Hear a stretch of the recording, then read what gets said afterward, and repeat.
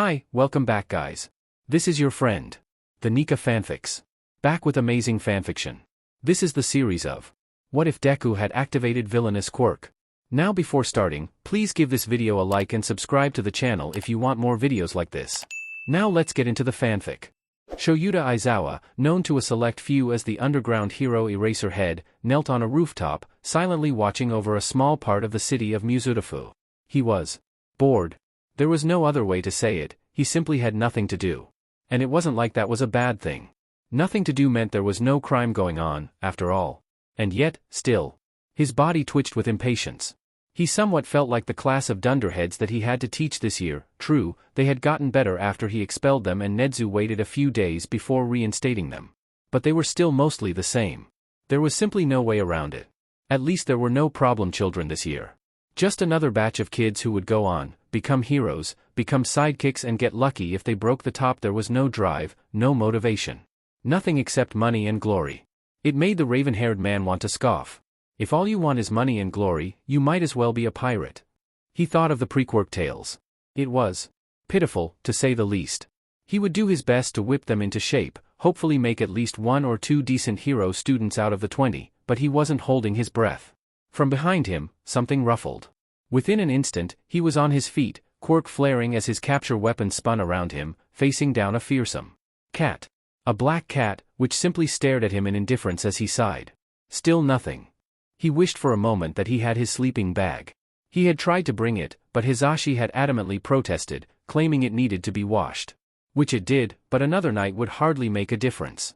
Shouta sat back down, running his fingers along the cat, who quickly welcomed the attention, brushing into it. He breathed in deeply, smelling the damp scent of the city's nighttime. Maybe tonight would be A flash lit up an alleyway about half a mile away from Shouta. Quickly untangling himself from the animal, who was in no part pleased, he dashed across rooftops. Based on the flash, there was probably some Quirk-based violence going on, a mugging, perhaps.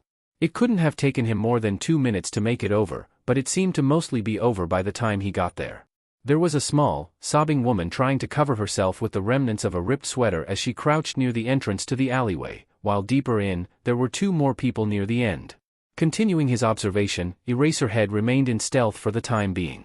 Subconsciously, he analyzed the girl standing in the middle to most likely be a hero or a vigilante. Considering he didn't recognize her, he was leaning towards the latter.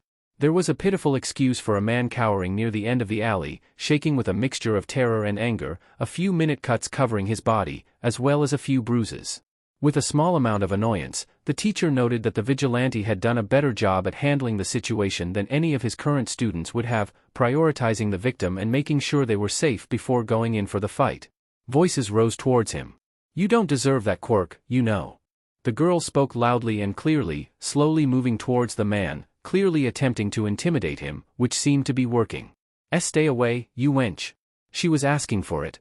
The man cried out, his words slurring slightly. "Drunk, then." His hands lit up green, which had been the color Aizawa had seen before. Illegal unauthorized Quirk usage, he noted. He could have stepped in at this point, but a slightly guilty part of him admitted that he wanted to see how the vigilante would finish the task. Underground heroes often worked with vigilantes, so this might be a useful connection to have. If she was able to keep her wits about her. The girl hardly hesitated with the words. Instead, she reached out a full arm, as if offering the man salvation. And then yanked it back, causing the man to fly towards her. She didn't seem to be armed with any lethal weapons, instead only having some sort of staff, which she held out and let the man get thrown into it, knocking him out. Within seconds, his hands were zip-tied behind his back. Eraserhead nodded in approval. Despite what the movies said, unconsciousness usually lasted less than a few minutes, often only seconds. Anything more than that would often be a sure sign of brain damage. With more muscle than she appeared to have, the vigilante dragged the man to the mouth of the alley, depositing him with a note before turning to the still-crying girl on the ground. Hey, it's all right now, it's all right." She placated, trying to calm the girl down, who quickly was reduced to sniffles. The vigilante shrugged off the hoodie that formed the upper part of her costume and wrapped it around the downed girl, helping her to her feet. "Let me take you home." As the two walked in mostly silence, only the occasional sniffle to break it as well as directions, Eraserhead followed from the rooftops. After sending a silent alert to police of the location for pickup. "Good job."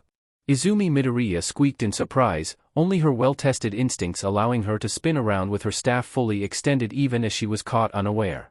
It appeared she wasn't in any danger though, considering the man had made himself known, he probably wasn't going to try and attack her. And if he was egotistical enough to try and attack her face-to-face instead of sneak attacking, well, he'd have another thing coming. The man grinned wryly as he made his way to the ground. He moved with a fluid grace that Izumi knew only came with experience. Lots of it. So most likely, she was dealing with either a pro-hero, another vigilante, or a villain. Hope for the best, prepare for the worst. The man took note of the staff and only nodded.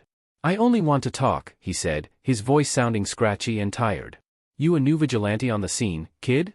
You should be in school, not fighting criminals. Izumi flushed slightly with a mixture of embarrassment and indignation. I'm not in school at the moment. But what's it to you? The man looked familiar, that was for sure. Probably not a villain, then. Hopefully.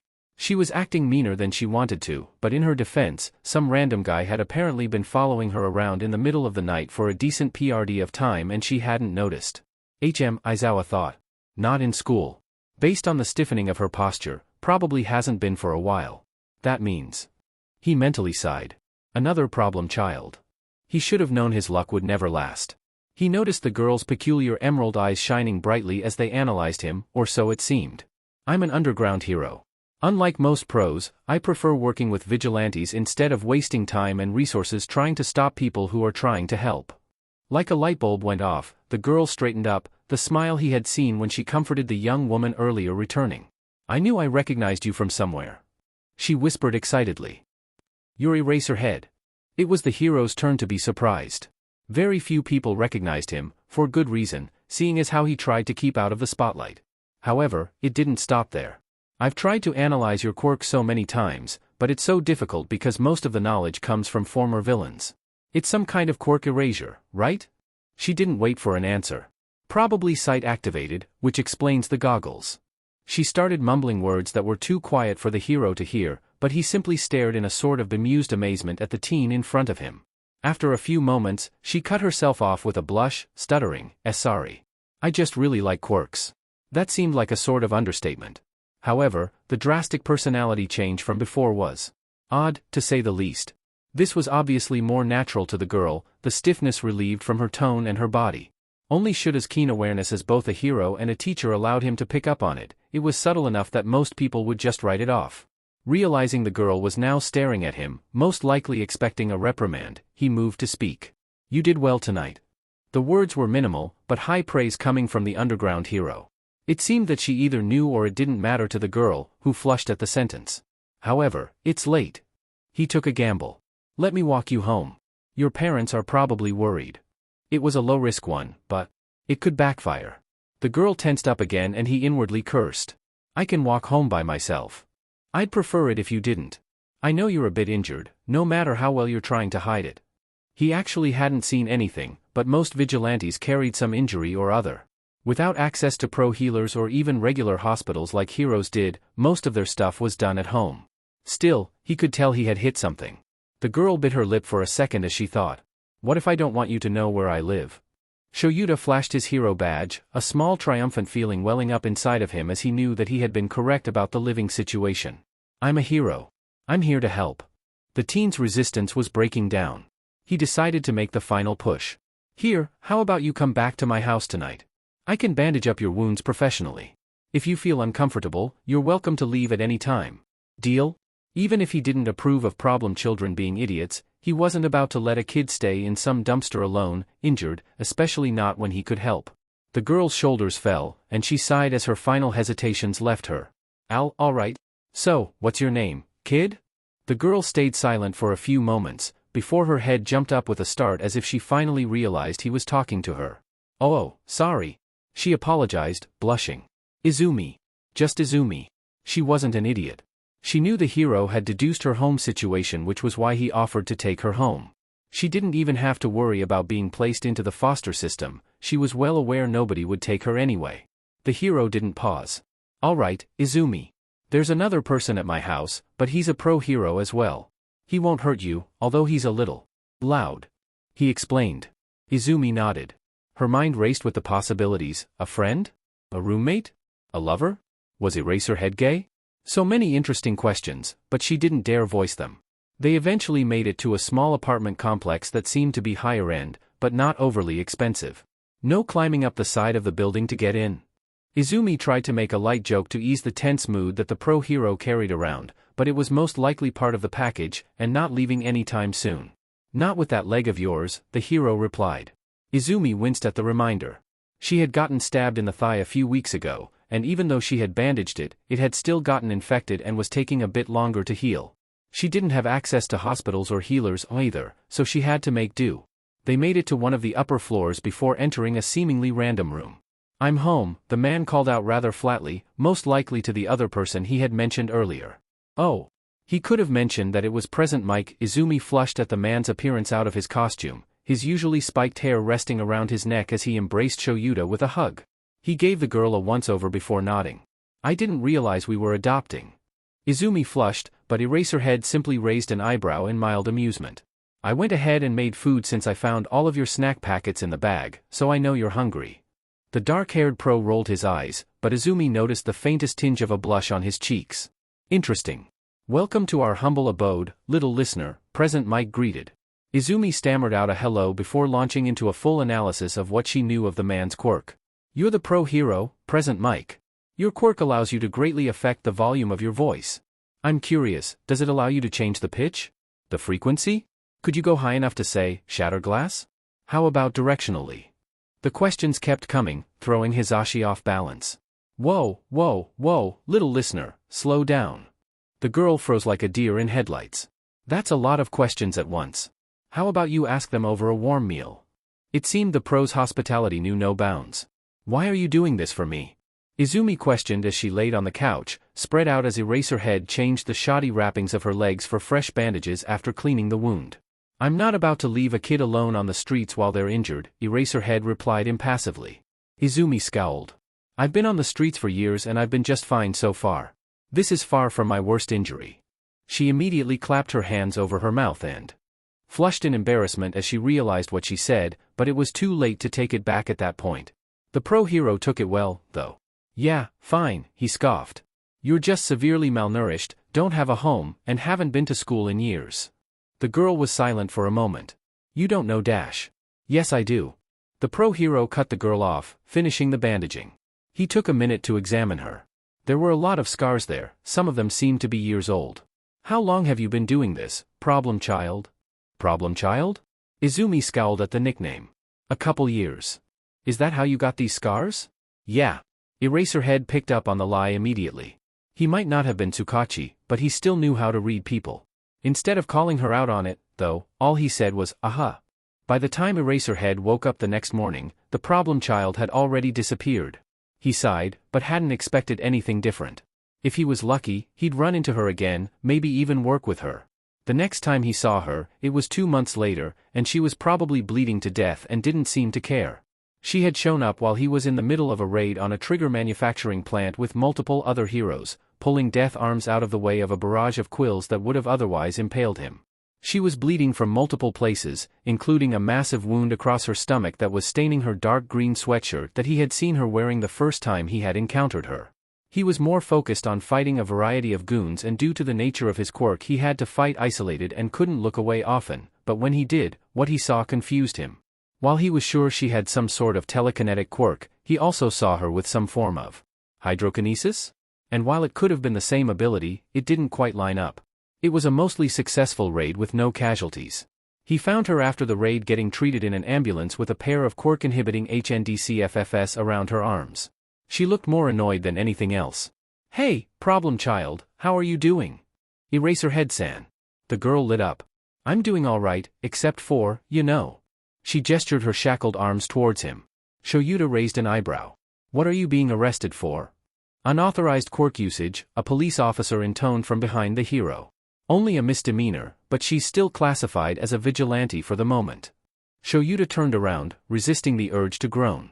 "Just like the law to punish those who tried to help. Unauthorized? You really think I would bring my intern on this assignment without authorizing her to use her quirk?" He heard a cough from behind him, and very pointedly did not turn around.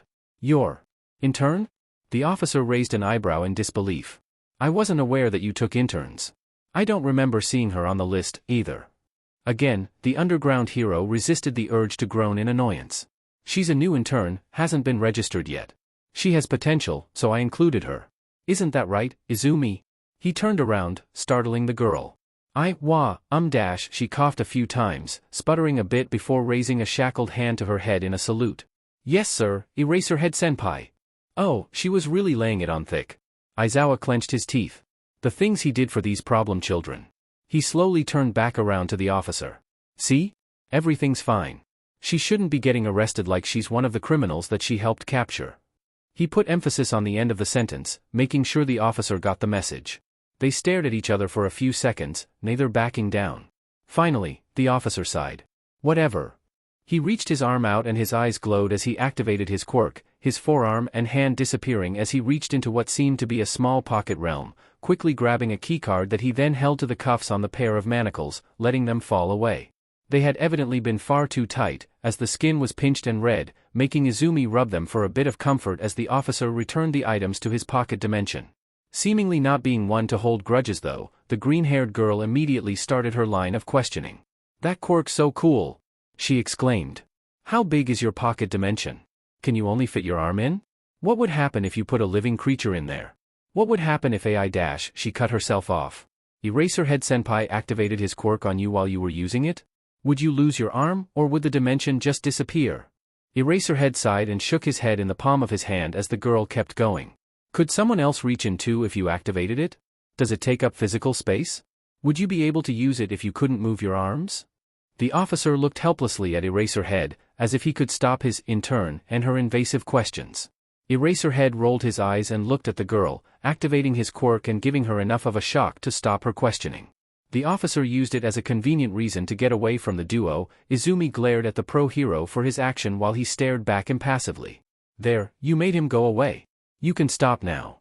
Yeah, I'm pretty good at that, she shot back, making Aizawa twinge slightly with guilt. Anyway, you're in turn, seriously? Kept you out of a cell for the night, he quipped. He offered a hand to the teen, who took it and let him lead her out of the ambulance, her wounds all bandaged but her outfit in ruins. Besides, I wasn't actually entirely joking. It would be better than being a vigilante, wouldn't it? And as far as I can tell, you don't have any arrests yet, which wouldn't inhibit you. Izumi scoffed. You don't want to do that, trust me. I appreciate it and all, but I don't think I can. She trailed off, and made a strange noise. I don't think I can be a hero. Her voice was melancholic as she spoke the words. Why not? Aizawa questioned. What you did tonight, that was hero work. I saw you save Death Arms from dismemberment or even death. Why wouldn't you be able to be a hero? You don't understand. The green-haired girl suddenly burst. I have a villain's quirk. Eraserhead sighed. There's no such thing. Believe me. All I was told when I grew up was that I had a villain's quirk. People tried to stay out of my line of sight because they thought I'd take their quirk, he made air quotes to emphasize his point. There's nothing more villainous to some people. But that didn't stop me. Izumi was silent for a moment. When she spoke again, her voice was low. That's for you. Not for me. Yours is temporary. I'm like a thief. A cheat. The pro-hero turned around to face the girl, and he finally noticed that she seemed to be crying a small amount. I've seen your quirk. It's nothing to be ashamed of. No you haven't, she shook her head. If you did, you wouldn't even want to be near me. Your telekinesis? I saw it. But the teen shook her head again. No, that's my mom's quirk.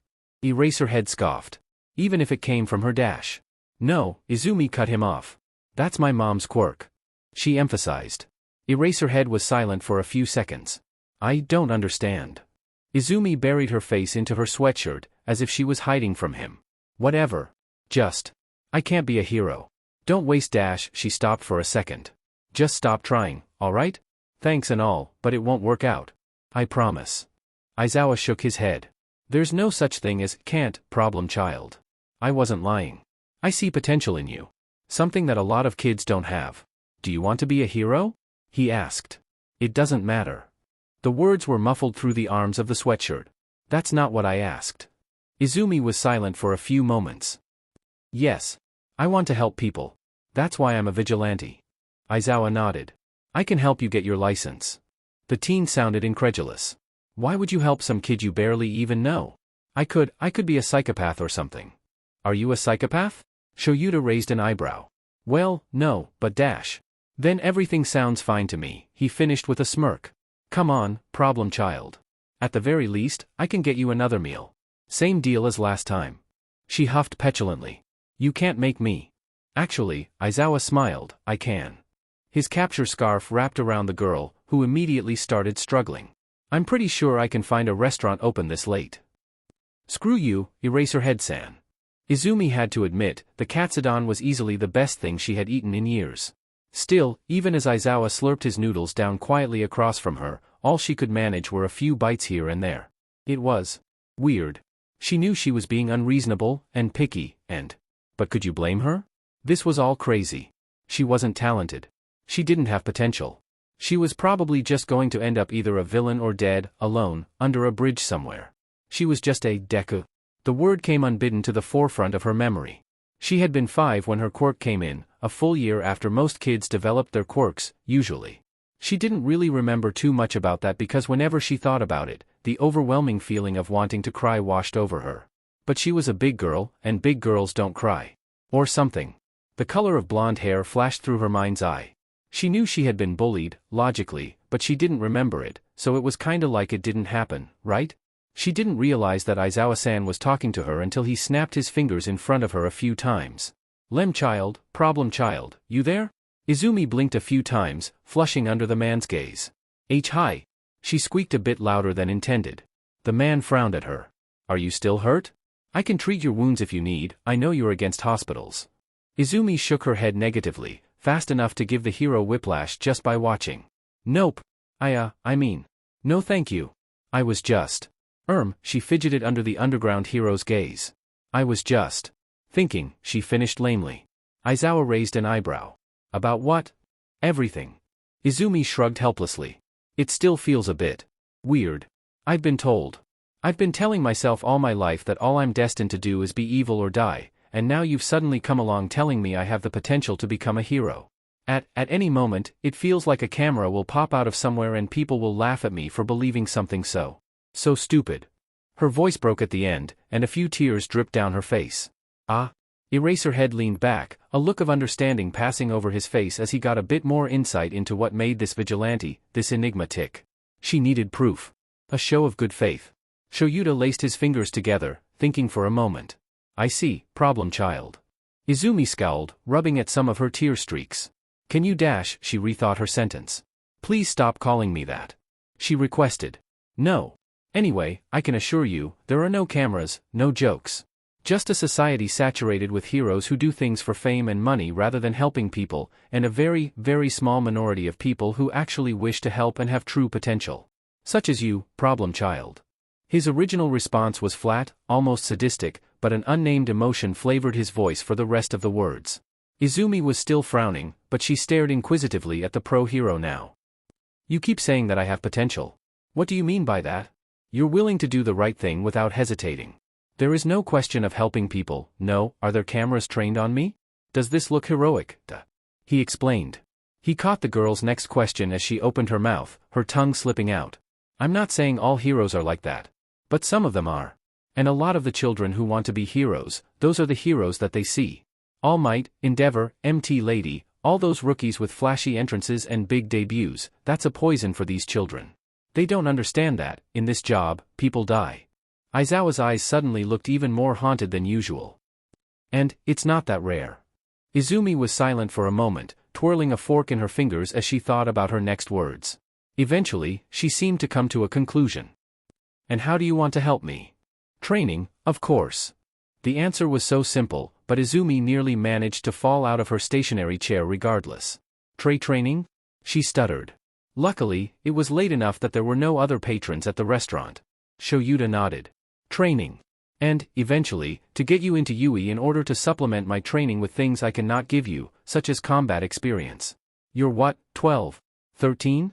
The question wasn't offensive, but sent Izumi back into scowls. 14. I think. Aizawa wanted to groan at the addition, but held it in. All right.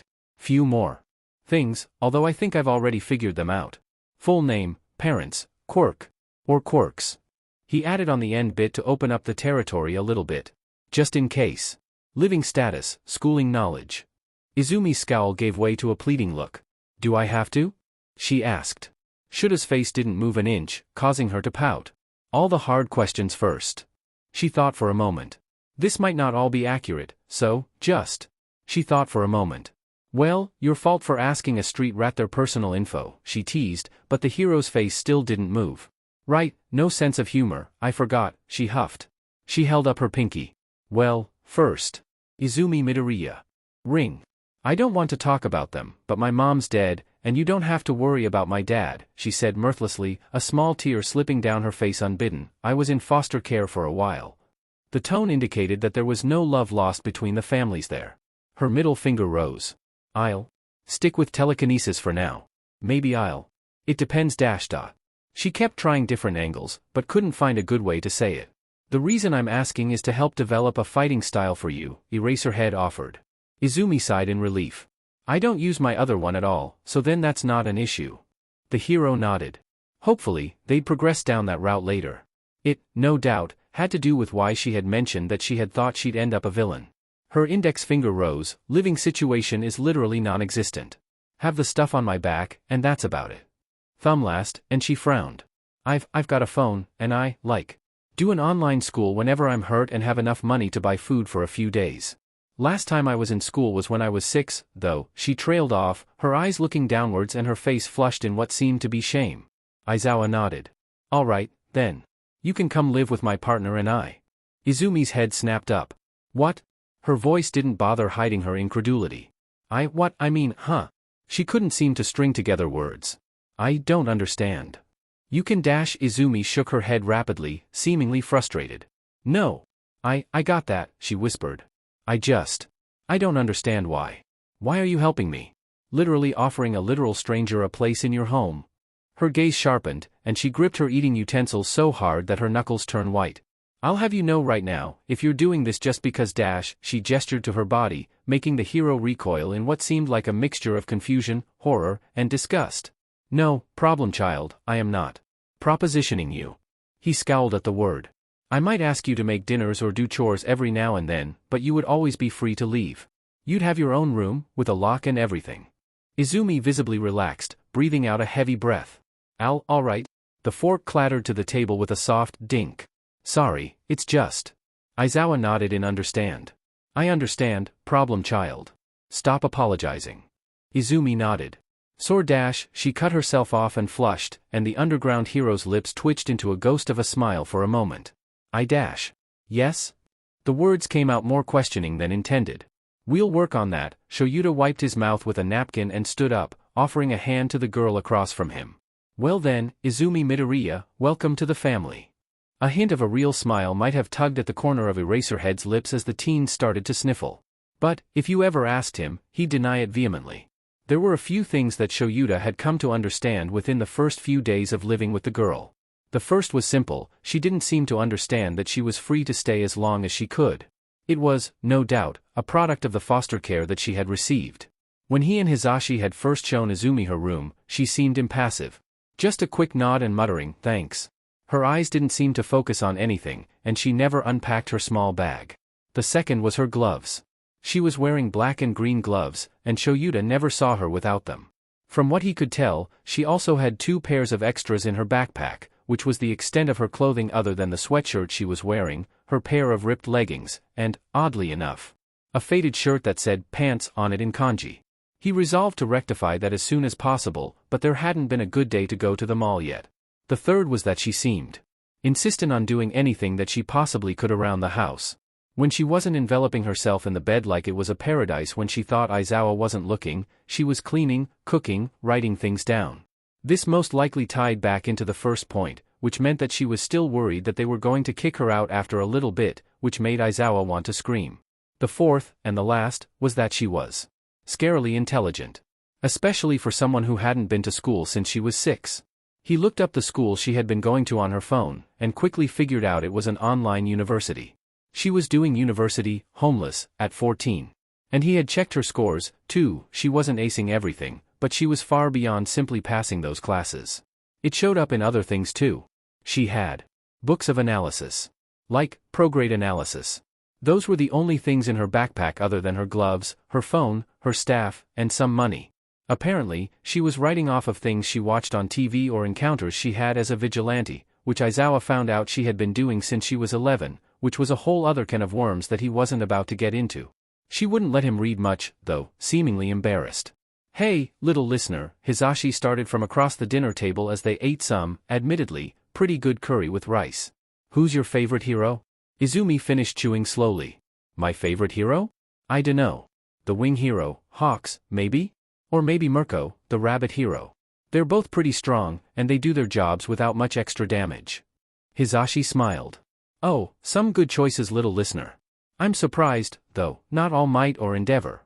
The difference in mood was instantly evident, and it felt like the temperature of the room rose 10 degrees from the pure hatred. Izumi stared at the table as she responded slowly. No. She spoke slowly, deliberately, choosing her words wisely. All might is not a hero. Endeavor reminds me of my father. A few moments of silence ensued. May I be excused? Shocked, Aizawa nodded slowly. Izumi quickly scampered away, leaving half a bowl of curry left on the table. He and Hisashi slowly looked at each other, staring for a few seconds, before Hisashi finally mouthed, "What the F dash? There's so many stores," Izumi gasped with evident awe in her voice as they entered the mall.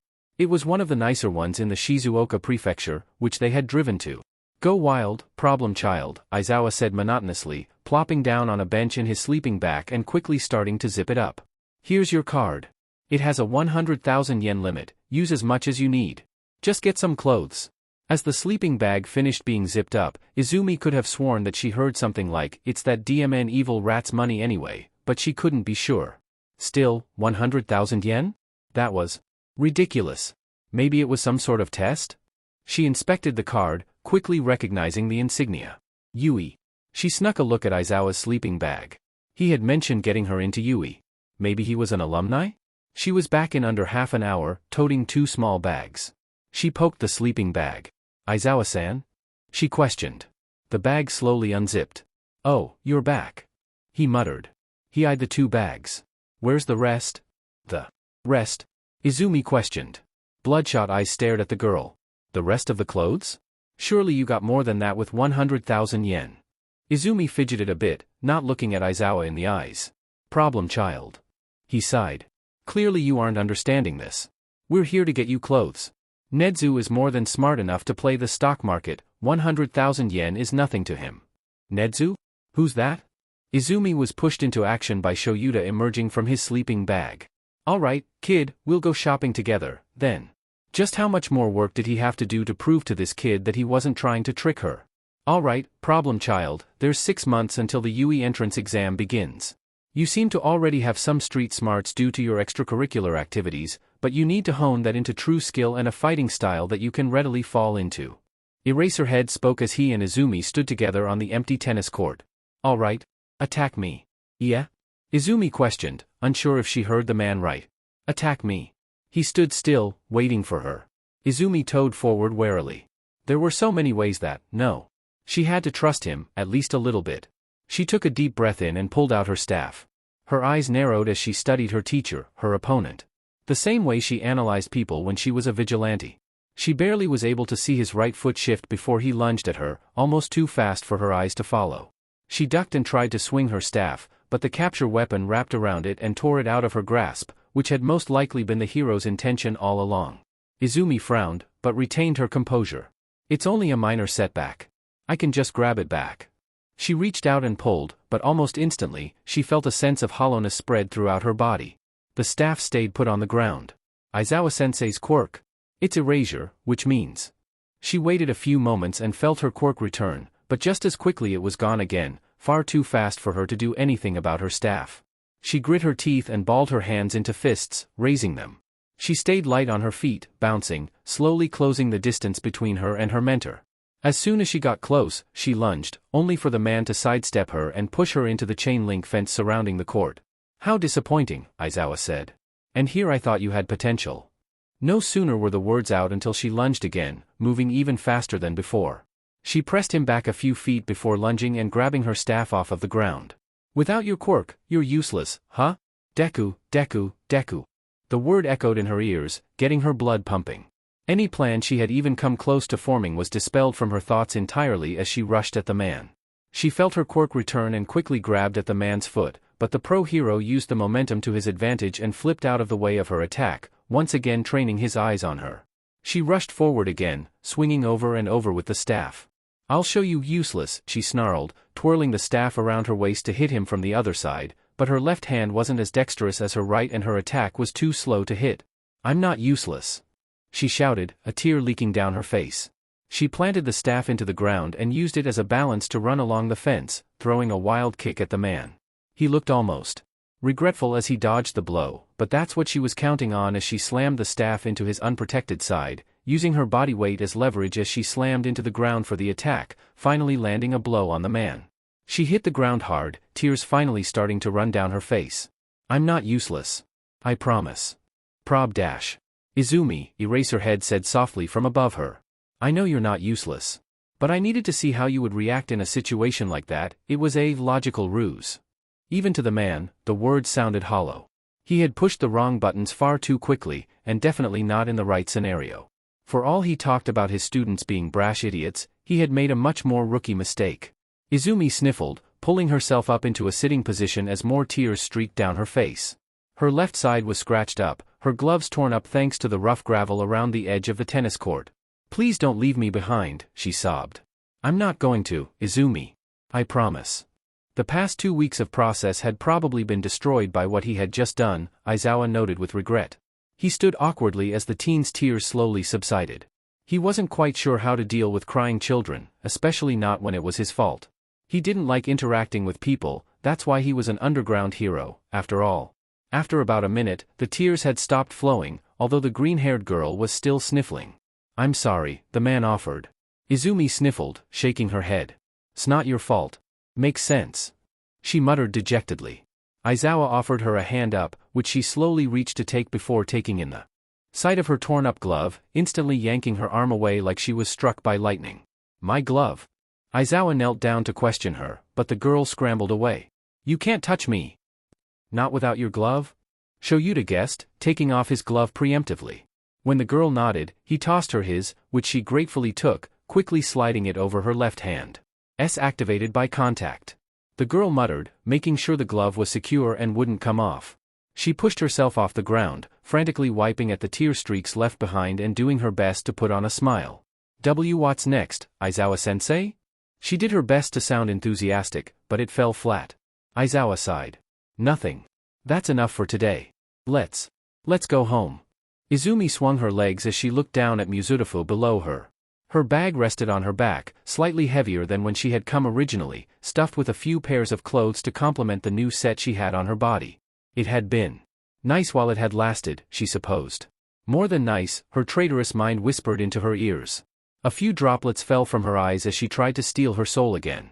"Problem child?" A voice came from behind her, startling her. Eraserhead-san, she greeted, pretending to not notice how he cringed at the word. "You don't have to leave, you know," he told her, making sure to not make any sudden movements as she hung over the balcony, swinging her legs carelessly. Was she certain that she wasn't going to fall, or did she just not care either way? "As if you guys want me here," she scoffed. "I'm not blind, you know. I hardly see you guys during the day, if at all, and you patrol nearly every single night." Aizawa scrunched his eyebrows in confusion, before realization slowly dawned on him. "Problem child," he murmured, his mouth twitching upwards in a smile. "We have jobs during the day, you know. We're teachers." The legs stopped kicking the air. "Eh?" Izumi asked, confused. "But you're heroes." "I'm an underground hero, and Hisashi only takes specialized jobs due to his quirk. Neither one of those is bringing in moneybags. But we both teach, at Yuuei. Did you never wonder why I was so focused on getting you in there?" Izumi's head whipped around quickly. "You work at Yuuei-? Her question turned into a shriek as her sudden movement carried her body over the railing. Eraserhead was there in hardly a moment, grabbing at her arm, his hand sliding up as he struggled to get a grip on the girl. After what felt like an eternity, his fingers locked around her hand and he yanked her up. She landed on her hands and feet and sprang up, eyes wide, breathing heavily. "Jesus Christ, Izumi! You nearly gave me a heart attack." Aizawa rubbed his forehead, already anticipating the headache. No response came from the girl. He snuck a look. Izumi was staring at her hand. her unloved hand, which Aizawa had just touched. Well, this would be interesting. I suppose she has to tell me now, Aizawa thought to himself, but found that he was in no mood to joke. I can take people's quirks. It was a simple answer, but one that made very little sense to Aizawa. Try it as he may, though, he could not activate his quirk. It was like he had been smacked with quirk suppression cuffs, but worse. There was just nothing there. Is that all there is to it? He tried to stay calm. He was a pro hero, god damn it. If he couldn't keep his cool through this one tiny thing. Izumi fidgeted. Not exactly. I can give them, too, theoretically. And when I have them, they're powered up. Like stronger, she explained. Aizawa leaned forward. What do you mean, theoretically? The teen twiddled her fingers. Well. Oh, obviously, I've never really had practice with it. Aizawa nodded. So, did you? You said your telekinesis quirk was your mother's, right? Did you mean that literally? Izumi nodded slowly, curled up in a ball with her hoodie tucked over her knees. Did you take it from her? Izumi shook her head frantically.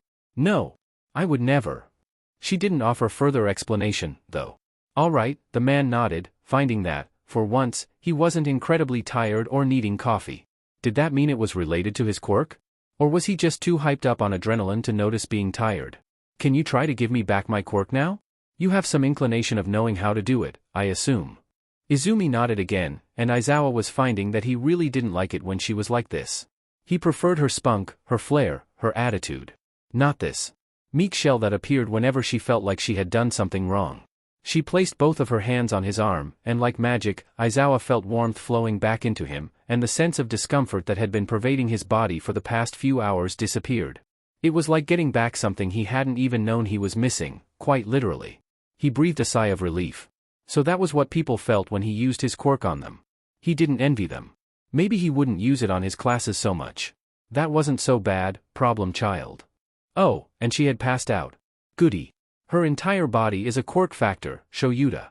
I don't even know what that means, you old ow. Ow. I am the youthful heroine. Youth. Full. Do you even know what that word means, you ungrateful brat? Stop whacking me. Aizawa demanded, but was silenced by another whack. Then stop bothering me, recovery girl shot back. Your daughter needs to rest. Aizawa was silent for a few moments. Fine, he ground out. But as soon as she wakes up Yeah, I'll notify you. Now shoo, brat. It was funny to hear her adopted father, and goodness was it weird to think of Aizawa-san like that, be shooed away like a troublesome teen, but Izumi didn't dare twitch a muscle in case they noticed. The room was silent for a few moments. I know you're awake, you little brat. Izumi held still. The police wouldn't handcuff an unconscious girl, right? Wait, was she handcuffed already? She heard a sound that was somewhere between a sigh and a growl. Your breathing patterns changed. And the monitor picked up your heart rate increase. Stop pretending. Izumi slowly elbowed her way up, blinking her eyes open to see that she was not, in fact, handcuffed. She was in a hospital bed, or an approximation of one, maybe. Wait, where was she? Recovery girl was here, she had heard the pro say her name. Yuuei? She caught the logo on one of the walls as she looked around. She was in the Yuuei infirmary. The monitor started to beep as her heart rate picked up. How had she gotten here? What had? Her quirk. She had used her quirk on Aizawa-san. It was a miracle she wasn't in Tartarus already. Not even enrolled, and you're already in the infirmary. Recovery girl rumbled angrily. A panic attack, no less. You were a vigilante, and you still get scared enough to pass out. This generation, I wonder. The ire in her voice was unmistakable. Listen, girl. I've known Shouta for years. And I've never seen him care about anything as much as he cares about you, except for maybe Hizashi. So get your act together, and I better not see you here again at least until you're enrolled. Chiyo Shuzenshi pointed a finger out the door. You're good to go. Now scram. Izumi didn't need to be told twice.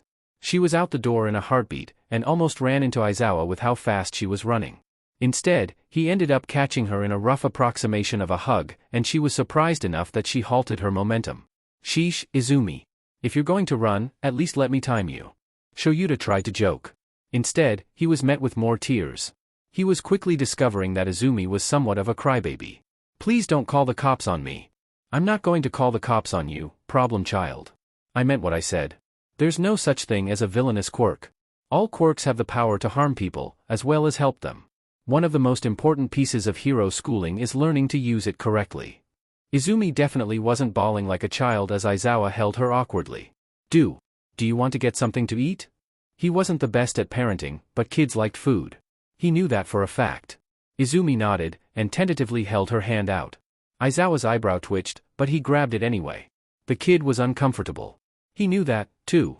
And it was kinda his fault. As they began to walk out, they passed by a man who looked like he was straight out of a hospital ward. For some reason, however, Izumi wanted to run up to him and say hi, and he just gave off an aura that made her want to trust him. She smiled at him, and he smiled back, even though it looked slightly haunted on his sunken face. The moment passed. Who was that? He seemed nice. Izumi asked Aizawa, who hesitated, a clear sign he was about to tell a lie. All Might's secretary. Izumi raised an eyebrow. Why would All Might's secretary be at Yuuei? Aizawa huffed, realizing that he had backed himself into a corner. All Might is planning on teaching at Yuuei when the spring semester starts. So he was most likely delivering some paperwork. The pro trailed off as a weight tugged at his arm and he realized Izumi had stopped moving. She was oddly silent. Izumi? He remembered suddenly that she hated All Might for an unknown reason. Oh, goody. A wicked smile tugged at her face, the sadistic visage incredibly off-putting on her otherwise innocent form as the tear streaks from her earlier fit had yet to dry. I get to be taught by the man who killed my mother. Aizawa knocked on Izumi's door. Izumi, I'm going out patrolling. If you want to come with me, you can. There was no response from inside, and Aizawa sighed. She hadn't said a word since they left Yuuei, even through lunch. It was now the nighttime, and she still wasn't saying anything, only fueling Shouta's internal monologue. He didn't know much about All Might, no, but he had talked with him slightly at the few meetings Yuuei had had involving his state and potentially teaching. From the view that Aizawa had got off him, All Might was many things. He was a very happy-go-lucky person despite his career and condition. He seemed very talkative, very simple, very kind, which Izumi seemed to have picked up as they passed him in the hall. He had once been late because he had been too busy getting sidetracked saving people on the way over, and then had the heart to apologize for wasting their time. So, All Might was many things, and Shouta didn't like him, but he was still the model image of a hero. So, a heartless killer? He was having a difficult time connecting it to the man he had seen spending 10 minutes softly coaxing a kitten out of a tree while it constantly scratched and hissed at him. Maybe her mother was a villain? He unconsciously was trying to rationalize it, wanting to believe Izumi and her reasoning for her emotions. But, no, All Might has one of the highest uninjured capture rates out of all of the heroes, perhaps even the highest. A lot of them end up surrendering as soon as he appears. A fight to the death? But Izumi had told him that telekinesis was her mother's quirk. Not especially dangerous, even when used as well as Izumi had been as a vigilante. So, crossing that out then. Killed while he was battling a different villain? Caught in the crossfire? Aizawa donned his costume as he prepared to hit the streets. Again, All Might has an incredibly low property damage count, but low is not zero. He reasoned, and then caught on to what he was doing. He wanted to believe both Izumi as well as his own pre-CNCPTNS. It would do him no good to keep pointlessly speculating. He would just ask Izumi. When she was talking again. Maybe. It wasn't more than 15 minutes before he heard a scream echo out through the desolate city. He was rushing over, noting the unusual occurrence of it being a male scream. Possibly a fight going on, then. He got close to the source before he heard it again. Give it back? Give what back? He thought, increasing his speed. Please. Please. Please, a choked sob was heard as he got closer. It sounded like a man broken. Aizawa peered over a rooftop as he began to assess the situation. There were 3 figures in the alley, a hooded figure, a woman curled up near the back, and the man he had been hearing sobbing on the good at the hooded person's foot. He appeared to be relatively uninjured, a few bruises here and there, but nothing major. I'm sorry, please. Just give it back. Please. Drags? Money? Medicine? He wouldn't intervene until he had the whole story. It would make the police report easier. Electricity arced throughout the alleyway from the hooded figure's fingers, but made no movement towards the sobbing man. Finally, the hooded figure spoke. And it was nothing like what he expected. No, instead of hearing a gruff drag dealer, he heard, "You don't deserve it." Despite all of his training, Eraserhead couldn't help himself as he jolted in shock. Izumi? What the hell are you doing? Aizawa snarled, his hair floating as the electricity in the alleyway stopped. Izumi leveled a glare at him. Stopping a mugging. What are you doing? Stopping illegal quirk usage, the hero shot back. Izumi rolled her eyes with disdain. She took my quirk, the man whimpered on the ground. Shut up, Shouta barked out. I'm taking you to jail after I'm done with this. Problem child. He turned his head back to Izumi. Give him his quirk back. No. He doesn't deserve it. The green-haired teen crossed her arms in defiance.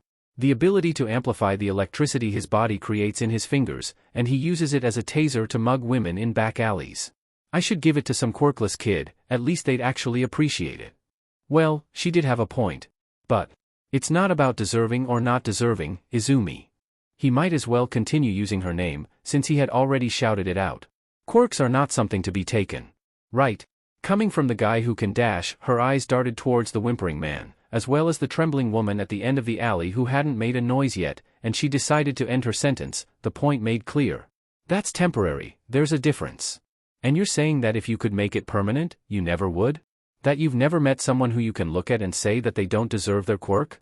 True villains. The attempted mugger started sobbing harder. Please. I'm just low on rent. Please. Never again. Aizawa grit his teeth. You don't get to make that decision. You are not judge, jury, executioner. A lot of heroes seem to forget that nowadays. Now give him his quirk back. Izumi stared at her adoptive father for a few moments in silence. It was then that the man noticed her normally green eyes were scarlet, and entirely lacking of emotion. Then, she blinked and they were back to normal, gone so fast he wasn't sure if they had ever been there in the first place. Alright. Guess I'm getting some practice, huh? She touched the man, and after about 5 seconds of concentration, he collapsed to the ground in relief. Thank you, thank you. Izumi looked down at him, frowning, but said nothing. Don't thank me yet, Aizawa muttered. You're still coming with me to the precinct. Yes, of course, of course. The man nodded slowly. Izumi turned around, and the man flinched. Izumi looked slightly hurt, her features hardening, but then softening again. If this really was a one-time thing, you'll probably only be kept for a few days. Maybe a fine. She didn't look the man in the eyes before turning back around. I'm sorry. The vigilante then approached the trembling woman, who scooted away in fear. Hey, it's all right. Gloves. You see? She held up her hands, displaying that she had put her gloves back on. No danger here, she joked, trying to calm the woman down, who shakily allowed herself to be pulled to her feet. Everything will be just fine. So, are we going to talk about that? I won't if you won't, Izumi offered. No dash, Shouta sputtered for a moment before closing his mouth and thinking about his words. That's not what I meant, problem child, and you know it. The teen sighed. She constantly seemed like she had been forced to grow up too fast, so much so that Aizawa forgot that she was still in the process of maturing sometimes. I don't regret it. You should. But I don't, Izumi pointed out, and you saying I should doesn't make me. Aizawa rested his face in his hands and pulled downwards, stretching the skin slightly. You know, I could still turn you in for illegal quirk usage. If you were going to do it, you'd have done it already. He hated it when she was logical like that. I could still ground you though, he pointed out. Oh no, the girl said sarcastically. What will I do without the phone I don't use and the friends I don't have? Both of them winced at that admission. How about no training for 2 weeks? And no vigilantism indefinitely regardless, the black-haired pro enunciated the final word, making sure his charge understood. Izumi's bright green eyes trained on him. 2 weeks? That's just cruel, you'd. You'd? Eraserhead snorted. I've been called many things. I don't think you'd is one of the more common ones. And yes. There's 1 month until the Yuuei entrance exam, so 2 weeks of being grounded, and then you can put in some last-minute training. Izumi covered her mouth and made a weird sound that seemed to be somewhere between a snort and a laugh, her body shuddering. Something funny? The hero asked with a raised eyebrow. No. Izumi waved her hands. It's just. She froze for a few seconds before continuing. I think we both know I'm not training for the entrance exam. She had a point. In the state she was in currently, regardless of which exam Yuuei chose for the incoming applicants this year, she would no doubt ace it. Actually, that brings up another question I had, why didn't you put me in the recommendation exam? Do you want to stand out even more? Izumi flushed. Well, no, but dash. Exactly. Aizawa cut her off. Besides, those recommendations are really for top heroes and wealthy donors. If a Yuuei teacher submitted their own kid and they got accepted. Nepotism, Izumi finished. That makes sense, I guess. You know, kid, you sure have a large vocabulary for a 14-year-old, Aizawa noted. And, really, there's no reason for you to be this smart unless you have a genius-level IQ. Not that it's a bad thing, he hurried out the last sentence. Izumi gave an awkward chuckle. I spent a couple years sleeping in a library. Turns out, when you don't have school and barely sleep, you have a lot of time as a child. She laughed awkwardly. Barely sleep? Shouta pressed, and the girl tensed up instantly. Yeah. She changed the topic. I'm not going to stop being a vigilante. The pro-hero side, catching the intent but letting it go. If you get caught by someone other than me, it could result in you not being able to go to Yuuei or become a hero, you know. I know, it's just. In the grand scheme of things, a hero license is just a plastic card. It doesn't help me help people any more than without it. Aizawa was silent for a few moments. Maybe. But it keeps you safer. If villains attack a hero, they're going to start getting tracked by the Pro Heroes Association. If they attack a vigilante, then it's just a half-hearted police report. Izumi grew slightly red, but Shouta rectified his statement. I'm not saying that's the way it should be, but that's the way it is. There was a moment of silence between the duo. I know. I just wish that I could change that. Don't you?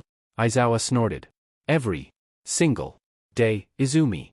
Despite the atmosphere, the green-haired teen's face brightened a little bit as she smiled as her adoptive father said her name with fondness. But it's very difficult to do that without public support. And when the public doesn't even know. Izumi nodded slowly. Also, to answer your earlier question. Yes. The teen looked at Aizawa with befuddlement. Which question? Do I ever see villains and wish I could take away their quirks permanently? Aizawa sighed. It's a selfish desire, Izumi. Quirks are a part of people, just as much as your fingers, or your eyes, or your nose. And, yeah, sometimes I see a villain and see how they're hurting people, and know that when they get out of prison they're just going to do the same thing again, and I wish that I could take their quirk away permanently. But people don't stay the same forever. Sometimes, bad people become good. Izumi was silent for a few seconds. Do good people ever become bad? Thoughts flashed through Aizawa's head, unbidden. At the edge of them laid All Might, and his concerns.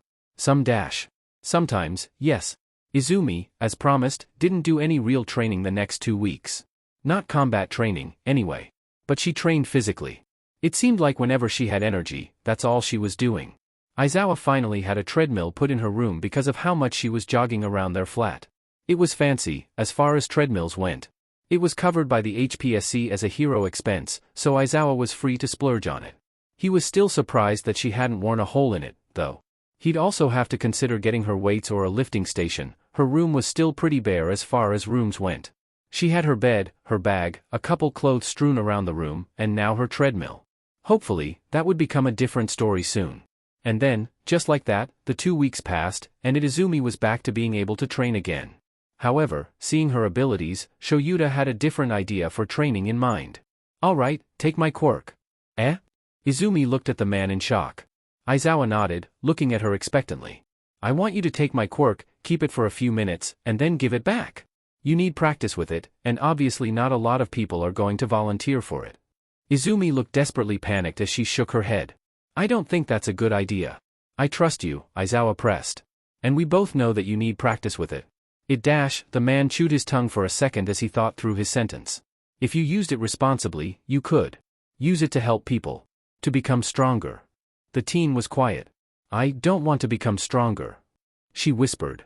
I just want to start helping people. She admitted. If I need to be stronger to do that, then fine. But I don't want to steal quirks just so I can be stronger.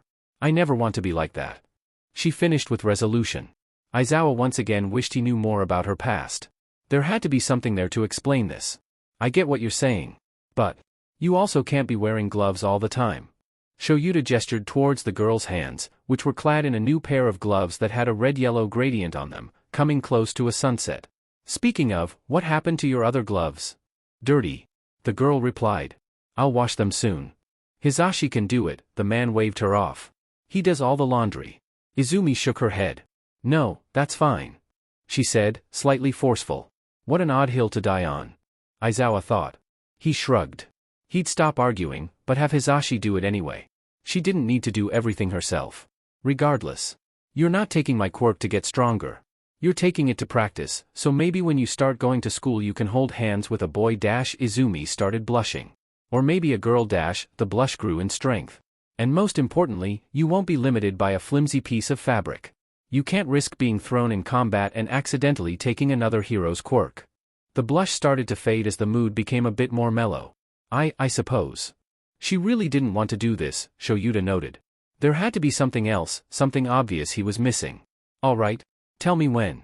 She tugged her gloves off, the sunset patterns rippling as they fell to the carpeted floor. The hero held his hand out. Go ahead. Breathing in deeply, Izumi reached out, her eyes closed as her hand slowly inched towards Aizawa's. And then, her fingertips brushed his arms, and her eyes shot open and her hand clamped down, and Aizawa could literally feel the power being drained out of his body. But he had something else he needed to confirm, gritting his teeth to brush through the pain as he stared at the teen's face. Yes. Nearly blood red. And the hair on his arms raised as he looked at them, their sheer apathy provoking the flight or fight response within him, something about them just televising the fact that within seconds, this tiny girl could absolutely crush him mercilessly. And then, it was done. The red faded away, replaced by the normal green. They were both silent for a few seconds, Izumi biting her lip. Can I give it back now? She was shaking, Aizawa noted. Go ahead. And just like that, he had his ability back. Her eyes didn't turn scarlet when she was giving them back. That was interesting. He had a question, though. Hey. When you have my quirk, do you know what differences its powered-up form has from mine? Izumi nodded slowly. The power-up can differ from quirk to quirk, for yours, it's pretty small. Mainly, it just gets rid of the side effects. The side effects? Aizawa questioned, leaning forward. The teen stilled, as if realizing that maybe he didn't know. The dry eye and insomnia? Aizawa blinked twice, resting back. That was interesting. Right. Is there he cut himself off. He couldn't allow himself to be selfish. How about the guy from 2 weeks ago? Izumi nodded again. His original quirk was basically taser fingers. The human body generates its own electrical current, and he could power it up to a high enough of a degree in his fingers to project it a few inches. When I had it, I could just project it from all over my body, and it could go a little bit further. I think I could probably shoot it, if I tried, but obviously. And did he get those power-ups when you gave it back? He was pretty sure he knew the answer, but it wouldn't hurt to ask. Izumi shook her head. No, or else I would just go around taking and giving heroes their quirks back, she chuckled. It's only when I have them. It might have been Shouta's imagination, but the greenette seemed somewhat miserable when she said that last part. I see.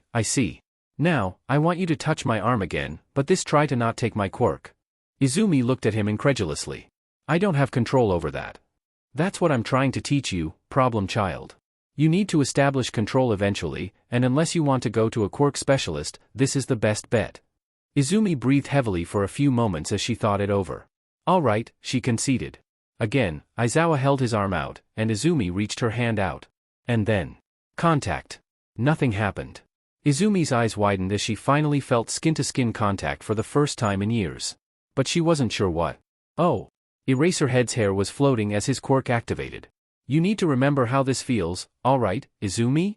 His voice was strained, oddly enough. I'm going to release my quirk, and we'll go from there. His hair fell, and there was a second or two where neither quirk was active. Izumi marveled at it, and her intense concentration only held for a few moments before she breathed out and it broke. Her hand clamped down, and then it was done. She started breathing heavily, falling backwards onto the floor as she tried to catch her breath. She laid there for a few moments, Aizawa mimicking her on the couch. After about a minute, they both recovered somewhat. Back. Izumi muttered, holding out her arm. Shouta pulled her up, feeling his quirk come back as he did. Izumi fell on top of him, practically pinning him to the couch. Comfy. Dad. Was all she said before she passed out. And there the two stayed, Aizawa afraid to move in case he woke her up, and it was the position Hisashi found them in when he got home from his radio show. He snickered quietly, and pulled out his phone and snapped a few pictures despite Aizawa's furious face. Present Mike snickered as he hustled upstairs to put his stuff away. She called me Dad, Shouta told Hisashi as they stood together, doing laundry. Hisashi smiled. Nice. He said, his quirk slightly overpowering the words, making Shouta wince. Bet you liked that, he teased. Aizawa glowered at the bubbly hero next to him, passing him another piece of Izumi's clothing to wash. He heard as he went to grab another piece of clothing. Geez, you didn't go too hard on her in training, did you? Aizawa turned to his boyfriend, confused. What do you mean? Hisashi held up one of Izumi's black and green gloves, which held a massive dark stain in the center. Well, I'm no expert at this, but I've cleaned your suit enough times to know that that's blood. Aizawa stared at the glove. He was missing something.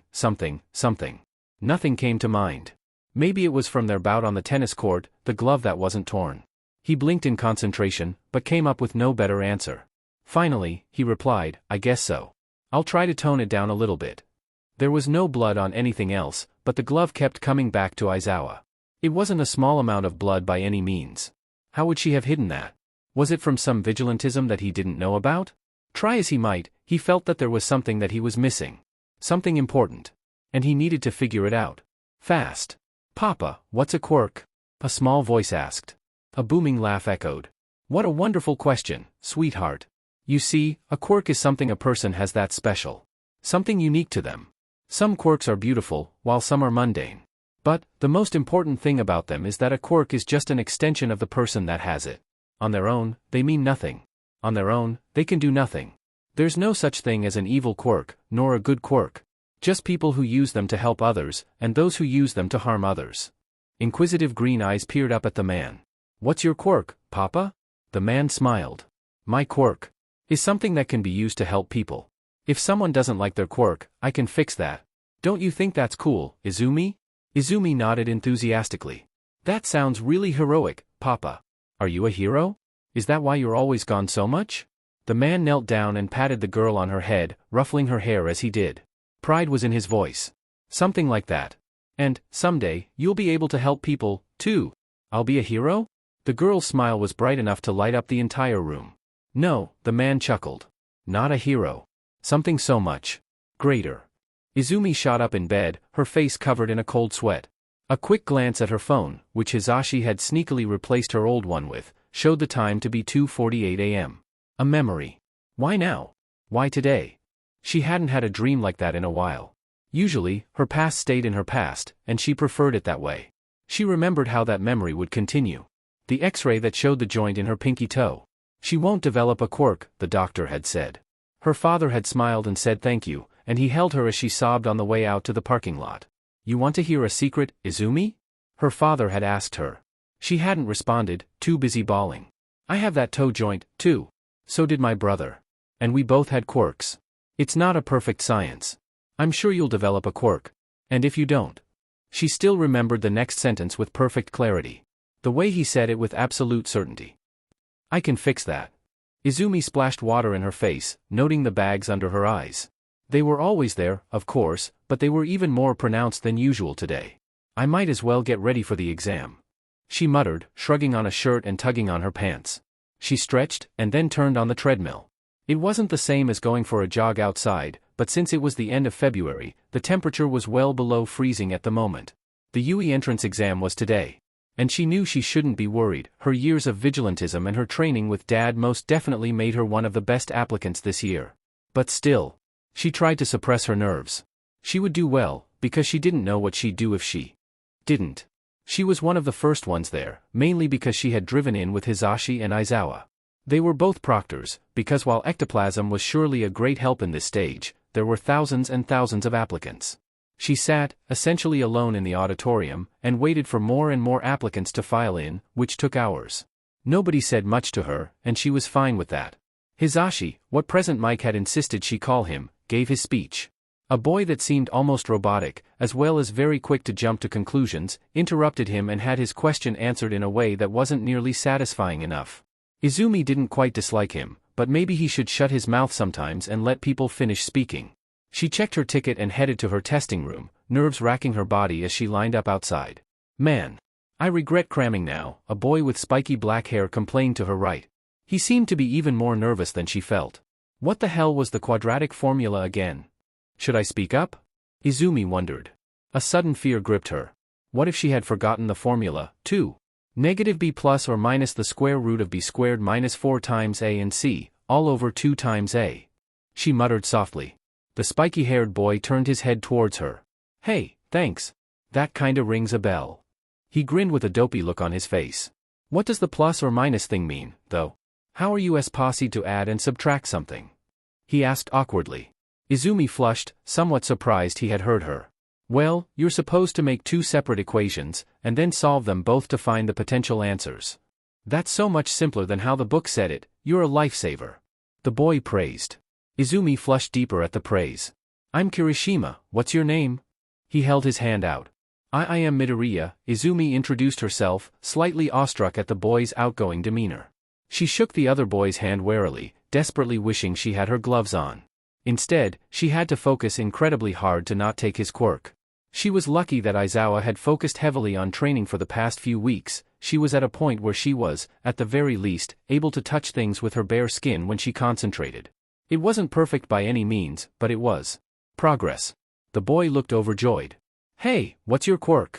Air. Telekinesis. Izumi's mood fell slightly. She didn't like lying. Luckily, the boy didn't seem to pick up on it. Really? That's so cool. He praised. Mine's just hardening, I can turn my body into rock, basically. But, really, it's mainly just my arms. I can't really spread it out over my body, he explained. That sounds really heroic, Izumi smiled at him. Does it rely on the minerals present in your body? If you had a higher concentration of iron or calcium, would your body become more durable? She asked. Kirishima got slightly flustered. I'm not sure. Izumi deflated. Oh. That's all right. Maybe something to look into after the exam. She half smiled and gave him a thumbs up, which he eagerly returned. Yup. He drooped down, suddenly. Just have to make it through 240 questions and 3 essays first. It seemed like he wasn't a very academically gifted person. Izumi giggled and took pity on him regardless. I'm sure you'll do fine. Are you worried about the physical exam? She questioned. Instantly, the teen's smile returned, his spiky teeth on full display. Nah. I've totally got that in the bag. Izumi smiled at his confidence, but before they could continue their conversation, an ectoplasm clone, or maybe it was the original, ushered them into the testing room. The test was a breeze. With mild amusement, Izumi noted that there were 3 separate questions that required the quadratic formula. At least, on her version there were. She wasn't dumb enough to assume that all versions of the test were the same. But, seriously, these questions were things she had been doing years ago online. With mild embarrassment, Izumi finally started to understand just how far ahead she was academically. There were, of course, a few outliers. Questions where the right answer was nearly identical to a wrong answer, only separated by something minute. Those were the green-haired girl's favorites, ones where she truly had to puzzle out the intention of the question being asked. Soon enough came the true joy of the exam, the essays. These questions were never the same, she found, and they were extremely open-ended. Question 1. What do you think is important about being a hero? Question 2. What do you think drives people to villainy, and how can you fix that? Question 3. Imagine a scenario where you have in front of you a railway track. This railway track splits into 2 separate tracks, and on one track, a villain has tied 5 people to the tracks with rope. These are innocent civilians. Now, on the other track, only a single person is tied to the track, but he is your sidekick. You have 1 minute before a train will come to the track and take one of the 2 routes. You have a lever in front of you that will designate which track the train will take, and 60 seconds to make your decision. If you do nothing, all 6 people will die. What is your thought process? Izumi smirked. The trolley problem. The main issue of the essays was giving something interesting without falling into a cliché, a tall task. She scribbled down answers rapidly, asking for more paper when she ran out of space on the page. 2 hours later, the students exited the room, some looking more tired than others. Kirishima was drooping down, and Izumi took pity on him. Well, are you excited to get to the physical exam? She asked, hoping to perk the boy up. No such luck, though. What's the point? He hummed. There's no way I passed that test. I swear I've never seen half that stuff before. Izumi chuckled with sympathy. That test was rough, but as long as you pass the point minimum you won't be denied based on it. You're trying for the hero course, right? That fired him up. Yeah. He roared. I'm gonna be like Crimson Riot. Izumi smiled. It was hard to not feel energized by the boy's attitude. Yeah, your quirks are similar, aren't they? Are you related to him? Nope, he styles it after Crimson Riot's to feel manly, a new voice interjected with a light-hearted teasing lilt. Mina. Kirishima smiled. And it is manly. Mina, a girl with fuzzy horns and pink skin, as well as black eyes, chuckled. Didn't say it wasn't. Nice to meet you, I'm Mina Ashido. She stuck a hand out. You've already met Kirishima, and as soon as he finds a friend, he'll protect them with his life, so no point in resisting. The girl stuck her tongue out and winked. The green-haired teen took it after a moment of hesitation. Nice to meet you, Mina-san. She concentrated, making sure to not steal the pulsating quirk that she could feel drumming within the girl's veins. I'm Izumi Midoriya. Just Mina is fine, the pink-skinned girl replied. You guys ready for the physical exam? I'm in Battle Center 7, what about you guys? Izumi checked her ticket just to make sure. Battle Center 4. DMN, Kirishima complained. Battle Center 2. I was hoping we could team up together. They separate students who went to the same middle school, Mina shook her head. What middle school did you go to, Midoriya? Kiri and I both went to Mustafa. Izumi was caught off guard at the sudden question. Eh? Oh, I was homeschooled, she said. It was easier than explaining it all. Ah, lucky, Mina grumbled. I hated that DMN uniform. At least the Yuuei uniforms are kinda cute. Kirishima smiled with his spiky teeth. You modified the heck out of it, whatcha complaining about? He let out a deep laugh. And I'll modify this one, too, Mina declared. Izumi chuckled. In truth, she hated the idea of the uniform. Mainly because if there was a lack of sleeves, her scars would be on full display, and that would lead to questions. Questions she didn't want to answer. At the very least, the noise of Ishido and Kirishima's chatter was nice to block out the boredom inside her head. As they traveled to the battle center area, Izumi occasionally interjected with small talk or a response, but she mostly stayed quiet. Robots. She was lucky that she had telekinesis, or else she'd be absolutely screwed. After just a few minutes, they had to split up. Good luck, guys. Izumi wished with a smile. Thanks, you too. Mina sent a peace sign her way. Kirishima gave a double thumbs up. Robots are so manly, he declared as he rushed to his battle center. And just like that, Izumi was alone again. She wasn't sure if the silence was better or worse than the filtered noise from before. As she walked into the battle center, she noted that it was huge. It was difficult to describe it. She could only assume that Yuuei had had one of their teachers, Cementos, help create it, or else the costs would be unimaginably high for the amount of centers they had. Thanks to her online reading, Izumi knew the total number was 12. Izumi glanced around the prep area at the other applicants. Among them was the uptight boy that was somehow not embarrassed at his outburst during the information session held in the morning, who seemed to be doing stretches. Curious, the green-eyed girl made her way over to the boy and held a hand out. Hi, I'm Dash. Please do not interrupt me while I am doing stretches. The boy immediately hopped up into a standing position and waved his arms mechanically. It is unbecoming to try and ruin other applicants' chances. Izumi stood still for a moment, frozen, as the boy immediately went back to stretching. Never again. Izumi thought to herself, still frozen with her hand out. She was already introverted enough to start with, so this was just some more reinforcement that the right way to do things was not with other people.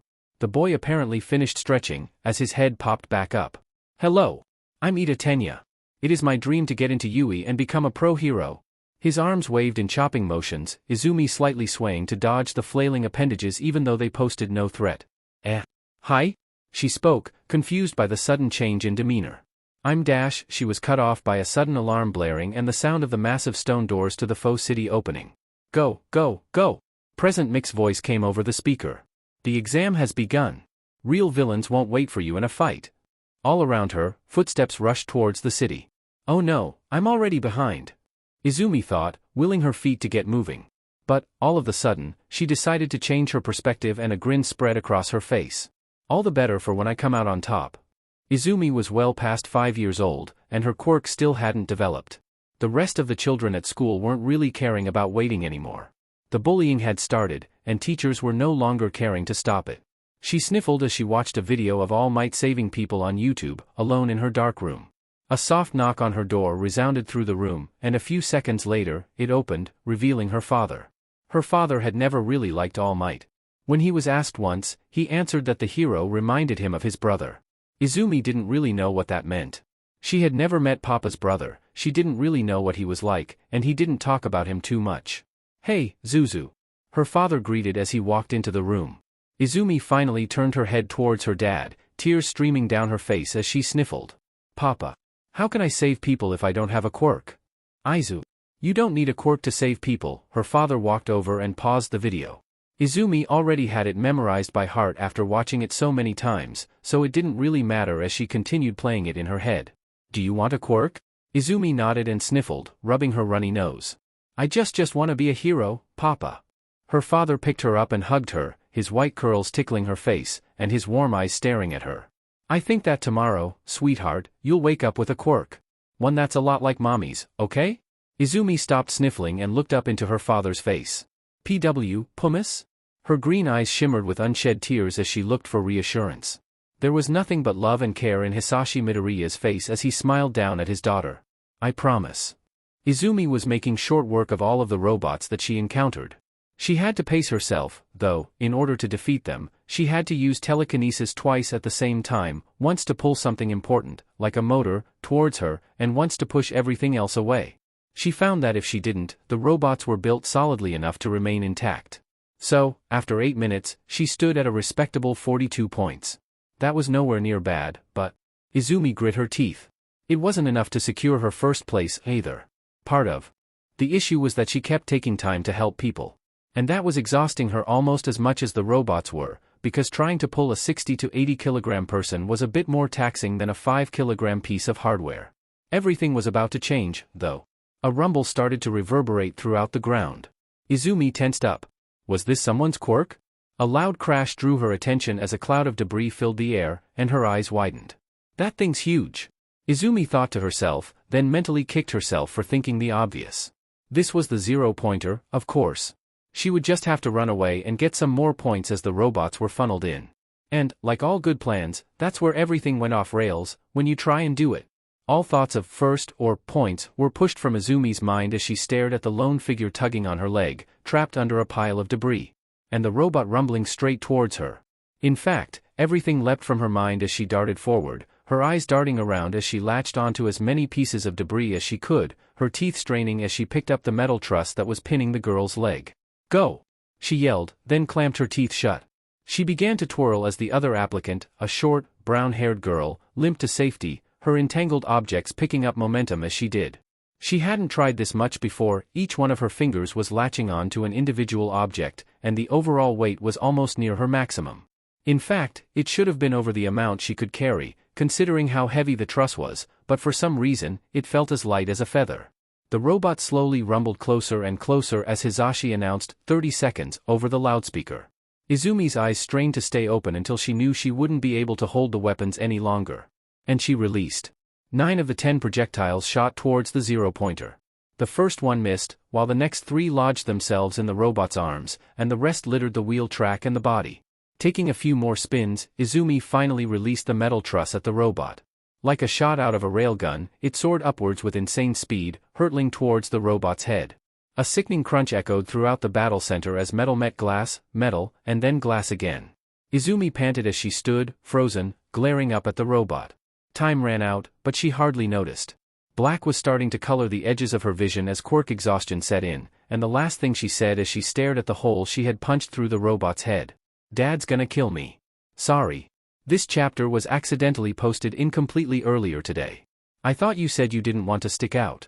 Shouta stared at the teen in front of him, who was still tired from the exam earlier that day. Some of her fingers were swollen and wrapped in bandages, a side effect of overusing her telekinesis. Izumi huffed. She was in danger. It was more of instinct than anything. You could have just pulled her out and have been done with it, he pointed out. The green-haired girls I twitched. You sound like you're upset with me doing something good. Aizawa paused for a moment. Izumi. The man's stare softened slightly. I'm not mad. But the more open you are with your abilities, the more attention you'll get, and that leads to a greater chance of being connected to your vigilantism. Izumi opened her mouth to argue, but Aizawa held a hand up. I know you haven't been caught yet.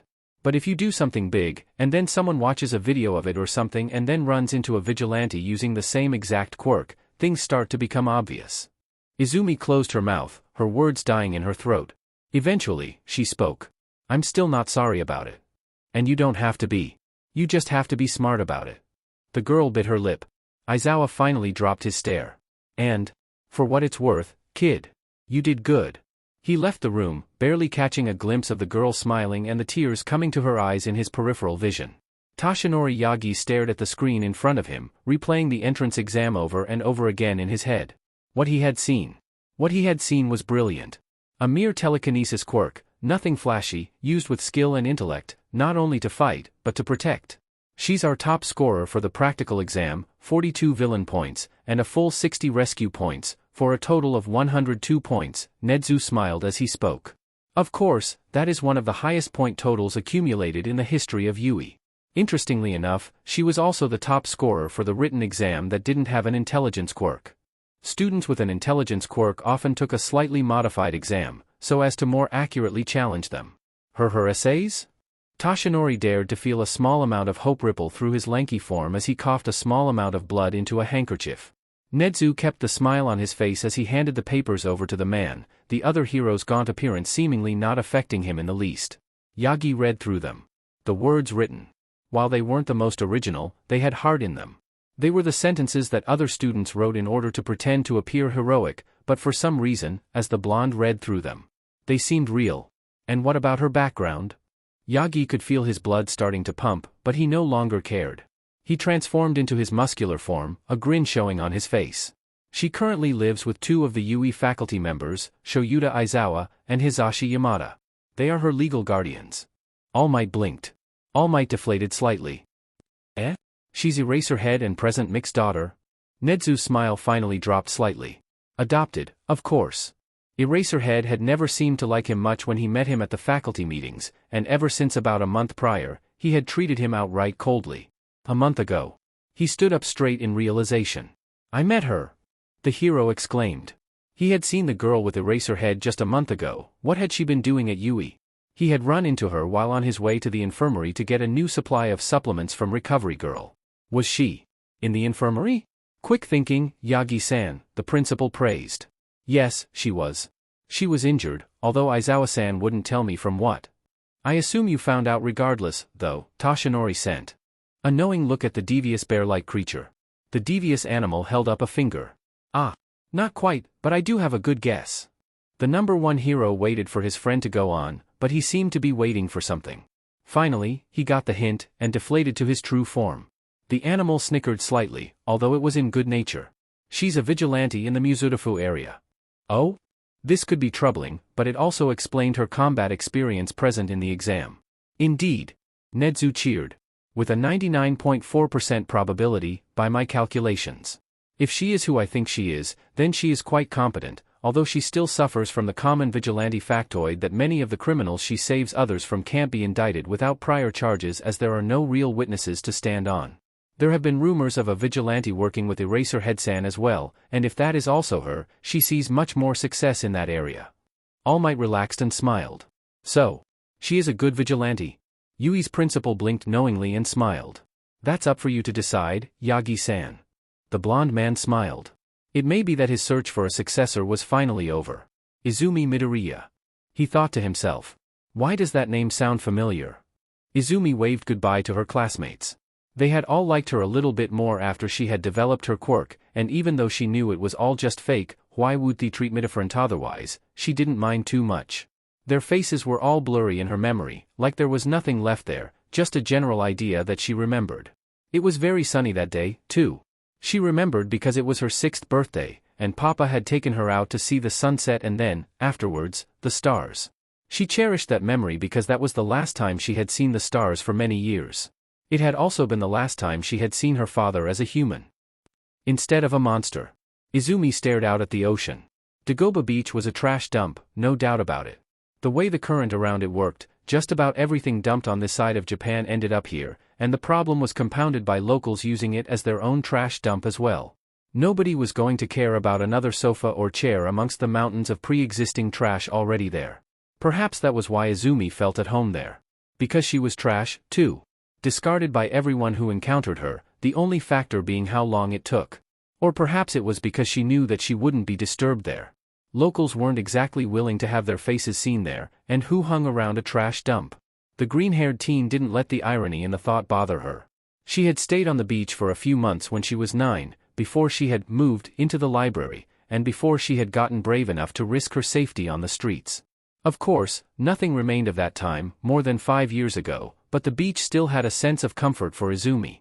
It also held a small amount of bitterness. There were definitely hundreds of heroes, never mind thousands of citizens who would be able to clean up the beach in a matter of days, but instead, they let it rot, figuratively speaking. All because. Where was the glory in it? There's no heroes, there's no bad guys, just a trashed-up beach, and some time of work with no reward. No matter what she did, Izumi couldn't shake the feeling of failure. Logically, she knew she had done at least decently well on the exams, maybe top 50 if she was lucky, but the more she went over it in her head she just felt like she could do more. She was supposed to be able to do anything, so why? Izumi buried her head into her legs, curling up and sobbing. Was this all that years of training was worth? Passing out after saving just a few people? She heard a noise to her right, but paid it no mind. Probably just a rat come to watch the show, she murmured humorlessly. Finally, after a few minutes, she got a hold of her emotions again, but her eyes were still red and puffy. She raised her eyes back up to the ocean, the moon starting to peek out beneath the eastern waters, the sky dimming to its orange and golden hues.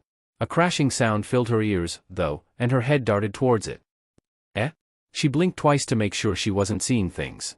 Dressed in a white t-shirt and cargo pants, a tall man was making his way towards her, wading through the piles of garbage that created a brown and gray sea parallel to the one to her left. The man was incredibly tall, with blonde hair. For some reason, she noted, he looked off. He was tall, very much so. Probably about 7 feet tall, if she had to guess. His blonde hair was spiky, with 2 long strands at the front sticking up jaggedly instead of bangs. Other than that, his face seemed slightly sunken, yes, but his blue eyes were vibrant and his skin was healthy. He was also rather thin, but not unhealthily so, still packing a decent amount of muscle. Finally, Izumi recognized him. Is that All Might's secretary? She muttered under her breath, rubbing at the tear streaks under her eyes. What's he doing here? She wondered. Was he here to dump trash, too? It couldn't be that, since the man didn't seem to have anything on him.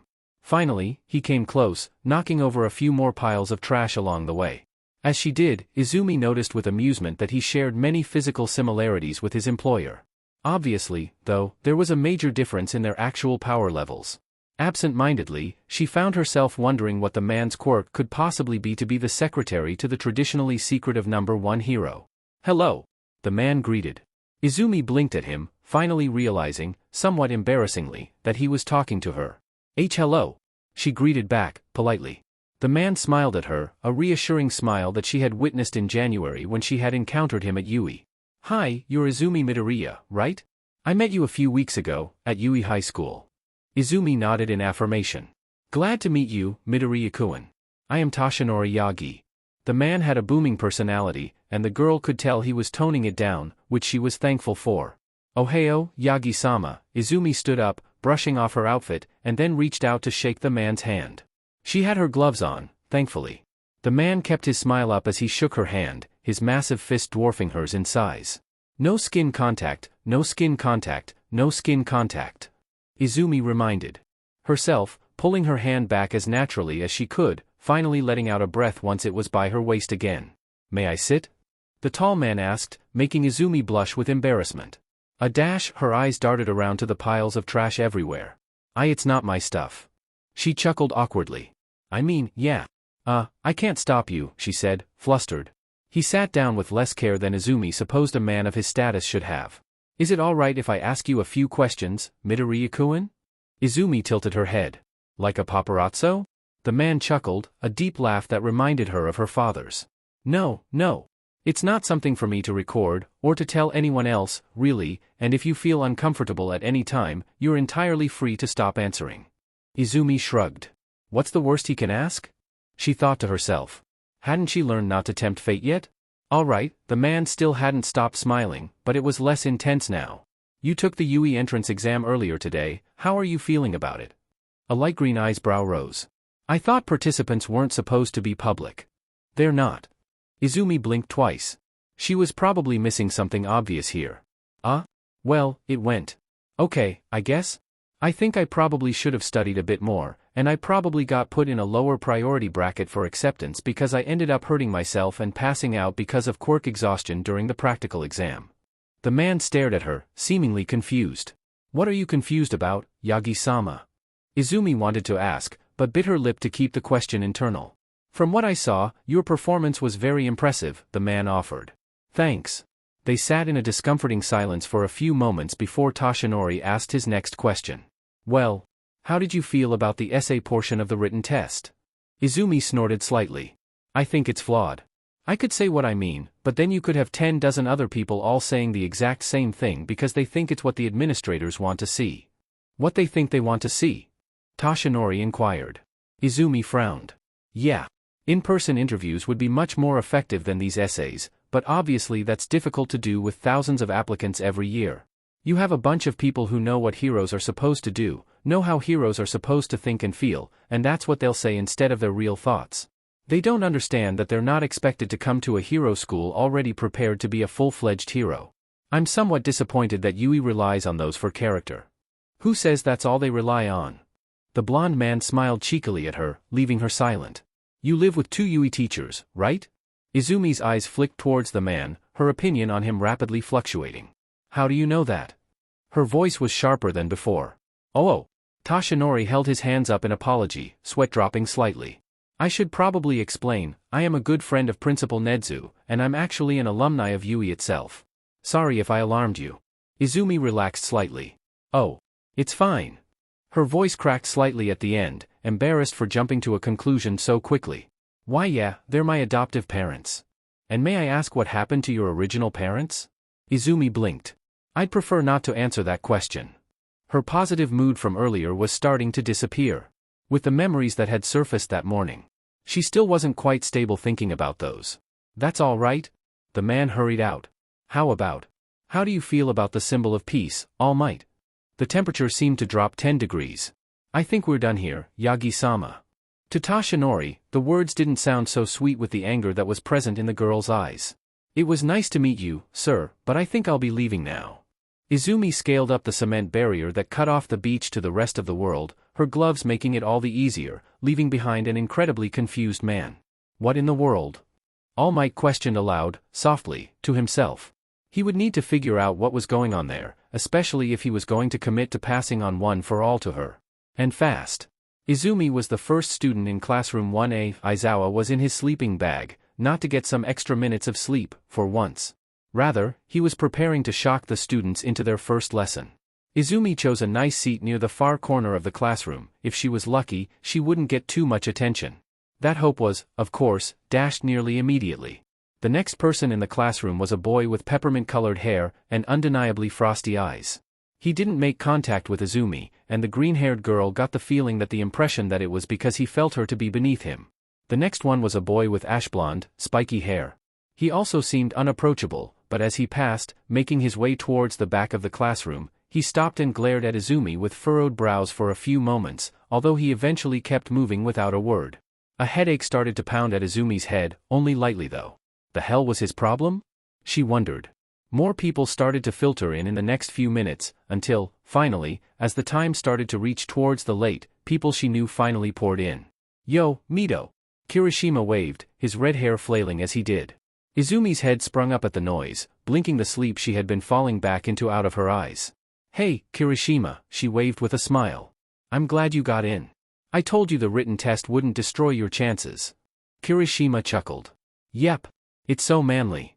He exclaimed, his loud noise drawing some glares from the hostile faces in the corner behind Izumi, making the boy freeze and sweat drop and the animosity already being displayed.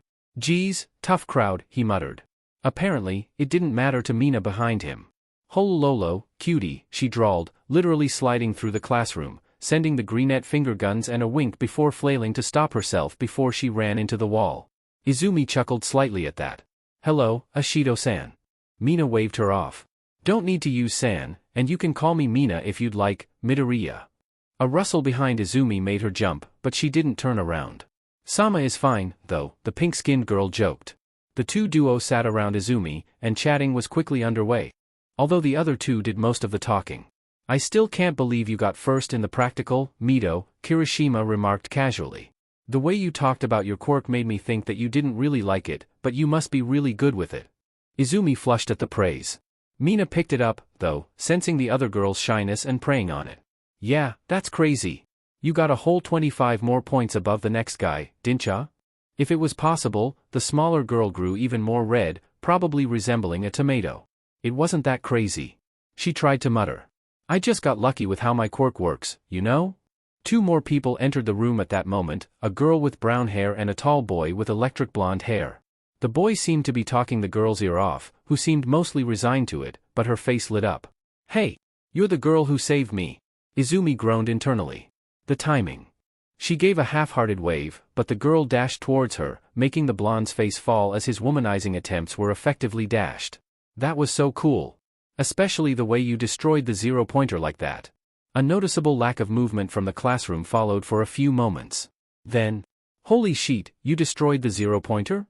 Kirishima breathed out in awe. That thing was massive. You're so manly, Mido. Whoa! Mina blinked at Izumi, as if seeing her in a new light. Lucky with how my quirk works my butt, she laughed. Izumi flushed and tried to sink her head down on her desk, but the newest girl was having none of it. My name's Achiko Uraraka. It's nice to meet you. It seemed her personality meant that she never ran out of bubbliness. The green-haired girl picked at her shirt that she had worn under her uniform, but shook the offered hand. Izumi Midoriya, she greeted. I wish Dad would just start class already. The hell? A rough voice came from behind her. Deku? The group turned around to stare at the boy with ash-blonde hair. Izumi frowned, a voice coming to the forefront of her thoughts. Deku, Deku, Deku. Useless. She stared at the boy.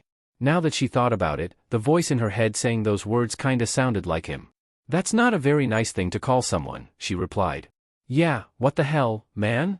Kirishima's loud voice called from behind her. Shut up, extra, the boy dismissed. Yeah, no doubt about it. Same shitty name, same shitty hair. Where the hell have you been?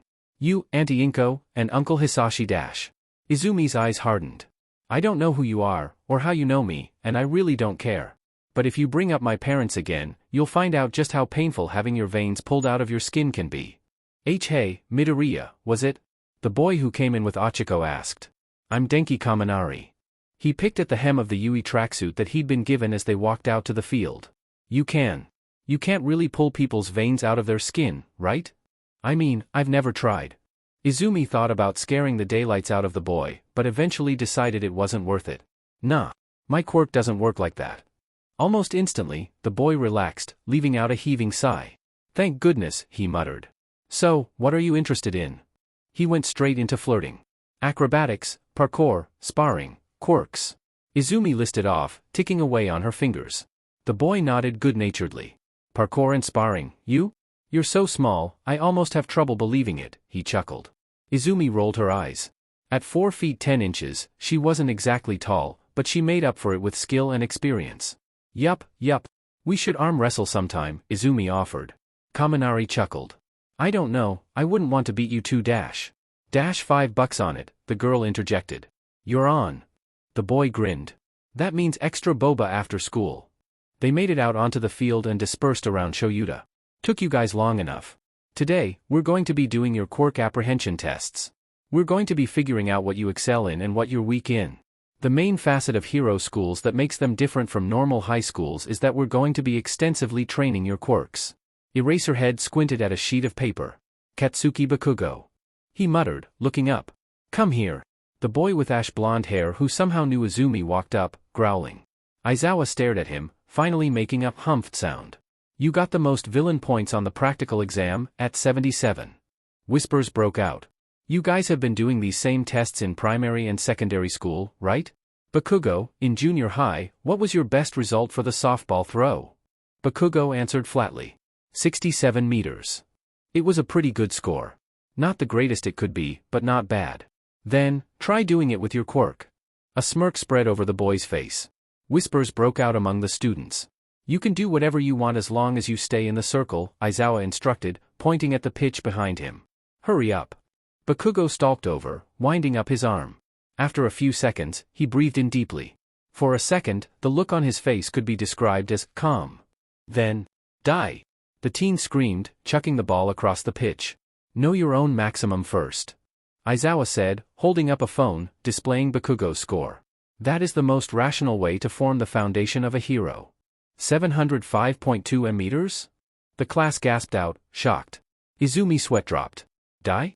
What a weird thing to shout. This looks fun, Mina squealed. Instantly, Izumi saw the frown appear on her dad's face and wanted to facepalm. Oh, great. Now he's going to go hard on them. Fun? Aizawa growled. You are here at Yuuei to become heroes. We have 3 years to do our best to cram all of our knowledge into bite-sized pieces and force them down your throat. The class gulped. You do not have time for fun. If you're here to have fun, or to get girls, or just because it's what you're expected to do, leave. His eyes bore into the class, as if daring them to take a single step. Nobody did, although there was a small boy whose knees were quivering. Good. Whoever comes last in these tests. His eyes glinted dangerously. Will be judged to have no potential, and will be expelled. Expelled? Achiko gasped. That's not fair. Aizawa leveled his glare onto the girl, making her freeze. The world isn't fair. Natural disasters, villains, criminals. They don't care about fair. They're not going to give up just because you ask them nicely. I'd rather crush a child's dreams here than let them become a hero, go out into the field, only to not match up to expectations and get themselves and those around them killed. A rather vindictive slide brushed Izumi. I heard that he expelled his entire class last year. She muttered, intentionally loud enough for the others to hear. A bit of panic set in, but it also reinforced resolution. Aizawa smiled, lifting the hair out of his face. It was an abnormal sight, even for Izumi. Welcome to Yuuei's hero course. 1. Momo Yayorozu. 2. Shudo Todoroki. 3. Katsuki Bakugo. 4. Tenya Ida. 5. Fumikage Tokoyami. 6. Izumi Midoriya. 7. Mizo Shoji. 8. Mashareo Ojiro. 9. Eijiro Kirishima. 10. Mina Ashido. 11. Achiko Uraraka. 12. Koji Koda. 13. Rikido Sato. 14. Tsuyu Ajui. 15. Yuga Aoyama. 16. Hantashiro. 17. Denki Kaminari. 18. Kyokujiro. 19. Toru Hagakure. 20. Minoru Mineta. The leaderboards listed. Based on the small boy's shaking posture and tears, Izumi figured that he must be Minoru Mineta. Mineta, pack your bags. Aizawa said, staring into the boy's soul. Even though the gaze wasn't directed at them, the rest of the class shivered. Okay, that's all. Bye. Aizawa dismissed, slowly stalking away and letting the rest of the class awkwardly console Minoru. Izumi bit her lip, resisting the urge to tell the boy that he would be reinstated in a few days max. He needed to learn a lesson, right? Eraserhead, a large man greeted in the shadow of the Yuuei school building. The underground hero stopped, slowly sliding his eyes over to his left to stare at the man. All Might. The response was curt, and not at all warm. Can we talk for a few minutes? Aizawa sighed. Do I have a choice? The look on the number one hero's face told him that no, he did not. You're the guardian of Izumi Midoriya, yes? Aizawa's eyes twitched. I am one of her adoptive fathers, yes. All Might nodded. May I ascertain as to the circumstances of the adoption? I applied for emergency guardianship, and after a few weeks, we all agreed that Hisashi and I should adopt her. MHM. All Might leaned in, his hulking frame dominating the room.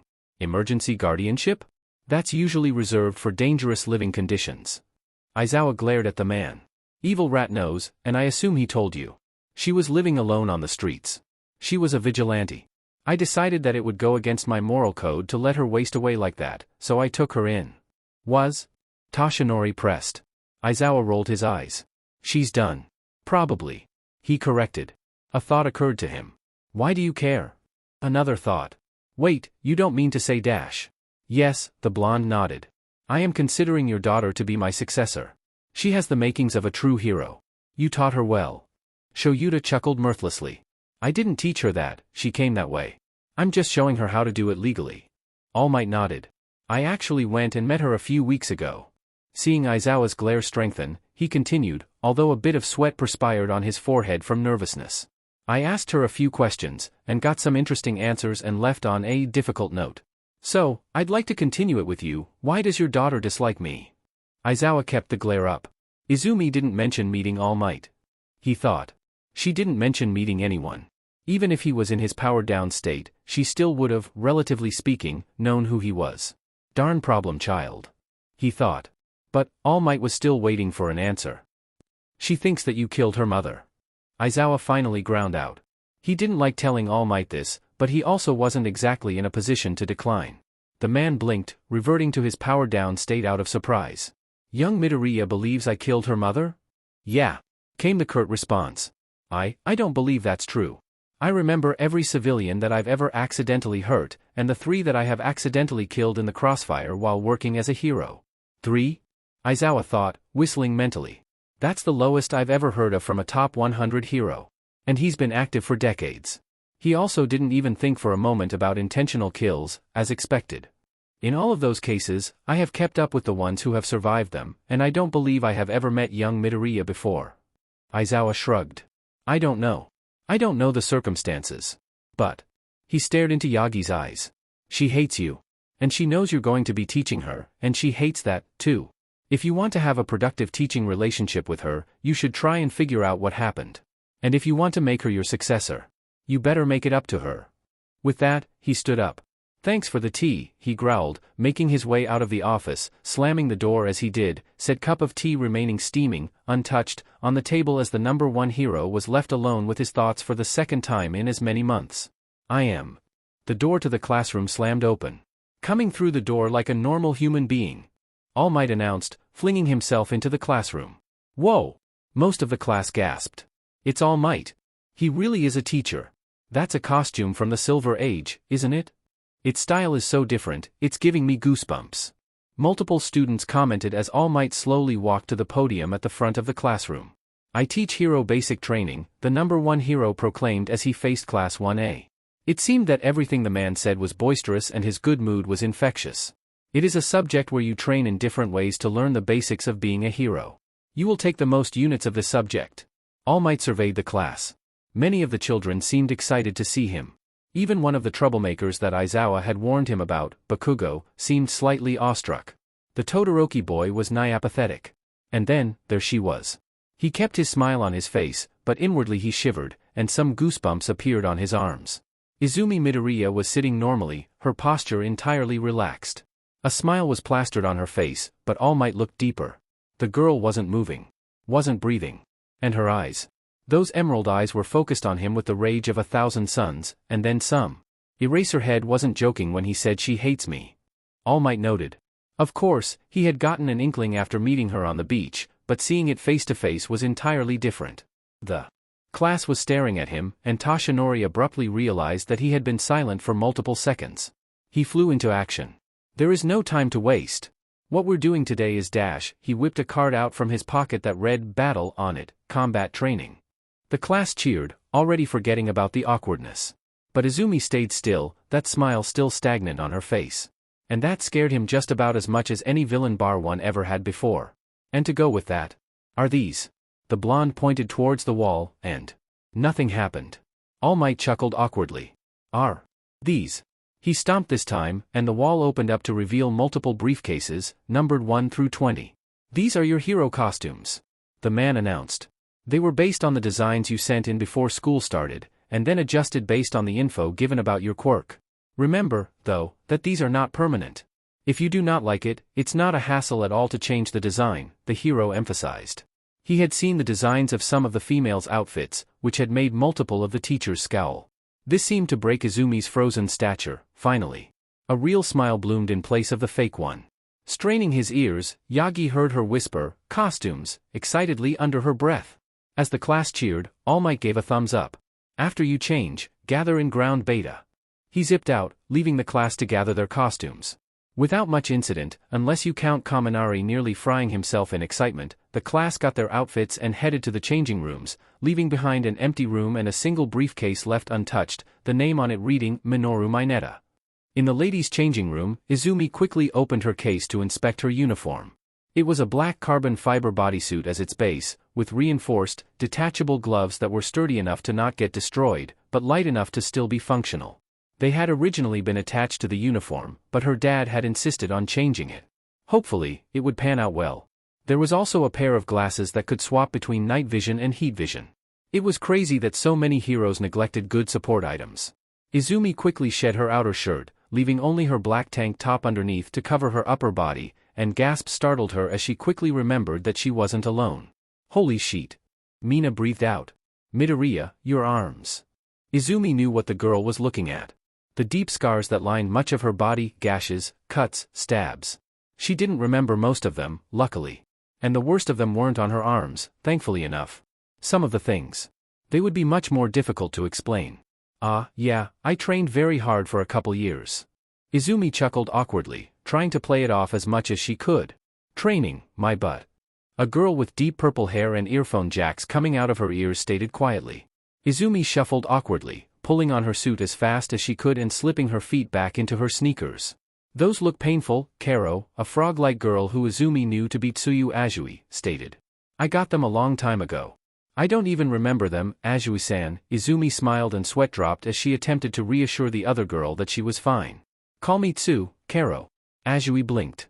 Luckily, she seemed to understand the situation enough to not press further. The rest of the walk was mercifully quiet until they joined the boys, who were constantly chatting.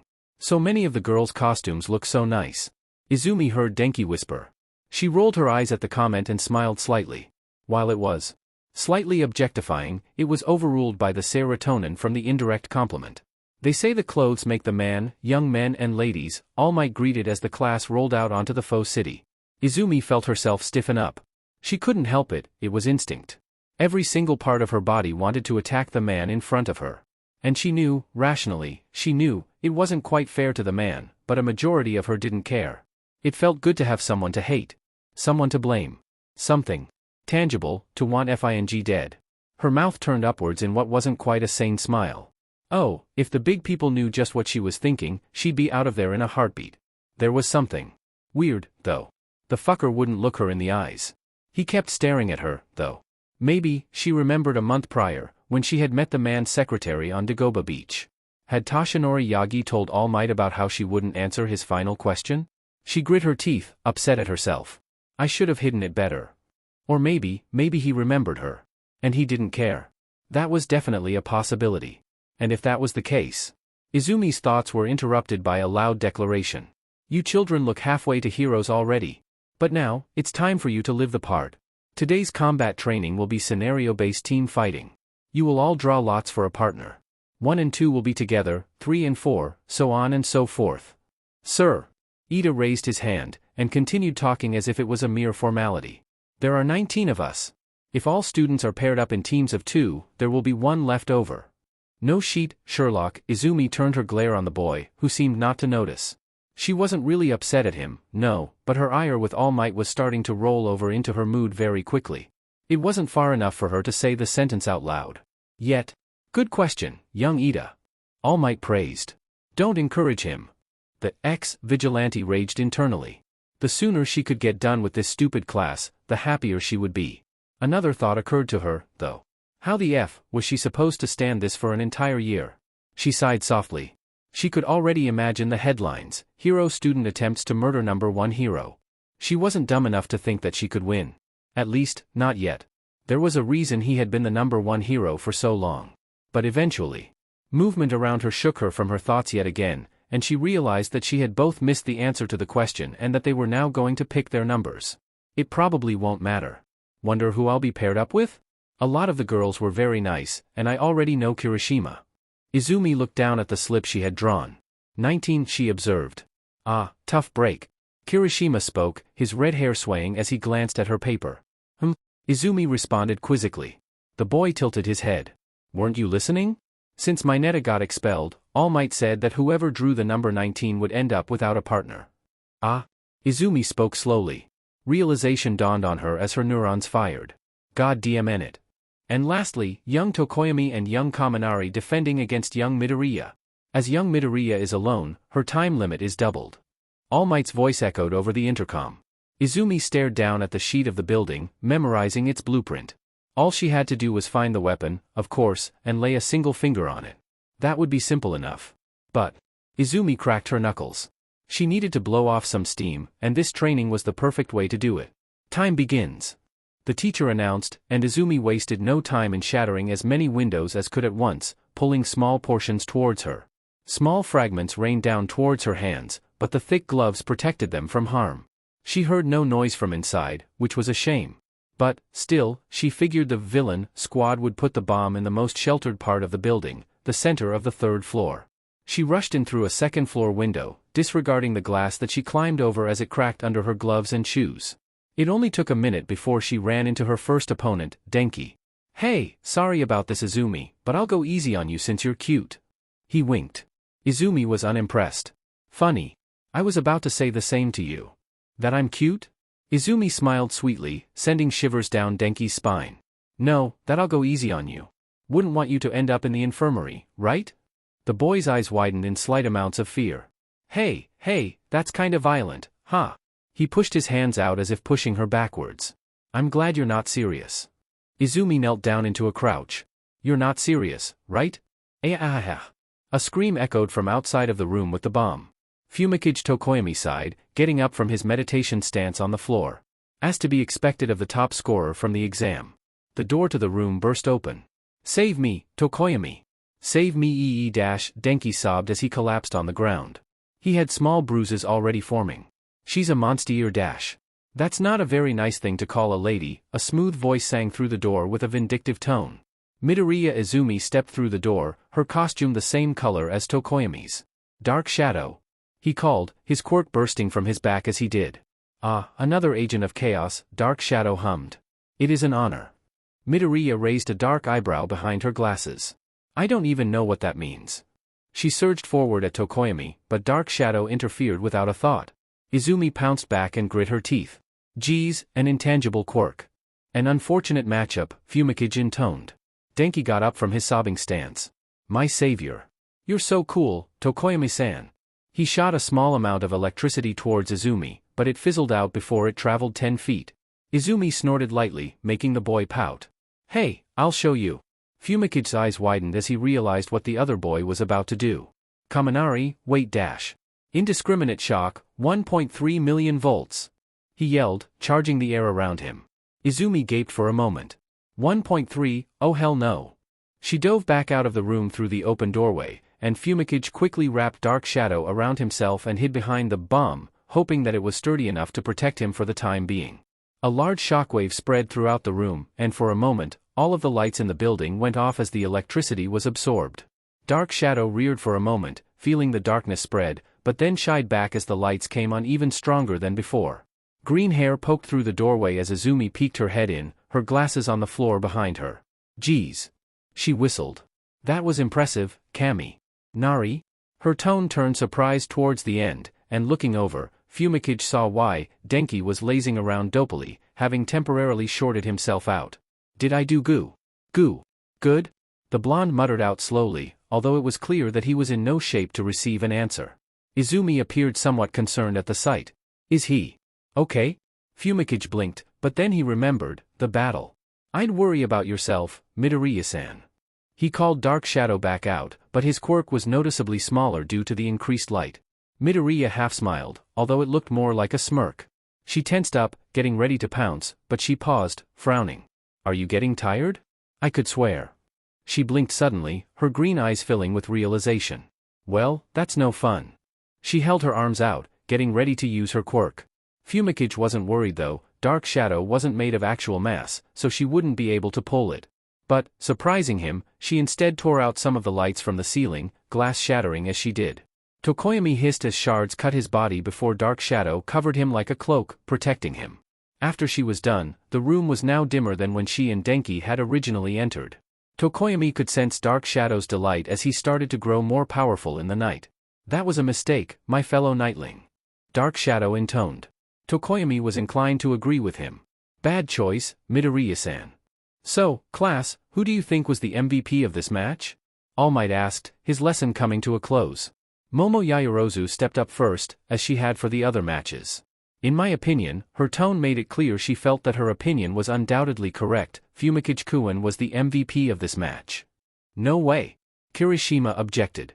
It was totally Mito. Did you see how she hooped both of their butts? Kirishima's grin turned into an apologetic smile as he looked over towards Fumikage and Kaminari. No offense, guys. I disagree, Karo, Tsu said. Momo shook her head. While she did win, she did so inefficiently. She allowed Kaminari to retreat, putting herself in a situation where it was a 2-on-1, and instead of simply retrieving the bomb with her quirk as she could have, she instead chose to fight the fight even though it was a bad matchup. On top of that, she actively made the situation more difficult for herself by limiting her sight. Valuable insight, young Yaoyorozu, All Might praised. Does anyone else have an opinion? Achiko raised her hand shyly. I think it was also Fumikage. Sorry, Midoriya-san. She apologized. But Fumikage was the one who did his duty the best. He defended the objective, while Kaminari-san tried to end it early, and he also tried to work with his teammate. Kirishima shook his head. But her fighting was so manly. He objected. The group sweat dropped as a whole, knowing they weren't going to get anywhere with him. All Might nodded vigorously. All good points. However, in my opinion, What's most important to look at is a hero or villain's thought process when they're doing something. So, while young Midoriya may have been inefficient with allowing young Kaminari to retreat, she was able to find the bomb room much quicker that way. Additionally, her process of entry was able to ambiguify her entrance, which allowed her to easily get inside the building. Additionally, if it hadn't been a faux scenario, young Midoriya's approach would have definitely been the most effective. Villains wouldn't simply sit around and wait for her to disarm the bomb. Yaoyorozu's eyes widened as she thought about the words. "You're right, sensei. I apologize," she bowed. All Might's sweat dropped and smiled awkwardly. No, it was great analysis. Don't apologize. However, class time is up. You all did great today, students. I can see the makings of great heroes in you already. All Might smiled and gave them a massive thumbs up. Plus ultra. Plus ultra. The class echoed, cheering, and began filing out of ground beta, beginning to chatter. Young Midoriya, All Might was by the girl's side in an instant.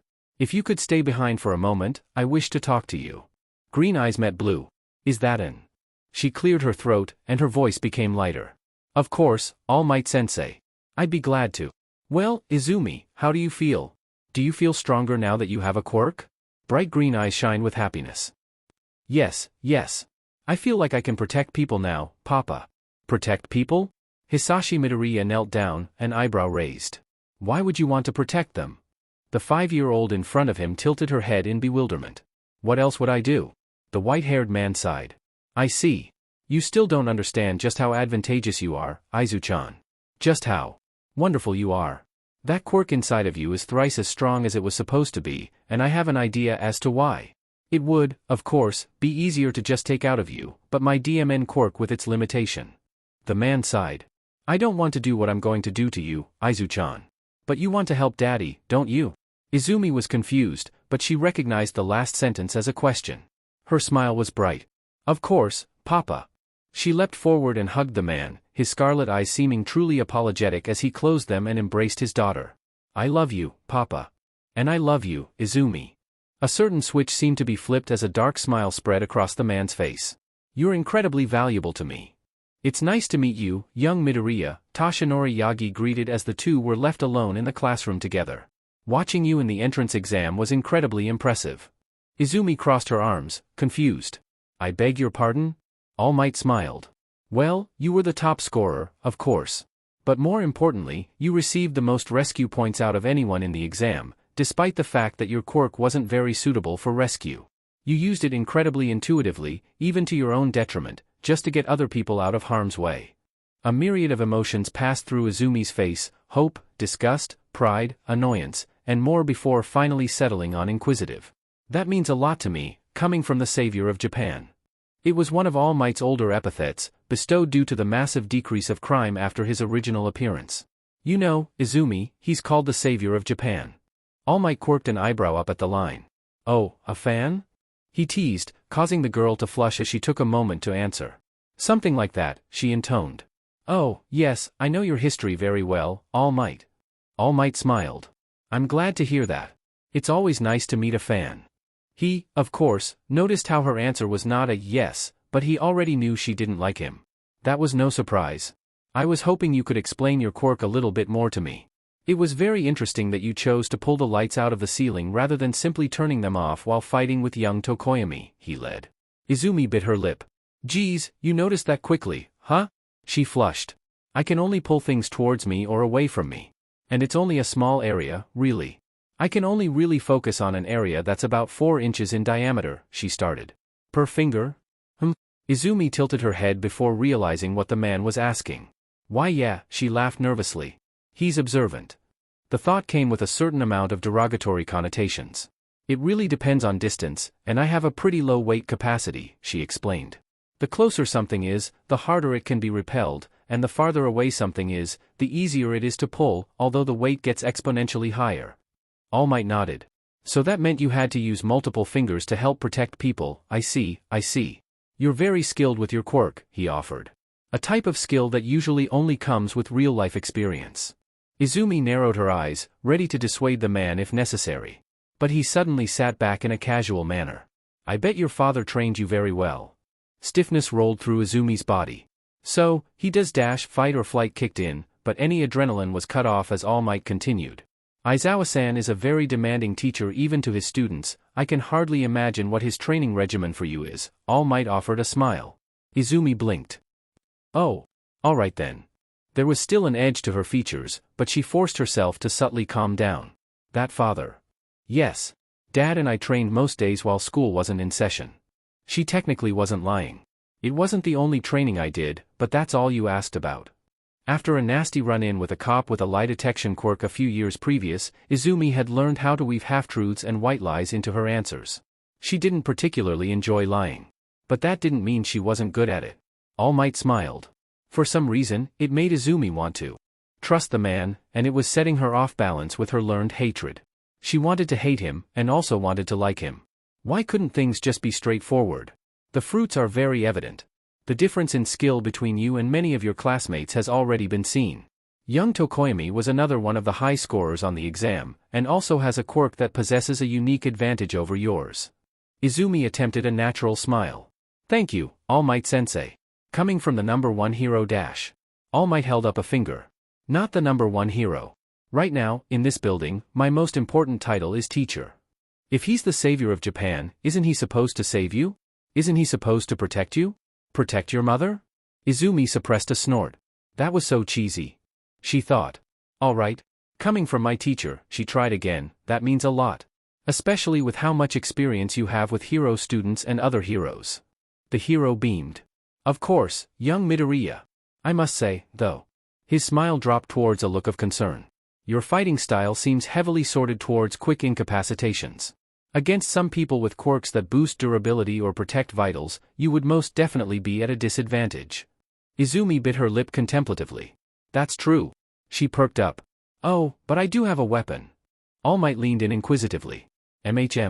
I use a staff for WN dash, she stuttered, revising her statement on the fly, for when Dad and I train. She laughed awkwardly, scratching her scalp. She would prefer that the school didn't know about her vigilantism for as long as possible. Oh, I see, All Might nodded.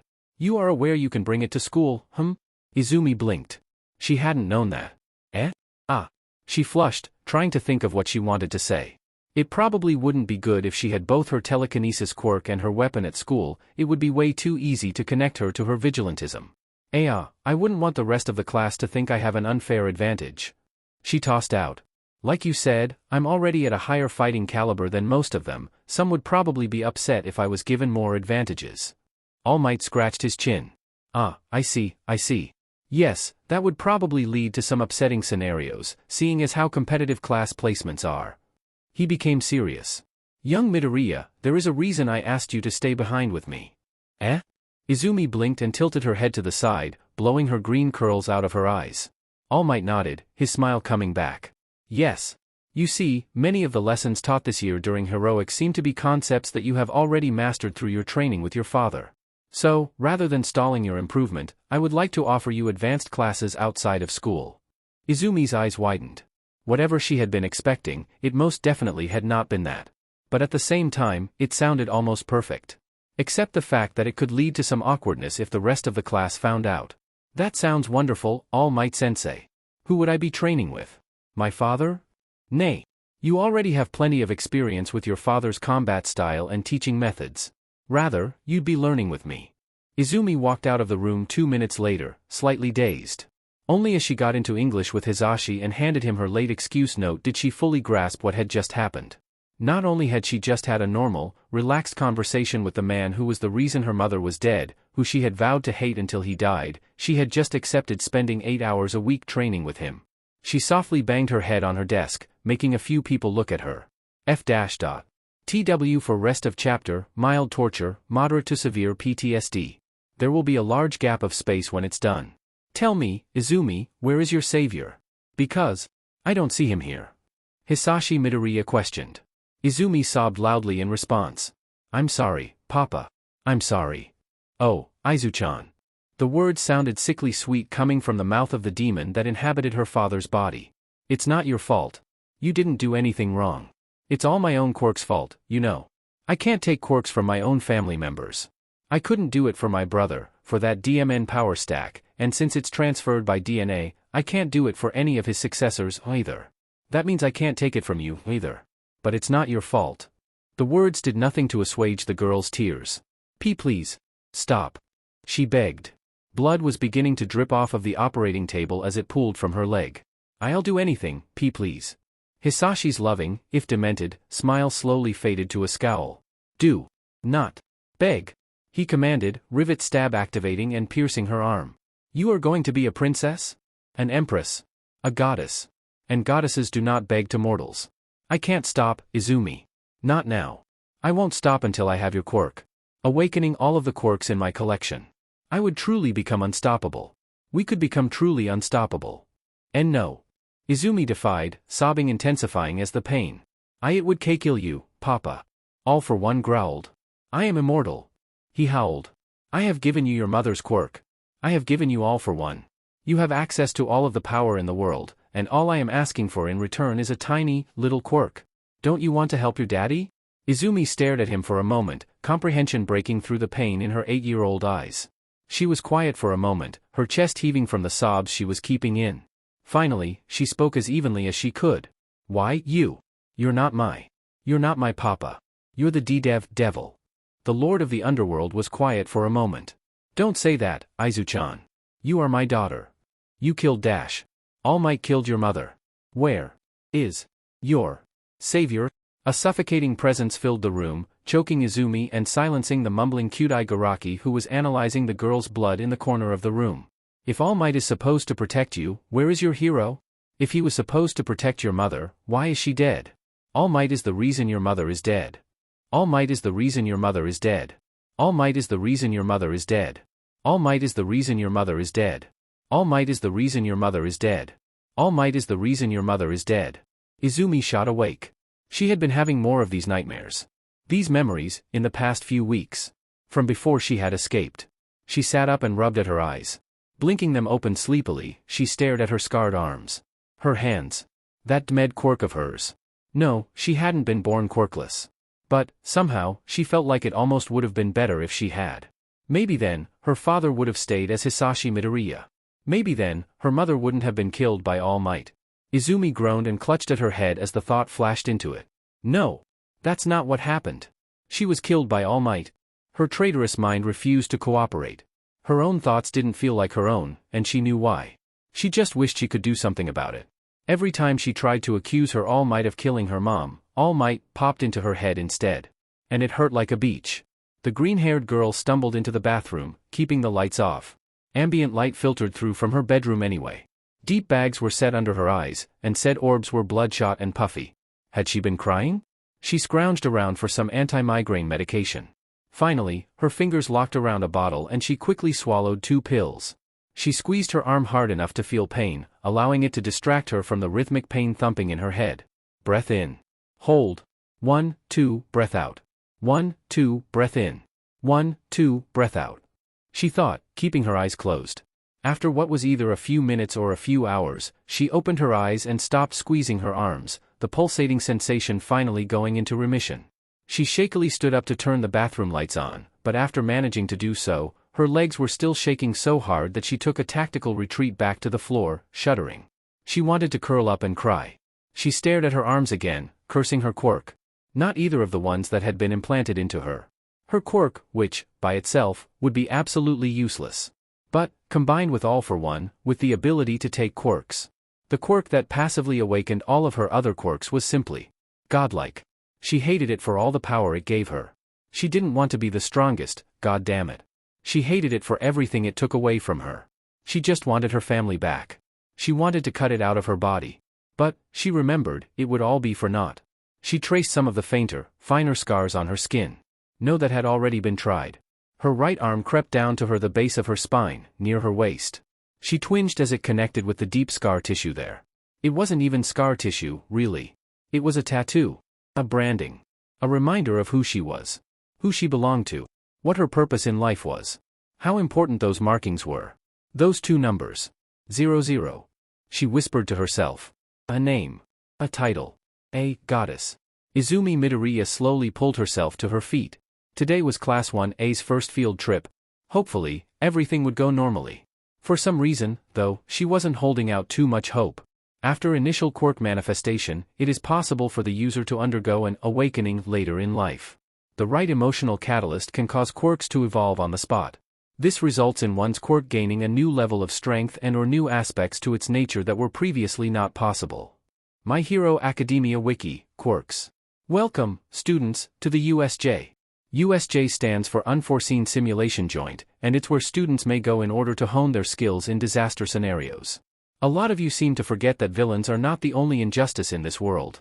Natural disasters may strike at any time, anywhere, with no warning, and they can kill thousands within minutes. 13. A hero in a spacesuit, informed the gathered Class 1A. Izumi could barely keep her eyes open as she attempted to listen. She hadn't gotten back to sleep after waking up earlier in the morning. That's right. All Might gave a thumbs up alongside his signature smile. It's not a very publicly noted thing, but a lot of heroes find their calling in the search and rescue industry. In fact, my stats may be a little out of date, but for every one hero you see fighting criminals, there are as many as 4 heroes who work in support or rescue. A 1-to-4 ratio? Izumi thought, creaking her eyebrow upward slightly. She slowly turned around and surveyed the class. That meant that, if the stats held up, it could be only 4 of them becoming combat heroes. Who would it be? She mentally berated herself as her attention snapped back to All Might. That's not how statistics work, Izumi. You know better than that. Not every hero was from Class 1A of Yuuei. Their stats were slightly different. You will all be split up and grouped into random trios, and then randomly split into different areas. You will receive further instruction when you get to your area, Eraserhead spoke impassively. Here's the list. He clicked a button on a remote and the class names started to get scrambled randomly.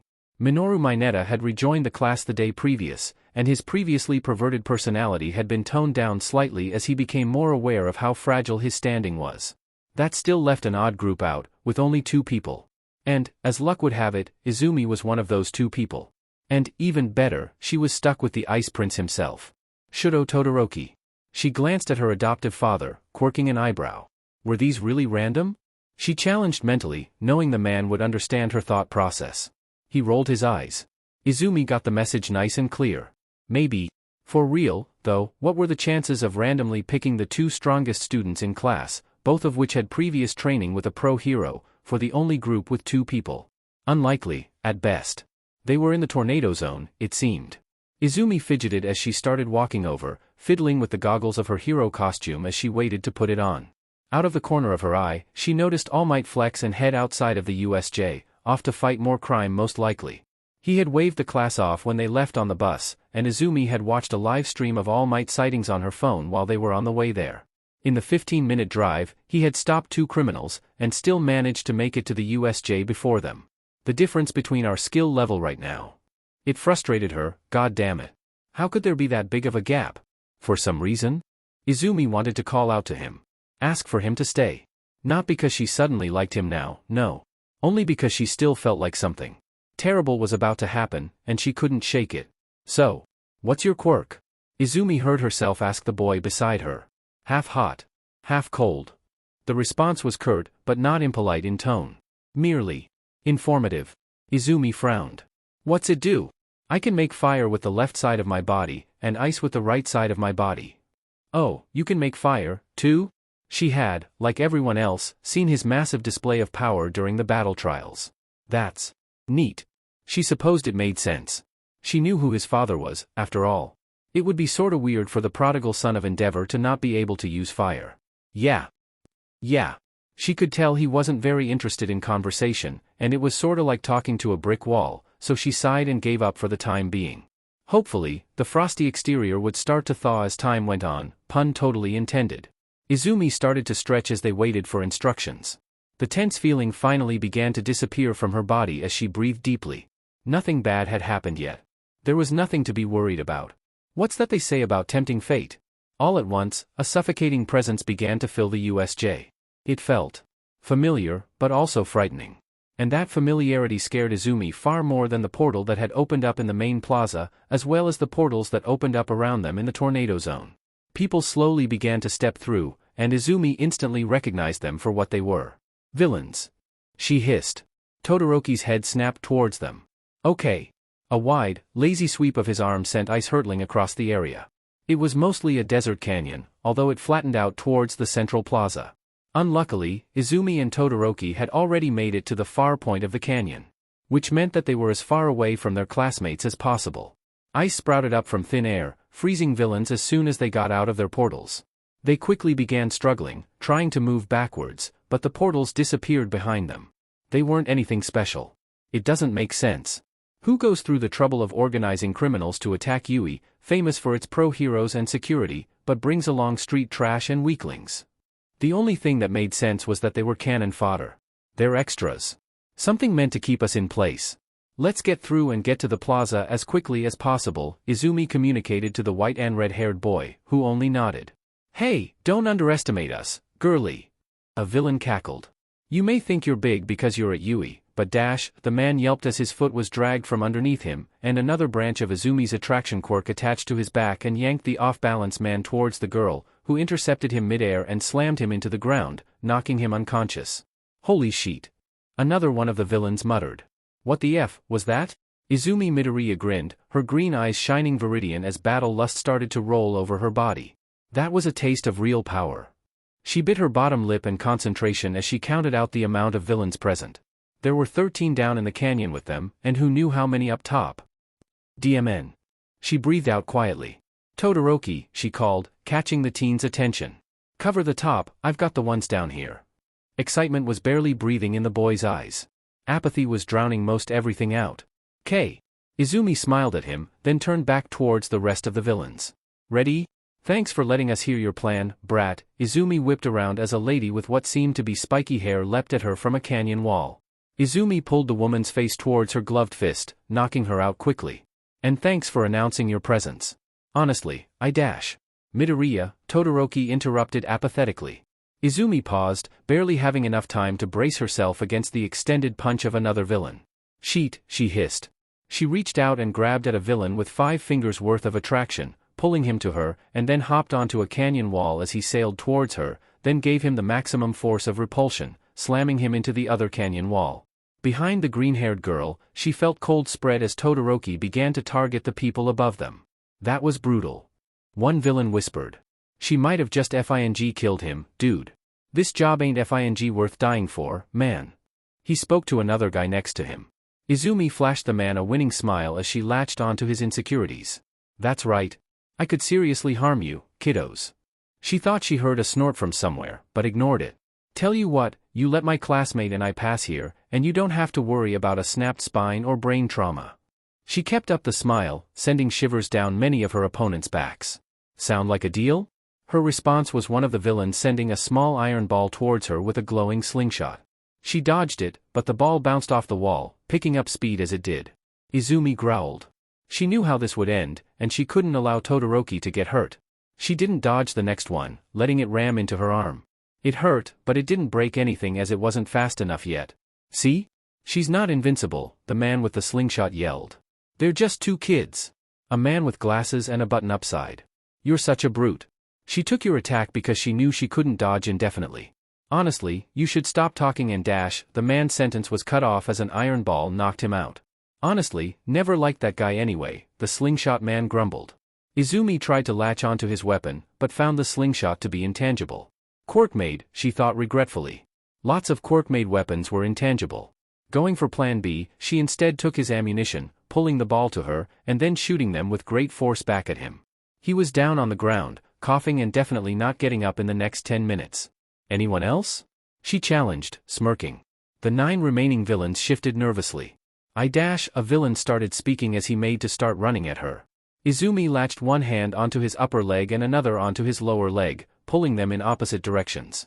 The stress quickly began, as the villain was held in the air. The 2 hands of attraction and repulsion were working against each other rather than moving him anywhere, so he was stuck. You? Izumi asked, grinning vindicatively. You what? I yield. The villain shouted. Izumi dropped him instantly, and he caught himself on the ground, but stayed there instead of picking himself up, and put his hands on his head. This sheet ain't worth dying for, guys. They're not even paying that much. The rest of the group quickly followed suit, laying down and putting their hands on their head. Good choice, kiddos, Izumi pipped cheerfully. One of the villains growled and placed her hands on the ground and started pushing herself up, but Todoroki stepped and put a foot on the villain's back. Stay down. The woman froze, and slowly lowered herself back down. As the duo of hero students started to jog towards the opening of the canyon, Izumi could have sworn that she heard someone whisper, "Insane teens." There were more villains outside. Izumi growled in annoyance. She also caught sight of the plaza. There was a huge, hulking figure there, as well as two others, that were aside from a large group of villains. And Izumi squinted, suddenly stopped as she caught sight of the figure fighting the villains. "Dad," she whispered. "Todoroki." The boy turned towards her, disinterest on his face still. "How fast can you get us to the plaza?" "Midoriya, no." Aizawa shouted as he saw the girl and her partner approach the group. She took no heed, though, and the duo slammed into a stray villain, knocking him out. The two quickly spread out, working individually from one another. "Get out of here, Izumi. That's an order." "No." Izumi shouted back, pummeling another villain with direct hand-to-hand combat. She had already used her quirk a decent bit with those other villains, so she was settling for only using it when necessary, increased the force of her punches by pulling the villains into them somewhat. She was only using 1 or 2 fingers at a time, though she couldn't afford to run out of stamina. These were real villains, after all. Eraserhead couldn't stop fighting in order to continue the conversation. More villains came, although they were certainly being thinned out quicker now. He hated to admit, but these two kids were definitely helping out by being here. He would much rather his daughter be safe, but out of the 20 students in the class, these two were definitely the most reliable. That's why they had been grouped up for the USJ. The real issue was their independent natures. "Hey, hey, hey," the man with hands all over his body complained. "That's no fair. I was seeing Eraserhead-san in action. But, now, he has to protect you too. The villain suddenly dashed towards the student closest to him, Izumi. She shot backwards, but tripped over her boot, sending her stumbling towards the ground. She couldn't see the villain's face due to the hand blocking it, but for some reason, she knew that he was grinning. Why does he seem familiar? She couldn't help but think as he closed in on her, his hand reaching out. If it wasn't for the hostile aura, it might have almost looked like he was trying to catch her fall. No visible weapon. No gloves. Contact-based quirk? 5-finger contact is the most common form. She analyzed as the feet turned into inches. All of a sudden, though, milliseconds before the hand came into contact with her, an elbow came into contact with the villain's midsection, sending him flying. "DDMN, he wheezed. "That might have been your strongest attack yet, Eraserhead-san. You're so cool. Protecting your students. But you're slowing down. You still have enough left in you for a good fight, though, right? The adventurer shouldn't lose before fighting the boss. Midoriya, get out dash." No. The villain chuckled. "I want to fight you, now. All Might isn't here yet, so I still have some time to spare." "All Might?" Izumi questioned mentally. "What do they want with him? And I won't let her interfere. Nomu, restrain her." Faster than Izumi could blink, her body was suddenly contorted as a massive arm grabbed her around the waist and another kept her arms stuck above her head. She struggled, writhing, wiggling, and kicking as hard as she could against her captor, but to no avail. It was like hitting a brick wall, literally. Todoroki had gone off to fight more villains. Apparently, he had faith in their abilities. "Tell you what, if you beat me, I'll let the girl go. But, if you lose," the villain cackled, "I'll tell Nomu to break her bones one by one in front of you." He suddenly seemed a lot more villainous than he had a few moments ago.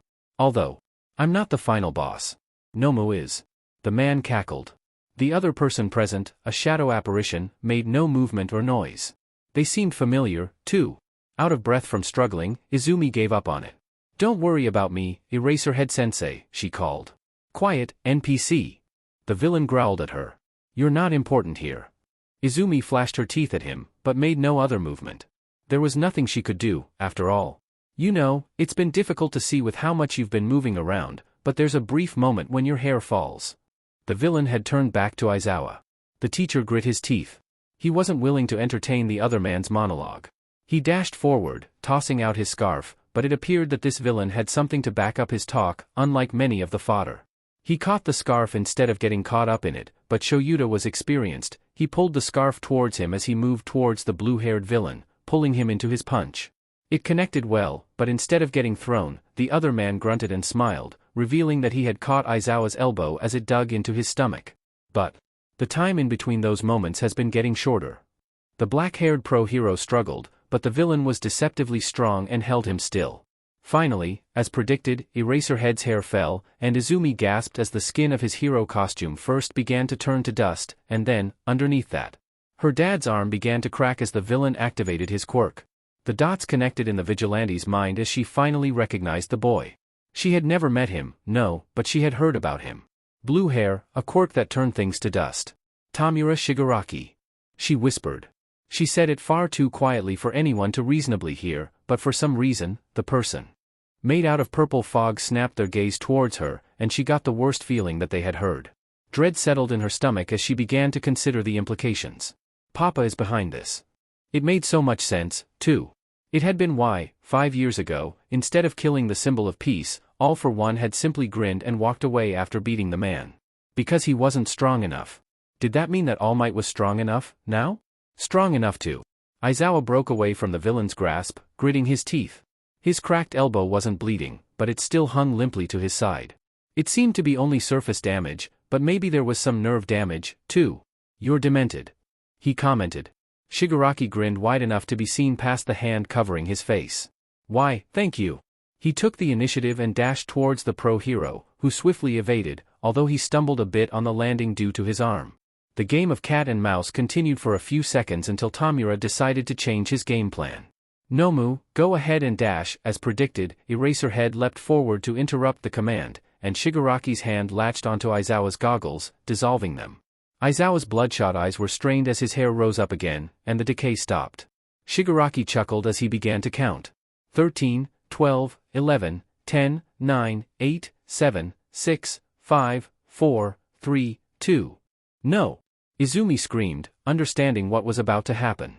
She tore off the glove covering her left hand and let the skin come into contact with the Nomo holding her. She barely had time to process the fact that there seemed to be 5 different quirks within the beast. Rather than thinking, she mentally reached out and grabbed at a strand, pulling it towards her. The transfer was over in seconds, and the beast roared in pain and dropped Izumi as it stumbled backwards. What? The villain muttered as he took in the scene, his attention attracted by the girl's shrill voice. Nomu, what dash? His sentence was cut off by Shouta's fist toppling into his face, sending him flying back. He laid on the ground for the second before slowly rising to his feet. Ha! Ha! Ha ha ha! Ha ha ha ha ha! His laughter grew in pitch and frequency before he stared directly at Izumi. So you're not just an NPC after all. I don't know what you did to Nomu, but it won't change anything in the end. After all, Nomu was bioengineered to be the anti-symbol of peace. He declared. Further conversation was disrupted by sunlight flooding into the USJ as the doors to the outside opened. I am here. The proclamation came. Shigaraki smiled. Yes. Yes you are. Izumi could do nothing but stare at the winds whipping around the USJ and the afterimages of the symbol of peace and the anti-symbol of peace. She couldn't track them with her eyes, they were so fast. And all the meanwhile, Tamura Shigaraki didn't bother to do anything except monologue. He's absolutely geared to destroy you. The villain claimed. Destroy him. Izumi thought. From what she knew of her birth father's plans, which, to be fair, was dreadfully outdated, that didn't make sense. It makes more sense to not destroy him. Maybe. A test? She thought to herself. Unless his plan has changed. Destroy me. Villains without true purpose like you? Pa! All Might chortled. Never. Shigaraki grinned maniacally. This Nomu has 5 quirks. Shock absorption, super regeneration, sixth sense, muscular augmentation, and reflect. He's the ultimate combination, designed specifically to counter you. Shock absorption? All Might questioned, smiling as he threw another punch. Not shock negation. That means there's a limit. All I have to do is find it. The blonde threw a strong punch that whipped the wind behind it, making Izumi gawk in awe. Power stack. I can see why Papa wants it. It was probably silly for her to still think of her SPRM donor as Papa. That didn't change the fact that she did it, though. Perhaps. Izumi pondered as she stared at All Might's unfailing smile and unflinching fortitude. Some of Power Stack's strength comes from its holder. I don't know if I could always stay positive like that. Finally, All Might landed an incredibly solid punch that blew the beast's left arm clean off. Shigaraki's tone didn't change, however. That was a strong punch. If that had hit me, or anyone else here, that would have killed them instantly. Don't tell me you're aiming to kill, All Might-sama. The honorific was sickly and offensive as the boy said it. Eh? Why isn't his arm regenerating? The villain froze. Super regeneration can regenerate limbs. Kurogyri, why isn't he regenerating? The villain began to throw a tantrum, scratching a fingernail at his neck. Suddenly, he calmed down. It doesn't matter, anyway. Nomu, reflect. A brilliant flash of light blew through the entire USJ, and Izumi instinctively squeezed her eyes shut, which only made the sonic boom a second later worse as it impacted her eardrums. After a few seconds of no input, the pair of lime-green eyes blinked open, sunspots flaring in them. She was still disoriented, as if shell-shocked, and what she was looking at didn't make much sense. All Might. All Might's shirt had been blasted off, leaving him bare on his upper half, and dozens of scratches covered his skin. You see, now. Shigaraki howled in delight. Although he has to pause to regain his energy for a minute afterwards, Reflect allows Nomu to redirect all of the energy he absorbed with shock absorption. You've just been hit with every single punch you've thrown this fight. There's no way dash. You'll. A deep voice interrupted the villain's triumphant rant. Need more than a cheap trick to defeat me, villain. All Might declared, his blue eyes blazing with fury as he squared his shoulders up. Shigaraki's eyes widened. Incredible. As expected of the number one hero. But, still, why did super regeneration stop working? Did you cheat, you bstrd? All Might grinned, although it was more twisted in pain than his usual smile. No, but I will end this. All Might adopted a steady stance and breathed in, facing the Nomu, who was still recovering from its use of Reflect. He pulled back, and his fist shot forward in an uppercut that launched the Nomu through the roof of the USJ building, which quickly disappeared from sight. The savior of Japan huffed as he tried to catch his breath, blood still strkng all over his body. He sent a glance towards the remaining two villains. Cheater! Shigaraki raged. Tamura Shigaraki, the ghastly figure intoned, heroes have arrived. And, indeed, they had. Heroes were beginning to assort at the entrance to the USJ. I don't care. The villain screeched. I'll kill him myself. You cannot defeat him in your current state, Tamura Shigaraki. It would be best to retreat and regroup. The young man growled in anger. DMN it. He screamed, making to run forward, but a gunshot rang through the air and sailed through his palm, cutting a hole clean through it. Gah! He quickly reconsidered. Fine. Take us back, Kurogyri. As you command, Tamura Shigaraki. There was no tone in the thing's voice as a portal began to envelop the two. Izumi tried to rush forward and grab onto them, but found that she wasn't fast enough. Why didn't All Might stop them? She questioned as the duo disappeared, leaving not even dust behind. She looked towards the man, only a few feet away from her, and finally realized. All Might was trembling. He seemed like he was spending all of his energy just remaining standing. Yo, Mido! A voice came. Izumi twirled around and noticed Kirishima rushing towards the plaza. Izumi opened her mouth to speak, but was beaten to it by a powerful voice from behind her. It's okay now. The number one hero assured. I am here. His fist raised up in his signature pose. Izumi saw that he was still shaking, though. She was amazed that he still had the strength to move, no matter how personal feelings about the man. After not only enduring the Nomu's attacks, but also his own, never mind the hero work he had been doing beforehand. The gap between us is even larger than I thought, Izumi realized. Before anything else could continue, though, cement walls rose up, completely encapsulating Midoriya and All Might.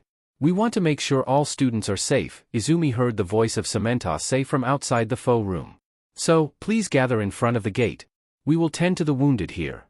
Oh, that makes sense. Kirishima exclaimed. All right, I'll do that. Hey, guys. He called to an unknown group. He said to gather in front of the gate. The heavy footsteps shuffled away. Izumi was still mentally recovering from the experience, and so did not immediately turn around when she heard a deflating noise. It took a few moments until she was cognizant enough to look towards the noise, but she froze as she did. Steam was rising off from the center of the room, and green eyes filled with confusion as they took in the scene before them. A tall, moderately muscular man with no shirt, cuts and scrapes all over his body, spiky blonde hair, glimmering blue eyes, and a slightly sunken face. What the f-? Midoriya, Izumi whispered, her mind understanding but her heart unwilling to accept it. Yagi-sama? Izumi breathed in the fresh, slightly cold air of Japan's evening. The sun had nearly fully set by the time she was out of the USJ, and the sky was colored mostly violet. Are you hurt anywhere?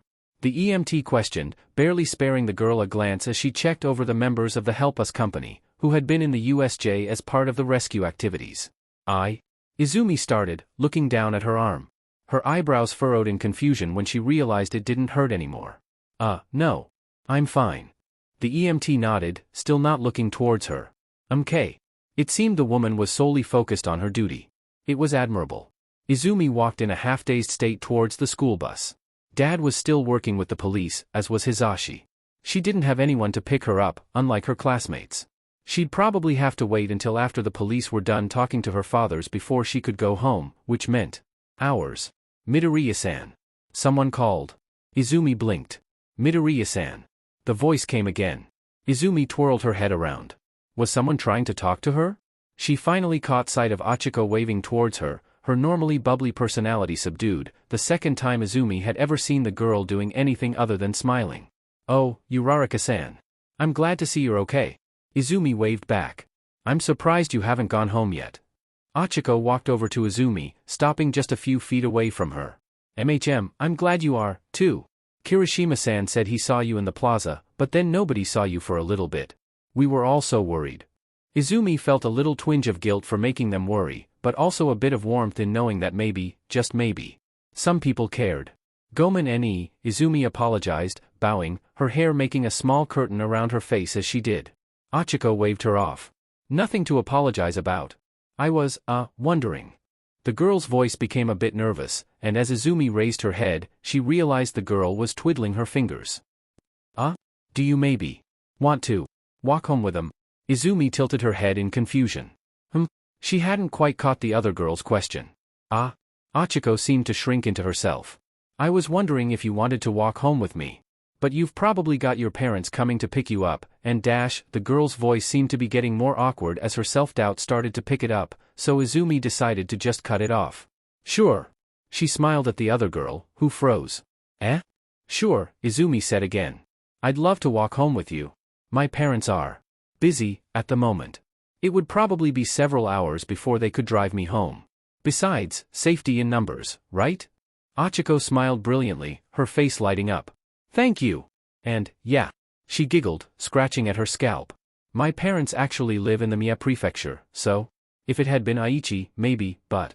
Izumi blinked in understanding. You live alone? Achiko nodded. Geez. You're so mature, Achiko-san. Or maybe I should call you Achiko-senpai, Izumi teased, causing the other girl to flush and giggle as her shyness bled out of her. Do you take the train? Achiko nodded. All right, so do I, so that works. I know the way to the station closest to here, if you don't. Izumi had frequented the trains for a few weeks, the car's a decently safe place to sleep, but the cost of getting on the cars constantly increased and soon enough it ate into too much money to be viable. Still, Izumi remembered much of the layout. Sounds like a plan. The brunette agreed, and acquiesced to let the shorter girl lead the way. Izumi was glad for the chit-chat, which let her distract herself from the scene that she had witnessed as Tamura Shigaraki and the other villain were leaving. She currently had two theories, and she wasn't sure which. One she wanted to be true. True to her words, Izumi guided them quickly to the station, and they boarded in no time. So, are you okay? Izumi finally asked. Achiko tilted her head. Yep, totally unharmed. Izumi wilted in concern. No, I meant like, she waved her hands. Emotionally. Oh. The brown-haired girl nodded in understanding. Yep.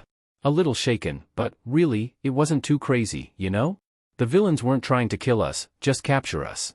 Even if they were against us, I don't think we were in major danger. They're just people too, right? Izumi looked at the other girl smiling, unabashed demeanor. I wish I could be naive like that. But at the same time, maybe she isn't wrong. I don't know. I'm just glad she's fine. Mental trauma could definitely SCK. How about you? The question was thrown back easily. Izumi blinked. She took a second to consider it. I'm fine, I think. A bit puzzled, I guess, but overall all right. Achiko nodded emphatically. Yeah, I understand. It's really weird that they decided to attack the USJ like that, but I guess I can't be expected to understand the thoughts of villains, she giggled. Izumi shot her a smile. The train announced that Achiko's stop was coming up, and the girl bounced up. Midoriya-san. The girl was shy again. Maybe you could spend the night, or something? We could watch movies, or something. She offered. Izumi thought about it. Dad and Hisashi are probably going to be busy until the 8th at least. I don't know. The green-eyed girl made the mistake of looking into the other girl's big, brown doe eyes that seemed to be pleading with her. Sure. She blurted out before she could even think twice. And seeing her classmate happy, Izumi knew that she had made the right choice. She also finally connected that Achiko didn't want to be alone. Her parents lived in the Mie prefecture, and she was new in town and didn't have any roommates. Of course she wanted someone to talk with. Achiko smiled and clapped with excitement. All right. Although, I don't have much in the way of food. We could order pizza or something. Suddenly, the girl had the excitement drain out of her and went pale as a sheet. Achiko-san? Izumi questioned with concern coloring her voice. My apartment is so messy. Achiko bemoaned. Please let me clean it before you step inside. Izumi chuckled. I'm not going to judge you based on how dirty your apartment is, Achiko-san. If it makes you feel better, though, I can walk you there, and then go and pick up some food to bring back? Please, Achiko begged. You'd probably get second-hand diabetes or something. Izumi giggled slightly. Now I want to see it, she joked, making the other girl laugh, too. Be quiet and give me all your money. Izumi groaned inwardly. She probably should have gotten more exact directions from Achiko, but the gravity-defying girl didn't know her way around too well either. You really don't want to do this, bud. Not tonight. Well, not any night, but definitely not tonight. I've had a rough day, and dash. I said be quiet. I have a knife, and it is pointed right at you. Indeed, there was something that definitely felt like a blade poking into her back. That's not even going to hit anything major, Izumi complained. If you're going to threaten someone, at least do it correctly. I don't think you quite understand your situation. Izumi elbowed the man in the face. She registered the knife impaling her a moment later, yelping in pain as it did. More than likely, it was done on instinct. The blade was left in her as the man stumbled backwards. You beach. Says the one who tried to mug a teenage girl, said teenage girl pointed out. Told you, if you're going to threaten someone. She pulled the knife out of her back and held it facing towards the man, curled in her palm. Do it correctly. The man stumbled away quickly, scared out of his mind. Izumi looked down at the knife. A cheapo one, with blood stained on the blade. She tossed it away. Her shirt was ruined, of course. And another scar to add to the collection, I suppose.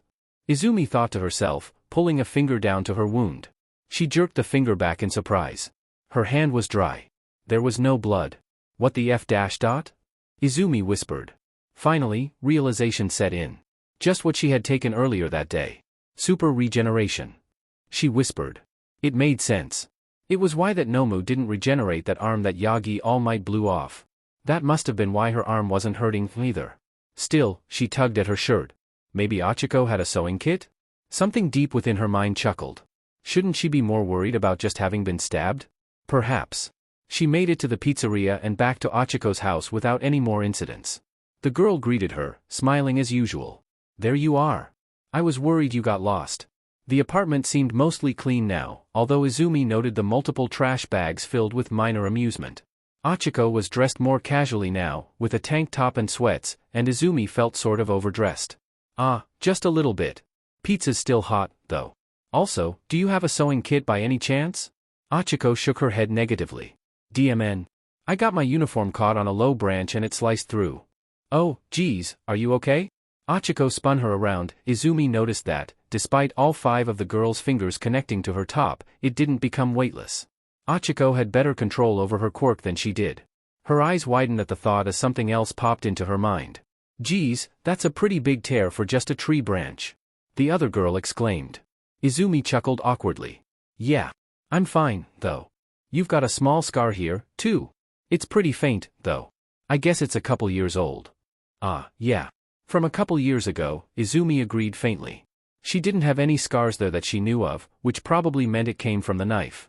Achiko hummed in understanding. Yeah, you've got a ton of scars, huh? She blushed and covered her mouth in embarrassment. Sorry. That was probably insensitive. Izumi waved her off. Don't worry about it. Yeah, I have a lot. I used to train really hard, being a hero's always been my dream, you know. The hero student nodded emphatically. Yup. I always admired how heroes were able to make other people smile just by being there, you know? Although, and please don't laugh, she added, getting uncharacteristically serious, a decent amount of my motivation for becoming a hero nowadays is because, well, my family isn't exactly rich, you know? And so, it's something I already wanted to do, and... She laughed awkwardly. Izumi laughed and nodded, trying to put the other girl at ease. Yup, I understand. As long as your main goal is still trying to help people, being rewarded for your work is reasonable. She flashed the other girl a smile, making her brighten. It just shouldn't be your first thought. Izumi woke up from sleeping on the couch, one of Achiko's fluffy blankets on top of her, to her phone buzzing rapidly. Yellow? She answered blearily, trying to blink sleep out of her eyes. Izumi! The voice on the other end yelled. Jesus Christ, I've been trying to get a hold of you for nearly an hour now. Are you safe? The teen sat up, suddenly very much awake. Dad. Oh, I totally forgot to text you. I walked Achiko-san home from her place after the whole thing, and ended up crashing here. She heard a sigh of relief on the other end. She's okay, Zashi, she heard faintly from the other end. Then, louder, all right. I'm glad you're all right, although I wished you had texted me. Honestly, if I hadn't seen you as you were leaving, I probably would have gone on a rampage trying to find you. Can you send me a location, at least? Yep. Sorry again. It's okay, problem child. Her dad sounded exhausted. And considering he was always tired, that was impressive. Izumi felt bad for worrying him. All right, get some more sleep. Sorry for waking you. No problem, it was my fault anyway. I'll love you, she squeaked out, instantly hanging up after, her face feeling like it was on fire. She quickly got up and went to the bathroom, and was washing her hands when she finally looked in the mirror. She clapped a hand over her mouth to stop herself from screaming. Her eyes were scarlet. Your birthright. A hint of a whisper floated through her mind. No, she muttered. She blinked a few times, but the scarlet did not disappear. Goddess. The phantom of a voice came again. No, she said, louder this time.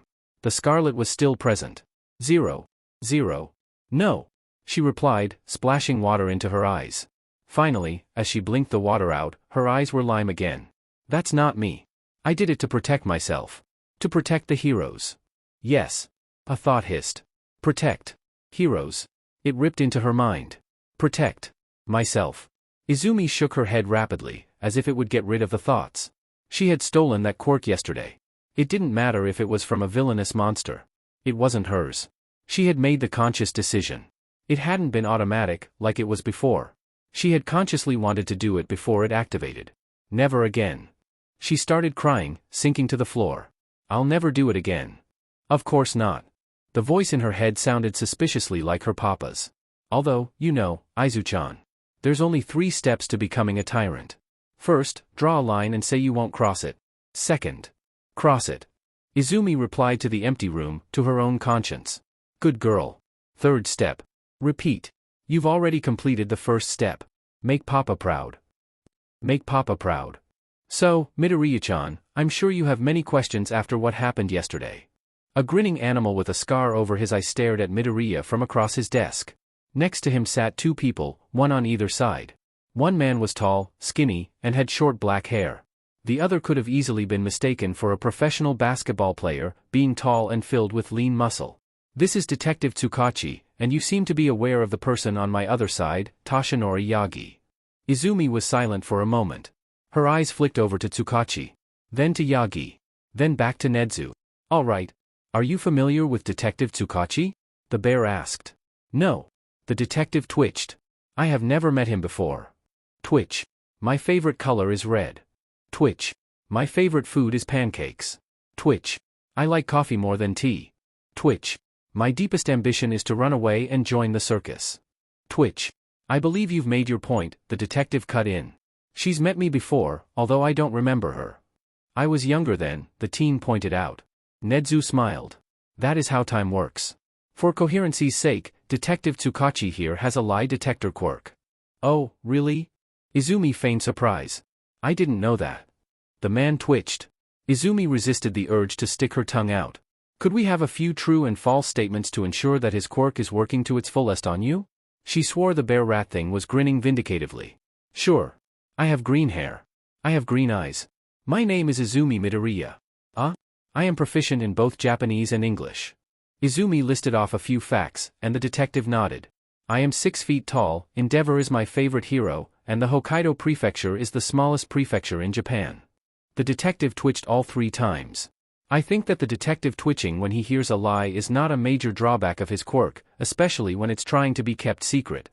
The twitch this time was less noticeable, although Izumi noticed with mild amusement that, instead, the detective's eye twitched instead. Wonderful, wonderful. Nedzu clapped his hands. We'd like to ask you a few questions. Refusal to answer will be taken as admission to guilt. Sound good? Izumi wanted to snort. Sound good? She chortled internally. Yeah, sure. Wonderful, the detective deadpanned. We'll start with yesterday. Were you present in the USJ when it was attacked? Yup. Izumi nodded. I assume you need a verbal answer for your quirk to activate? Yes. Did you know that the attack was going to take place before the villains appeared? Izumi raised an eyebrow. Really? You think that I had something to do with it? No. The detective twitched. A breath of air was sucked in. Wait, what? How long before the attack did you know it was going to happen? Wait, time out. Izumi held her hands up in a T. I didn't know the attack was going to happen. The detective did not twinge. See? She blinked. Oh. I see, so that's how I see. Okay, I knew about 5 seconds beforehand because I sensed a choking presence like appearing. Izumi waved her hands. The detective, again, did not twitch. A breath was released. Geez, that was mindfucking. My apologies, Midoriya-san. This is not intended to be stressful. However, yes, my quirk does react with resolute specificity. Do you know who the League of Villains are? The who what now? A yes or no answer, please. Izumi huffed, more amused than annoyed. All right. No, I've never heard of them. The detective twitched. Lime green eyes rolled. I've never heard of them before you mentioned them. Geez, that's a real bother. Finally, the detective cracked a smile. Yes, I suppose it is. I have only 1 or 2 more questions about the USJ events. Did you recognize any of the villains present? No. Twitch. Kinda. Nothing. Yes. I recognized one. Was he one of the criminals captured? No. He was the blue-haired villain covered in hands. Both the detective and Toshinori Yagi leaned forward in interest. Toshinori, Izumi realized, had bags under his eyes. It appeared he hadn't slept well the previous night. All right. What can you tell me about him? Izumi sighed resolutely. Not much. His name is Tamura Shigaraki. He has a quirk called decay which turns anything he lays his hands on to dust. He is very temperamental. Is that all you know about him? Yes. Twitch. No. But I'm not going to share more. Do you think it would be helpful in this investigation? I don't know. Izumi replied honestly. She wasn't sure what investigation there was, or what they were looking into. Tsukachi nodded and leaned back, tapping his pen against his chin. All right. What do you think of the man sitting over there? He pointed his pen at Toshinori. Izumi frowned. This was the man who had been a blight upon her thoughts for much of the past 13 or 14 hours. He told me his name was Toshinori Yagi. I first met him a few months ago, in this school. The detective twitched. Izumi breathed in sharply as the dots were forcibly connected within her brain. This was the option that she had hoped was incorrect. He's All Might. The detective did not twitch. Toshinori All Might sat backwards in his chair, slumping down as much as a 7-foot-tall man could slump down in a chair meant for someone 2 feet smaller than him. Well done, Midoriya-kun. Nedzu praised. The detective sent the principal a look. He turned back to Midoriya. When was the first time you met All Might? Izumi was silent for a few moments. I don't remember the exact date. Try to estimate, the detective pressed. Izumi frowned. About 6 years ago, I guess. What was occurring when you met him? I don't want to answer this question. That wasn't a lie, at the very least. Tsukachi raised an eyebrow. Do you think it would be important to the USJ investigation? No? Izumi tilted her head. Why would what he was doing 6 years ago be important now? The detective nodded resolutely. Do you hate All Might? No. The detective twitched. Toshinori's knuckles were white from the stress he was putting on them. And the entire time, Nedzu sat, sipping a cup of tea. Yes. The detective twitched again. Izumi blinked. The detective blinked. All Might blinked. Nedzu paused from drinking his tea for a moment, then resumed. I don't know, Izumi finally spat out. I want to, I don't want to, I don't know. The outburst from the previously calm girl startled Tsukachi, but only served to make Toshinori sigh. All right. What reason would you have to potentially hate All Might? I don't want to dash. Please. Toshinori Yagi said his first word of the meeting. It was pleading. Regretful. It made Izumi want to stab the man and hug him at the same time. Please. Izumi pondered her options. Fighting out of the office wasn't unlikely, especially after what she had seen yesterday. Finally, she sighed and sat back down in her seat, absent-mindedly realizing that she had even gotten up in the first place. Fine. He didn't save my mother. All Might stilled. Is that the only reason why? Yes. The detective twitched. He's become the sole pillar of our society. If he was to ever stop being a hero, society would start to break down due to the pressure placed upon it if it's not rectified. The detective did not twitch. The blond man's face paled and his chair creaked. Nedzu smiled behind his cup, but hid it expertly. Are those the only reasons why? Yes. The detective twitched again. This time, Izumi made no move to elaborate. Answer, please. The detective requested. Izumi started to scowl. And what would I be admitting guilt to if I refused? Nothing, Midoriya-kun, Nedzu assured. This is no longer about the USJ investigation. You are free to leave at any time. Izumi rose halfway, and then paused. Paused at how heartfelt the man, the number one hero, her former idol, had sounded when he asked for her to answer.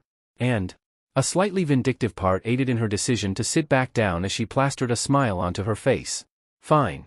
I might hate him because he didn't save me. The words sounded so bitter coming out her mouth. Didn't save you? Tsukachi was offset by her personality shifts, no doubt. Can you elaborate? Izumi's smile was still there, and just as obviously fake. I'd love to. The detective twitched. She rose, and before a single man could protest she slid her shirt off of her head and dropped it on her chair. Her top half was now only covered by a bra, and many of her scars were exposed. The stabs, the slices, the slashes. The drills. The markings. The 2,000 foot near the base of her spine. And, above that, on her left shoulder blade, separated from her heart by only centimeters, the 3 letters. The ones that marked her as property. A-F-O. She enunciated every letter, slowly spinning around in order to look at the men's faces. Tsukachi's was horrified. That was to be expected. She probably looked like a prisoner of war or something. Nedzu was entirely still, his face no longer smiling. Instead, something akin to hatred glowed in his eyes. And Tashinori's. She didn't revel in his pain like she thought she would. It felt empty, almost, as she stared at his pale face. His eyes held regret. No anger. No hatred. No disgust. Just regret. I think you know what that stands for. She knew Tashinori did. It had been the first time she had ever truly met All Might, after all. When he fought All for One, and the man had beaten him soundly. Rather than kill him, rather than mortally wound him, her papa had chosen to give the number one hero an old-fashioned kick in the side and told him to get stronger. As if he was disappointed. And he was. All for One. All Might muttered. I'm so dash. Don't, Izumi hissed, getting in the man's face. Don't you dare try to apologize. Words can never, never make up for your failure. The teen grabbed her shirt and slipped it back on. The detective finally nearly recovered, and asked her one final question. Do you plan on telling anyone about All Might's condition or identity? Izumi didn't turn around as she grabbed the door handle. She gave the man one final treat. Yes. She didn't wait around to see Tsukachi twitch. DMN. Tamura Shigaraki growled, DMN. The mission was a failure, master. Kurojairi intoned. A failure? A voice came in from over a speaker. Even with my Nomo? How did you guys fail that badly? It was not necessary to kill him here, Tamura, a deeper voice responded. Although, it's good we did it under that cheap League of Villains name. We would have gotten him. The young man raged regardless. Kurojairi stepped forward and raised his hands in a placating motion. The plan was interrupted by one of the Nomu's quirks failing at a crucial moment. Failing? My inventions never dash. Enough. A frigid cold blared through even the speaker at the man's tone of voice. Explain. He's right, sensei, they cheated. Shigaraki complained. Super regeneration didn't recreate a blown-off limb. The Mistman nodded. That is correct. Additionally, while a girl was being held hostage, she somehow managed to jostle the Nomu enough to get it to release her, and it seemed to be afraid of her afterward. Well, just ask it. The higher of the two voices on the intercom sneered. Unless you managed to lose it, too. The room was silent for a moment before the suited being spoke again. He was blown away. After losing his arm, Reflect was forced out too early, and All Might was not defeated. Tell me about the girl. Sensei Dash, it seemed the man didn't even care about not being able to kill All Might. The girl, the man pressed. What was she like? She had green hair, but most of her body was covered by a hero costume. What's more, she seemed to know Dash. The man on the line cut the continued sentence off with what seemed akin to urgency. Green hair? What color were her eyes? Think carefully. Kurojairi hesitated. They were also green. Except, at one point, they were red. After the Nomu dropped her, I believe. Yeah, that's right, Tamura spat on the ground, glaring at the picture of All Might that had been slashed through on the wall. That beach ruined everything. When the voice over the intercom spoke again, it was noticeably gleeful.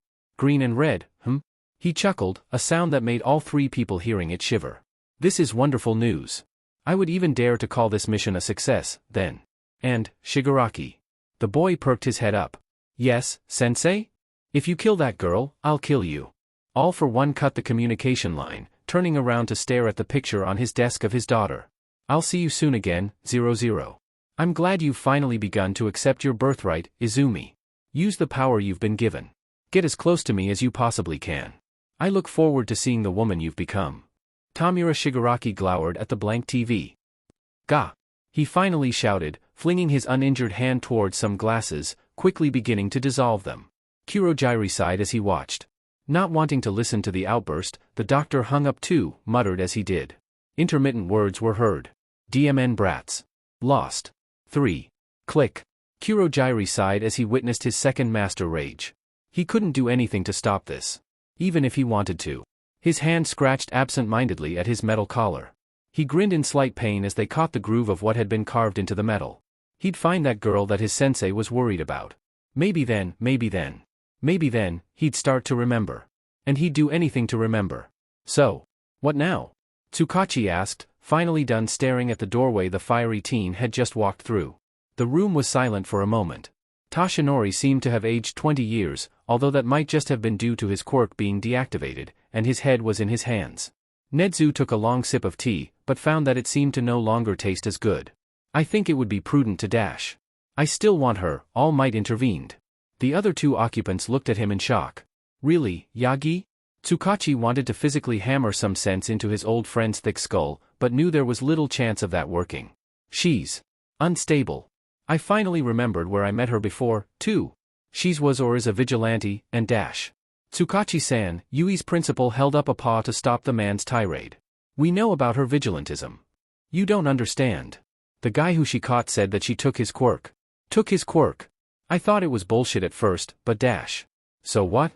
Tashinori seemed to be in the business of interrupting people now. So what if she has all for one's quirk? Quirks don't make people evil. She clearly hates him as well, the bear rat piped up. A glare was sent his way accompanied by dark hair. I think that she's right for one for all. Tashinori raised his head, his eyes blazing a beautiful azure. I failed her once by failing to save her. I have a chance to make it up to her now. She epitomizes what it means to be a hero, and her father, if that's what he is, being a villain doesn't change that. We can rise beyond our origins to become something infinitely greater. He's comparing her to himself, Tsukachi realized. It was dangerous. Her father is not just a villain. He's the boogeyman of humanity, the worst of them all. I know that. God, Naomasa, don't you think I know that? All Might replied. That makes no difference, not to me. I have a feeling that she's the one who should be the ninth holder, and you cannot change my mind. I know. Tsukachi regretted where his thoughts went. But I can change hers. Still. Power like this shouldn't be decided on a whim, Yagi. It's not about power. All Might rumbled, suddenly back into his, more, muscular form. It's about being a hero. For all we do at this school, you cannot teach someone how to be heroic. That is a choice that they must make constantly, consistently. Heroes are not made. They are born. One for all is simply a way to make a hero's soul shine brighter. And that girl, Izumi Midoriya. She has the brightest soul I've ever met. Izumi flicked a tennis ball at the wall, then pulled it back with attraction. She had been doing this for the best part of half an hour, the rhythmic thumping doing its best to fill the emptiness she was feeling. Wasn't anger supposed to be freeing, or something? She didn't feel freed, reinvigorated, nothing like that. She just felt regretful. And that regret made her feel angry again, this time at herself. It was a self-sufficient cycle, and a brutal one at that. They didn't deserve that. Izumi moped. Plus, there goes a whole heck ton of my secrets. I'll be lucky if I'm allowed to stay in Yuuei. Hell, I'll be lucky if I can stay out of prison. The door to her room opened. Hey, Shouta greeted. He seemed to still be notably exhausted from the day before. Izumi stopped pulling at the ball, and it fell to the floor on the next hit, bouncing quietly. Yo, Izumi murmured.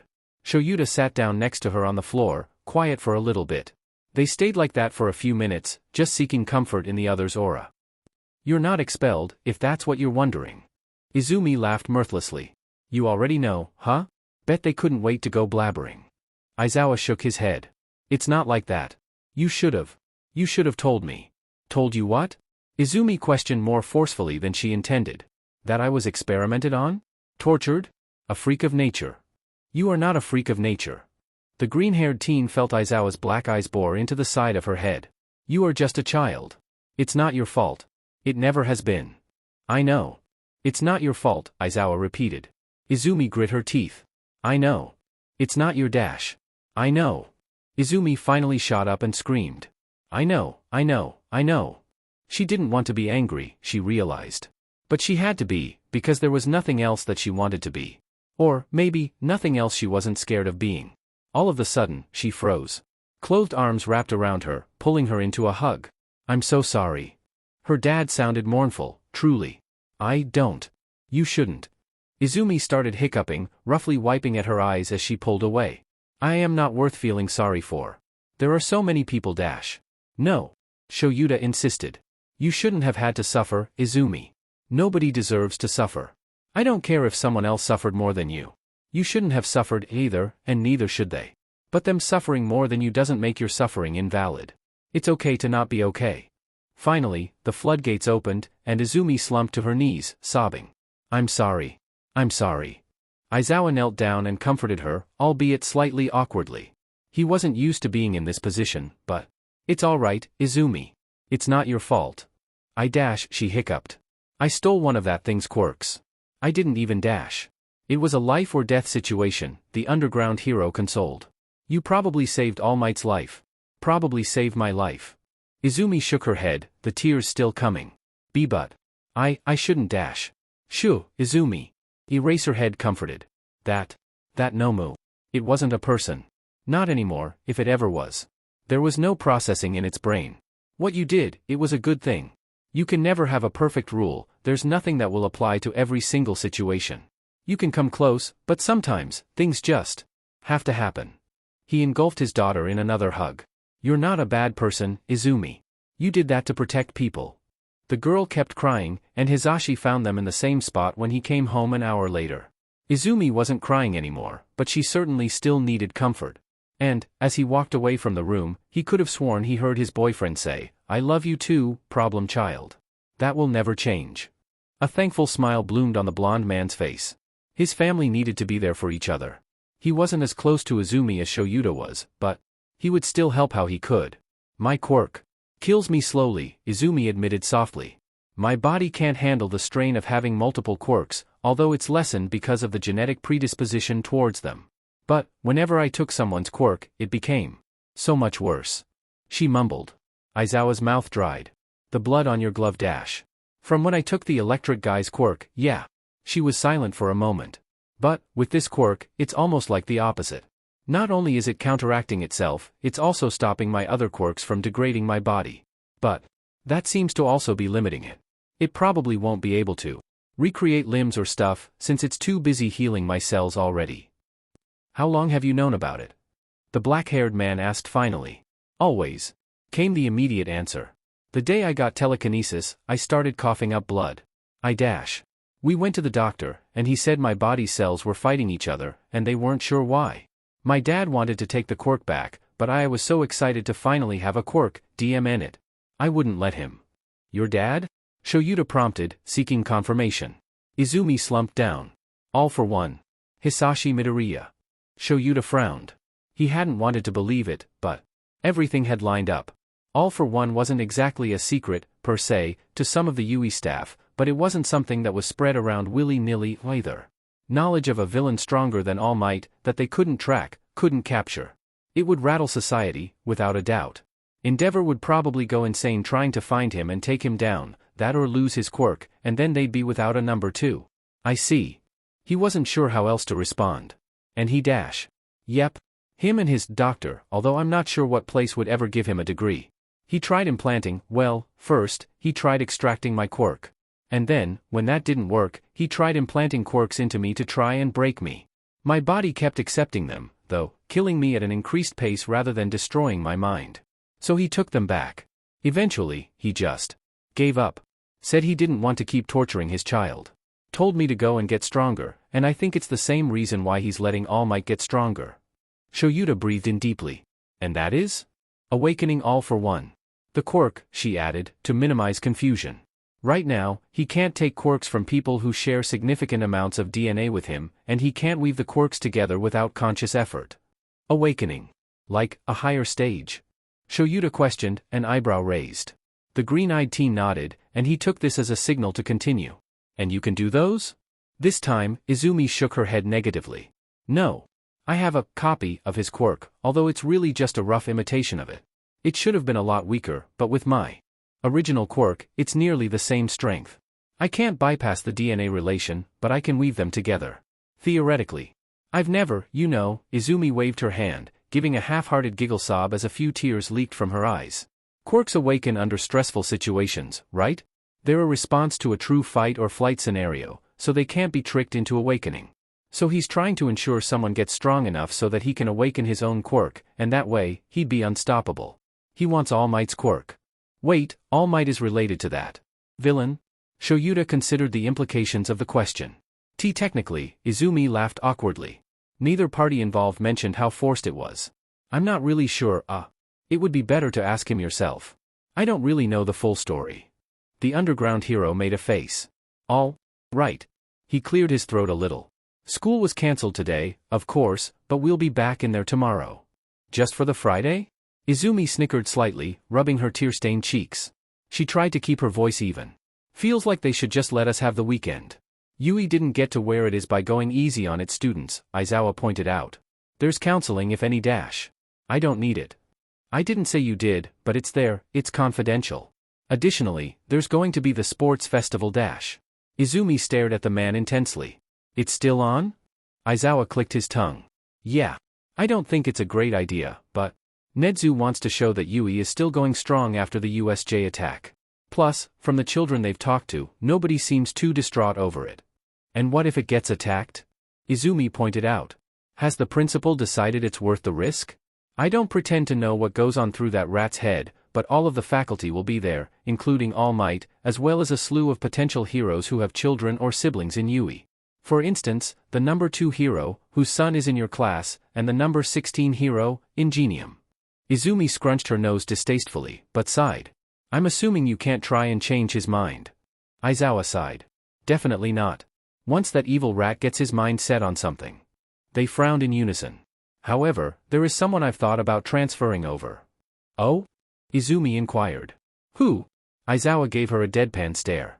If I told you, you'd do everything you could to make sure he would win, and that's the exact opposite of what I want to happen. The teen gave a lazy smile. I'll figure it out eventually. You're a menace, problem child, Shouta declared. Anyway, I'm telling you now that, because you were the highest scorer on the entrance exam, you'll be the one leading the pledge, and will be the student representative for the freshmen. Izumi's face fell. I'm not doing that stupid pledge. Then don't. We can't force you. But you'll be saying something, and I know you don't like being put on the spot, so you better figure out something beforehand. When's the festival? 2 weeks from now. Green hair flew as the teen breathed in deeply. All right. Am I allowed to get out early? You're allowed to do anything, Izumi, Shouta smiled at his daughter. As long as you get what you want out of it. The sports festival is going to be a way for different hero agencies to scout you, so if you already have someone in mind, you don't need to do well, but I know how competitive you can get. That's fair, but the top 3 students get unrestricted access to the gyms for the rest of the year. I'm in. Use it, Izumi. Use your power. A deep voice came from a speaker. A green-haired girl was sobbing. She was wearing a white hospital gown, but it was heavily stained with dark splotches all over it, and she didn't seem to be older than 7 or 8. In the room with her there were 2 unconscious men, as well as a target set up against the far wall. And no, Papa. Do it. Or else, next time, I'll go find one of those pro heroes you love and bring them here next time. And if you don't do it, I'll kill these 2. I'll kill both of them now. Use your power. Save their lives. The child's resistance didn't last much longer. Still crying, she reached down and grabbed the first man's arm. The room went eerily quiet for a few moments until the sobs started back up. Good girl, the voice praised. Now. Use it. Izumi's lime-green eyes were flecked with red spots swirling around in them. Oddly enough, they seemed to be attacking the green, almost, flaring out and gaining and losing in number. She aimed her hands towards the target on the other side of the room, trying to aim. The tears welling in her eyes made it difficult, though. Use it, the voice demanded. By pure reaction, the quirk activated. 2 bullets shot out from her hands, one from either index finger. One hit the target in the shoulder, the other missed entirely. Again. She shot again. This time, both hit the target, neither scoring. Again. A 4 and a 6. Again, until you hit 2 bullseyes at once. Or set the bullets on fire. Papa, it hurts, Izumi sobbed. All for One ignored her. Shoot. Izumi coughed up a bit of blood onto the floor, and the sobbing returned twofold. Shoot the target. The child shot again, screaming in pain as she did. Both missed, one hitting the ceiling. Pathetic. The voice muttered. I thought you wanted to save people. How are you going to save people when you can't even use a quirk correctly? Dr. Dash. Stop. Izumi cried. I'll do it. She grabbed the second man's arm, and the room went quiet again. She stood up afterwards, coughing as she did, tears streaming out of her eyes. I can do it. I'll save. Blood started dribbling out of her mouth. I'll save them. The room was fading out, blackness beginning to overtake her vision. She was starting to sway, but she held up her arms anyway. Just the effort of keeping them up felt like she was trying to climb through a waterfall of maple syrup. She breathed in, coughing slightly at the taste of copper in her mouth. Her eyelids were closing shut without her approval, and she could hardly feel anything as both quirks activated and flaming bullets raced towards the target, igniting it on impact. Good girl, Izumi. All for One chuckled through the speaker as the child fell to her knees. She had double vision now, and her nose was beginning to leak blood as well. Kill them. Dispose of the bodies. He ordered to someone on the other side of the speaker. No. Izumi muttered. The door to the room slammed open, and she thought she could see some large men picking up the men whose quirks she had taken. No. She repeated again, straining to lift her head off the ground. She stared at one of the men, who was looking at her uncaringly as he picked up the kidnapped civilian. He began to hoist him up, and Izumi couldn't take it anymore. No. She screamed, and using the rest of her energy, she lifted up one of her arms and fired another flaming bullet. Her green eyes closed and her head slammed back against the ground after she exercised the rest of her energy. She thought she might have heard a thumping noise as her world faded to black, but she paid it no heed. Sleep sounds really good right about now. The small girl thought. And sleep she did. Izumi breezed into the gym as school let out. All Might was already there, although he appeared nervous. Young Midoriya, he greeted as she approached. I didn't know whether you'd show up or not. I'm here. Was her curt reply as she tossed her bag onto a chair and shed her uniform, her hero costume already on underneath it. Don't waste my time, Toshinori raised an eyebrow, ignoring the unsubtle jab. Were you wearing your costume all day? Green eyes pierced his soul. Maybe. The blond man sighed, but cracked his knuckles instead of responding. All right. Since this is our first training session, we'll just spar so I can get a better feel for your strengths and weaknesses. Did you bring your staff like I requested? Instead of a verbal response, Izumi pushed a button on what appeared to be a black pill-like cylinder, which quickly expanded into her trusty staff. Good. Obviously, I won't be going at full power. Begin whenever you're ready. Izumi bit back a growl at the statement. She wouldn't be able to beat him at full power, she knew that logically. Still, having him go easy on her. Seked. Okay, she replied instead, and began her approach. She closed the distance slowly at first, but as she came within 10 feet, she quickly leapt into action. All Might tracked her with his eyes. She went left first, then right, then made a feint before planting the tip of her staff into the ground and spinning around with a kick. He caught it, but the girl adapted quickly, bringing around her other leg in a wider kick towards his head. All Might leaned back to avoid it, but the girl swirled her staff, dropping her body weight towards the ground, the opposing end hitting the inside of Yagi's leg before the opposing tip dug into the ground, stopping the girl from hitting her head. The sudden weight and attack forced Toshinori to drop the girl, and she bounced back after finishing the sequence.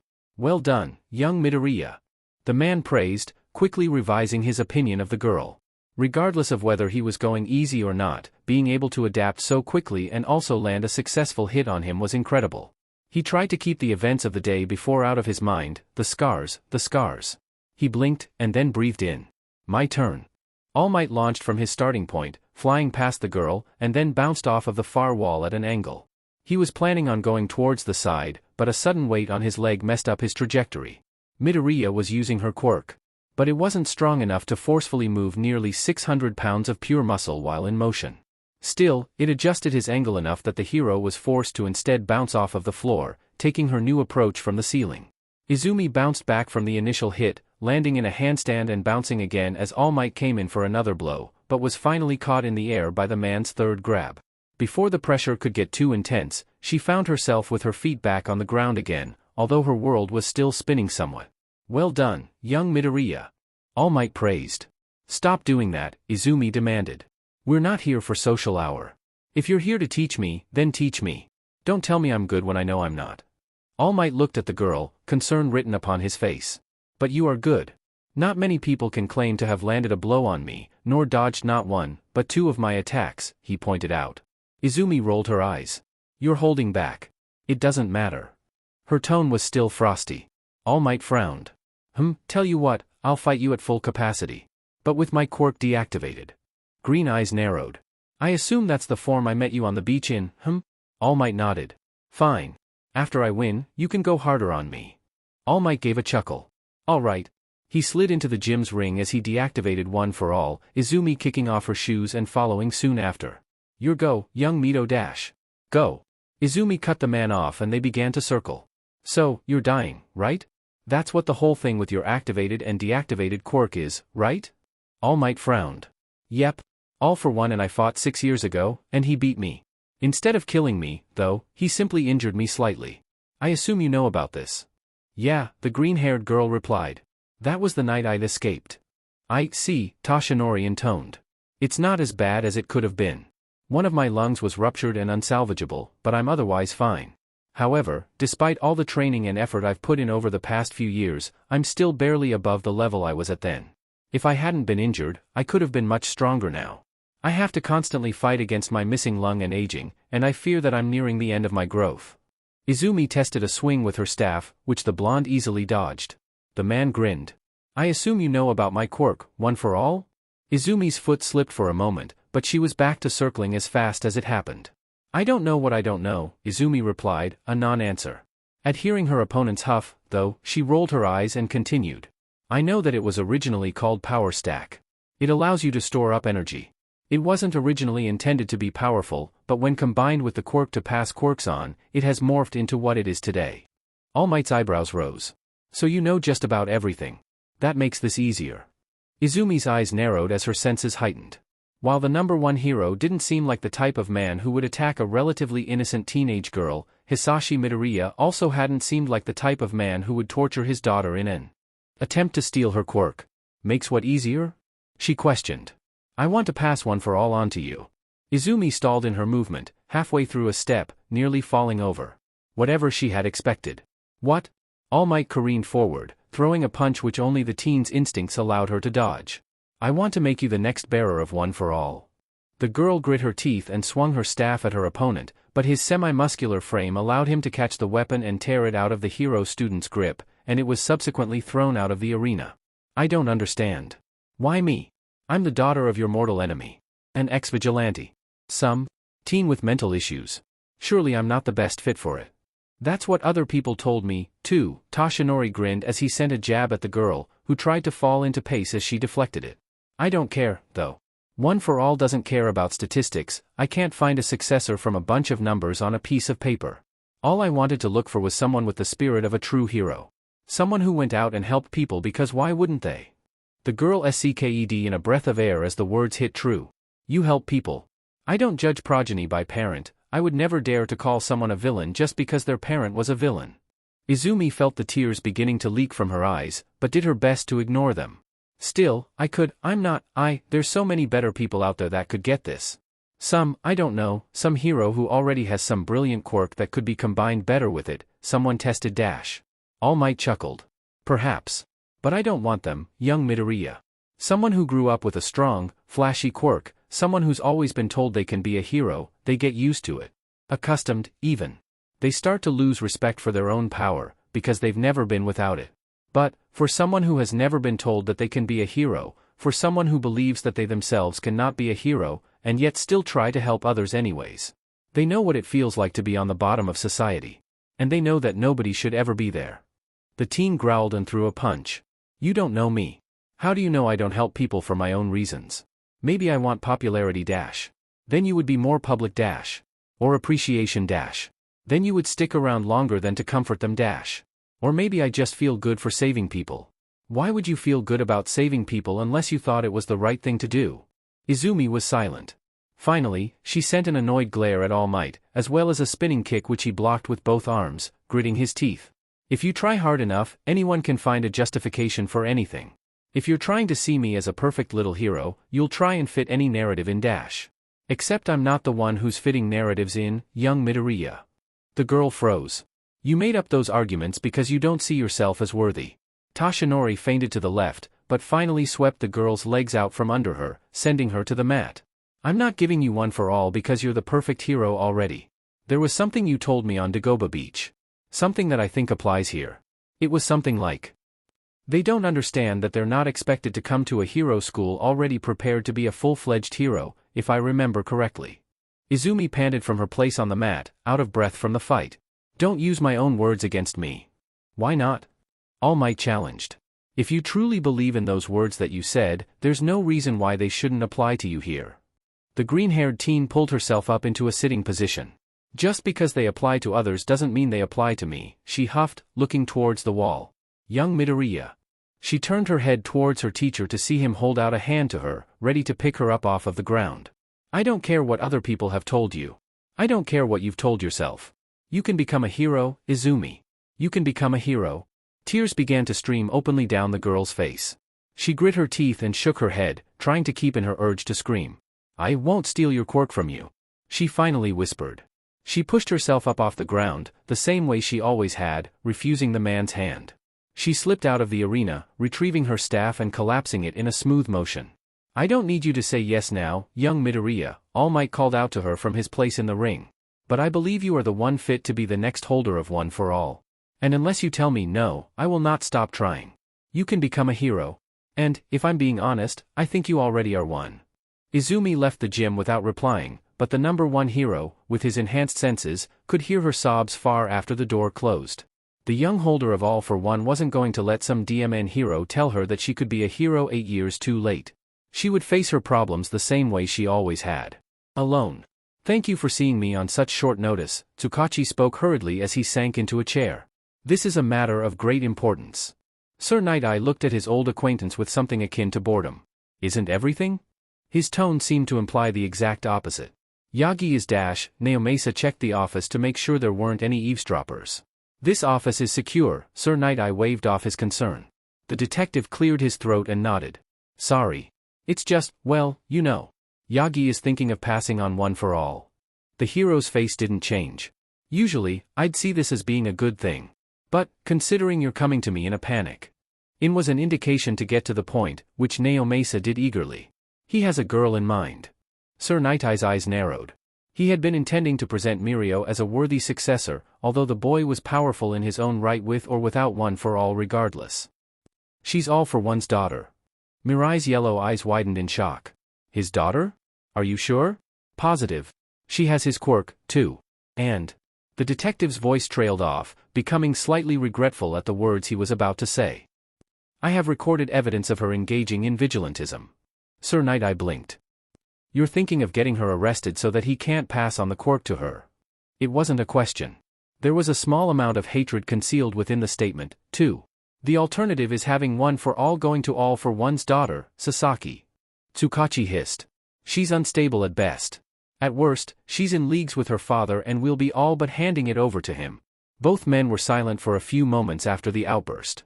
Unstable, she may be, but I can tell you for sure that she is not working with her father. Naomasa stilled. For sure. Indeed. Mirai leaned forward, his glasses catching the light. When Yagi lost, that night. She's the one who called for help. I met her, briefly. She was a small slip of a thing. But there's no doubt in my mind that if she hadn't been there, Yagi would be significantly weaker now, or perhaps even dead.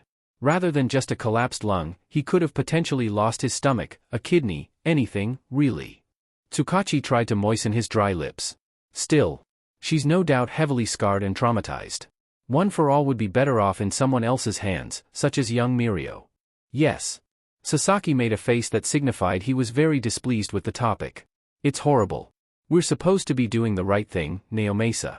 To imprison a young girl just because Yagi wants to pass on one for all to her. It would go against everything we're supposed to stand for. And, don't forget, we could drive her towards the very thing we're trying to prevent. If we lock her up for helping people, who's to say that she wouldn't reach out to her father and join him? Bad things happen when you try to resist fate. The detective glared. You and your fate, Sasaki. You let the future control your present until it's too late to change anything. I think it's time for you to leave, Naomasa. Sir Night Eye stood up, his gaze steely. I can show you to the door. No thanks, Detective Tsukachi spat, pushing back his chair as he got to his feet.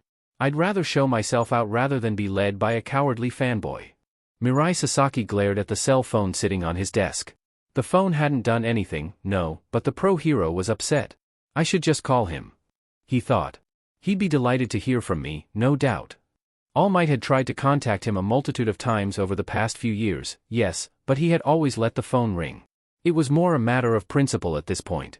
If Yagi wasn't going to listen to his advice, his warnings, was he really about to break his silence for something that wasn't worth it? Tsukachi was right, in a sense. The girl wasn't the best fit for One for All, without a doubt. There were dozens, if not hundreds of more viable candidates. Mirio Togata, of course, was among the top ones. Sir Night Eye had trained the boy himself, had glimpsed the child's spirit and potential. If Tashinori was looking for soul, he needn't look further. He didn't agree with the plan of arresting her to prevent Yagi from giving her One for All, but Yagi was very insistent once he made up his mind. Mirai didn't know if there was any other way to stop this particular exchange from happening. Unless All Might would never force the girl to accept. So, if she didn't want it, it was still dreadful. But it was far better than Tsukachi's plan of arresting her, and it didn't go quite so terribly against his spirit of upholding justice. He just hoped Yagi would forgive him afterward. He dialed the detective's number. Izumi huffed as she gathered her wits. Shudo Todoroki was a hell of an opponent to fight. So far, he hadn't been able to catch her, but that's because his massive ice attacks took time to make, and he was having trouble multitasking. Still, the teen glanced to her left and to her right, both sides carrying massive glaciers. She was running out of places to run. That meant it was time to go on the offensive. She dashed forward and hopped off of one of the solid glaciers.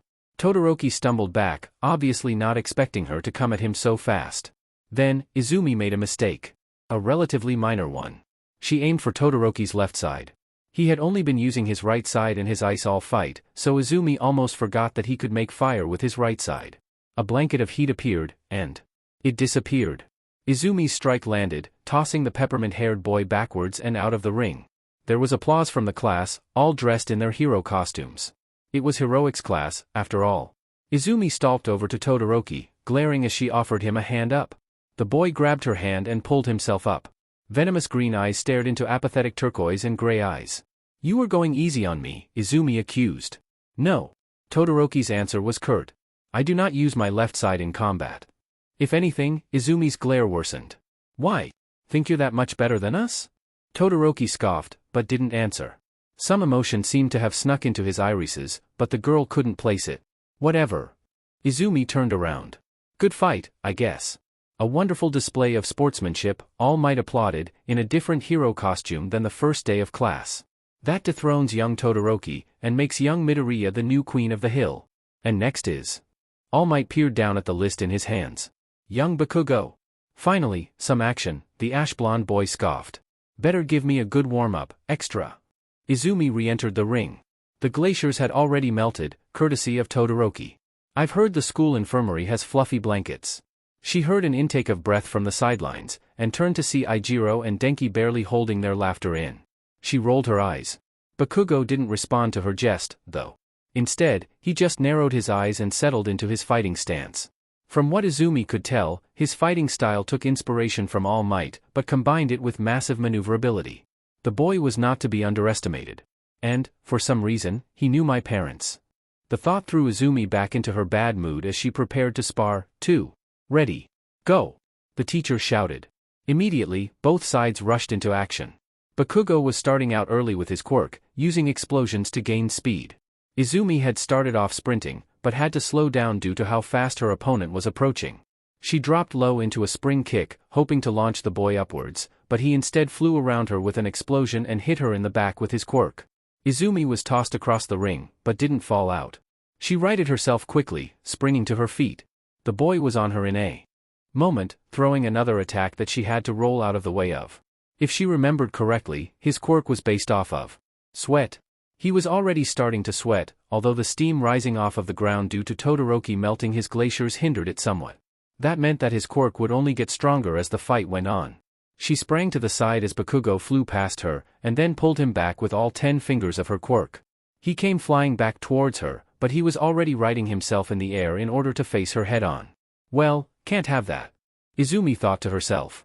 She used 4 fingers of repulsion on the blonde's left arm, sending him spinning out of control, and then landed a solid kick to the teen's stomach, halting his momentum. Izumi planted her foot on the boy's chest. "Wanna surrender?" she offered. In response, he only growled. He raised his right arm, but the green-haired teen reacted quickly, forcing it back down using her quirk. Then, the left arm. It was repeated. Now, she was using both hands of her quirk to force him down, as well as her foot on his chest. "If I were you, I'd surrender."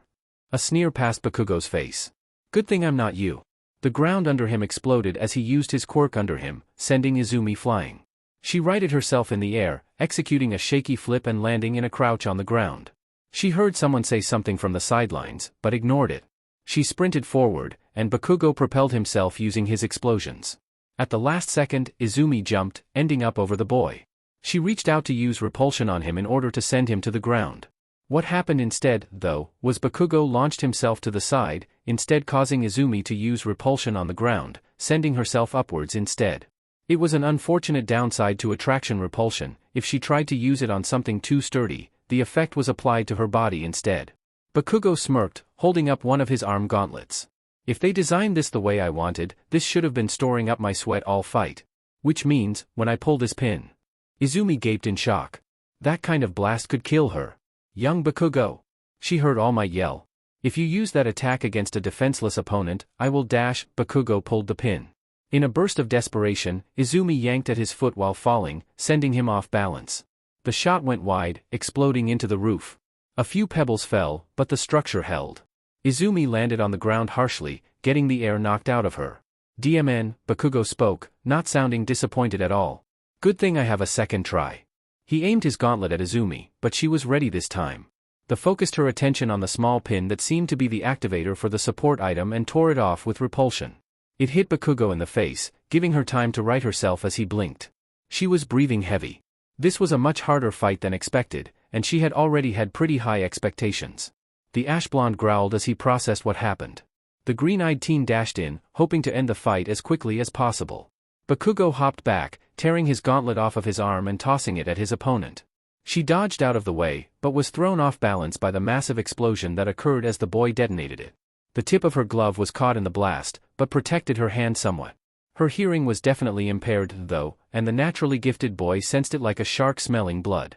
He grinned, showing his teeth, and his eyes narrowed. He came in again, going low as he propelled himself with rapid explosions. Izumi immediately saw him preparing to do what he had done at the start of the fight, but a sudden thought occurred to her. "He's far too smart to do that again," she told herself. Which meant she took a chance. She whirled around the opposite way from the direction that the blonde had come from last time, and was proven right as his shocked red eyes widened as she tracked his movements and grabbed him by the arm and flung him over her shoulder. There were only 2 problems with the move. 1, she wasn't concentrating. And 2, the tip of her right glove had burned off. Both students were still for less than a second, and it could have been attributed to the stun from the massive throw. Bakugo rolled and jumped back up, and then tensed. He started moving, and then stumbled. Izumi took advantage of the mistake, pulling him towards her and then pushing him out of bounds. She felt terrible as she saw the shock and confusion in the boy's eyes. Brilliant! All Might clapped, but the rest of the class stared, shocked beyond belief. Finally, one person started clapping, and it was quickly followed by more and more people. Izumi rushed over, pulling Bakugo up quickly. They hardly paused at all, but the boy still seemed shocked. He pulled his hand free from Izumi's, his breathing shallow and his eyes wide as he stared at his hands. He held his breath for a moment, and a few small sparks fluttered out of his hands as Izumi stepped backwards. The teen breathed a sigh of relief, the cockiness coming back to his eyes, although his breathing was still uneven. "You got lucky. Extra." He huffed out, then made his way back over to the sideline slowly. Izumi much preferred the egocentrism to how scared the boy had looked. Next up, young Midoriya vs. Dash. Izumi held her hand up, stopping the pro hero. Actually, I'm pretty tired. Would it be okay if I step down? All Might nodded. Of course, of course. In that case, it will be young Ishido against young Yaoyorozu. The two girls took to the stage, one more energetic than the other.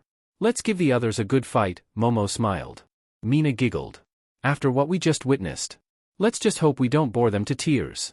Both girls laughed, smiling at each other. What followed was a much slower-paced match, and definitely not as destructive.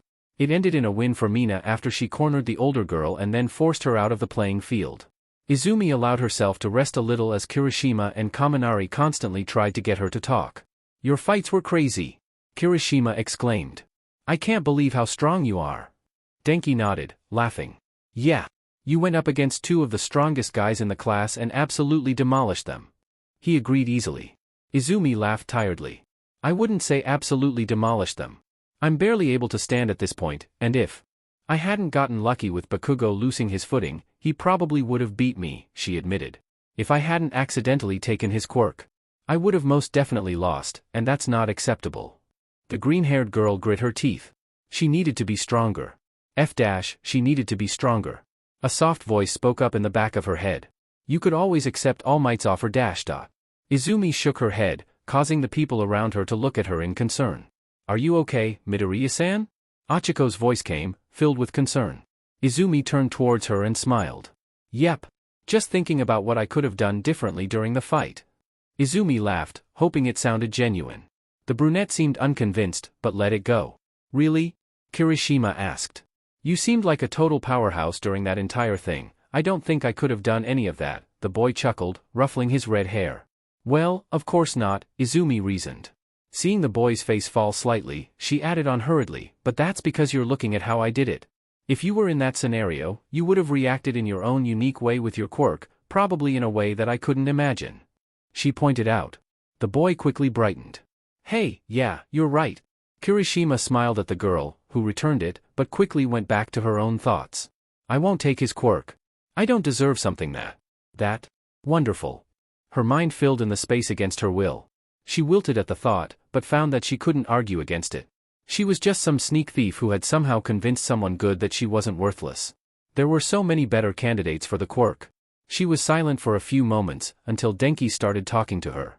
Hey, Midoriya? She perked her head up. Wanna come hang out and get boba after school with us? He questioned. Izumi considered it. Today was her off day for training with All Might. Come on, Midoriya-san. A high-pitched voice chipped in. That was Hagakure-san, someone Izumi had desperately wanted to talk to. It'll be fun. All right. Izumi reluctantly gave in. Is boba expensive? Denki stared at her. Have you never had boba before? Izumi frowned. No. I don't even know what it is, to be honest. It's a drink. It's got fish eggs in it. Kirishima cut in, snickering, making Achiko roll her eyes. That does not have fish eggs, the girl continued, but it's pretty sweet and definitely really yummy. I'm honestly shocked that you've never had it before, considering how popular it's getting. Izumi shrugged. I never really had money to spend on luxury items up until recently. Anything that wasn't essential wasn't on the table, you know? Achiko smiled sadly at her. Yeah, I get that. But your parents never took you out for it, as like, a treat or something? Izumi was silent, staring downwards. After a second though, she seemed to snap out of it, giggling sadly. You could say my parents never really bought too much for me.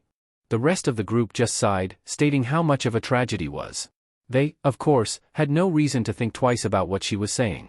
The same could not be said, though, for the white and red-haired boy overhearing the loud conversation. Izumi checked her phone.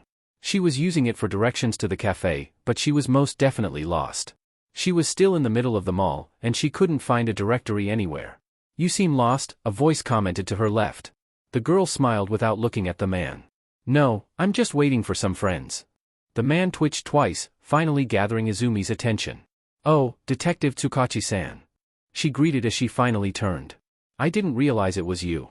She held out her hand to shake. I'm off the clock at the moment, the dark-haired man replied easily, shaking the girl's hand. And, it's not a problem.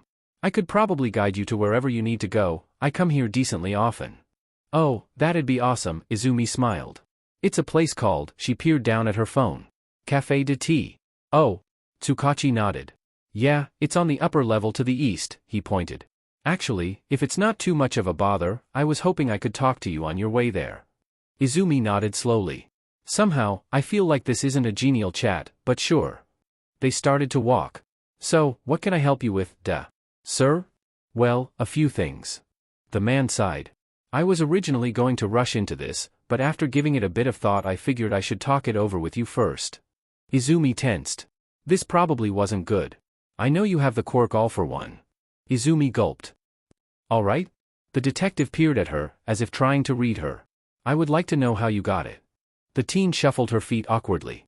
Well. She thought about lying, but remembered it would be useless. She sighed. If you know about my quirk, then you probably know about the man named All for One. Tsukachi nodded seriously. Did he offer you power? Money? Revenge? Is he having you do something as a task or favor? Izumi blinked. Finally, she realized what this was about. She couldn't help herself, a chuckle broke out. No, no, no, and no. The detective did not twitch for any of the questions, and he stumbled, surprised. Izumi rushed to him, placing a hand on his arm gently to make sure he didn't fall. Are you all right, detective? The man startled for a moment. Yes, He cleared his throat. I seem to have been making a few incorrect assumptions, and I apologize, Midoriya-kun. He breathed in deeply. Tashinori has been my friend for many years, and all I want for him is the best. He coughed, embarrassed. I was under the belief that you might have been here under your father's orders in order to obtain one for all. Izumi sked in her breath. All for one is not my father. She said it with no malice, no anger. Just pure fact. Tsukachi twitched, but allowed her to continue. He may be my birth parent, but it takes far more than blood to be considered family. The man was silent for a moment.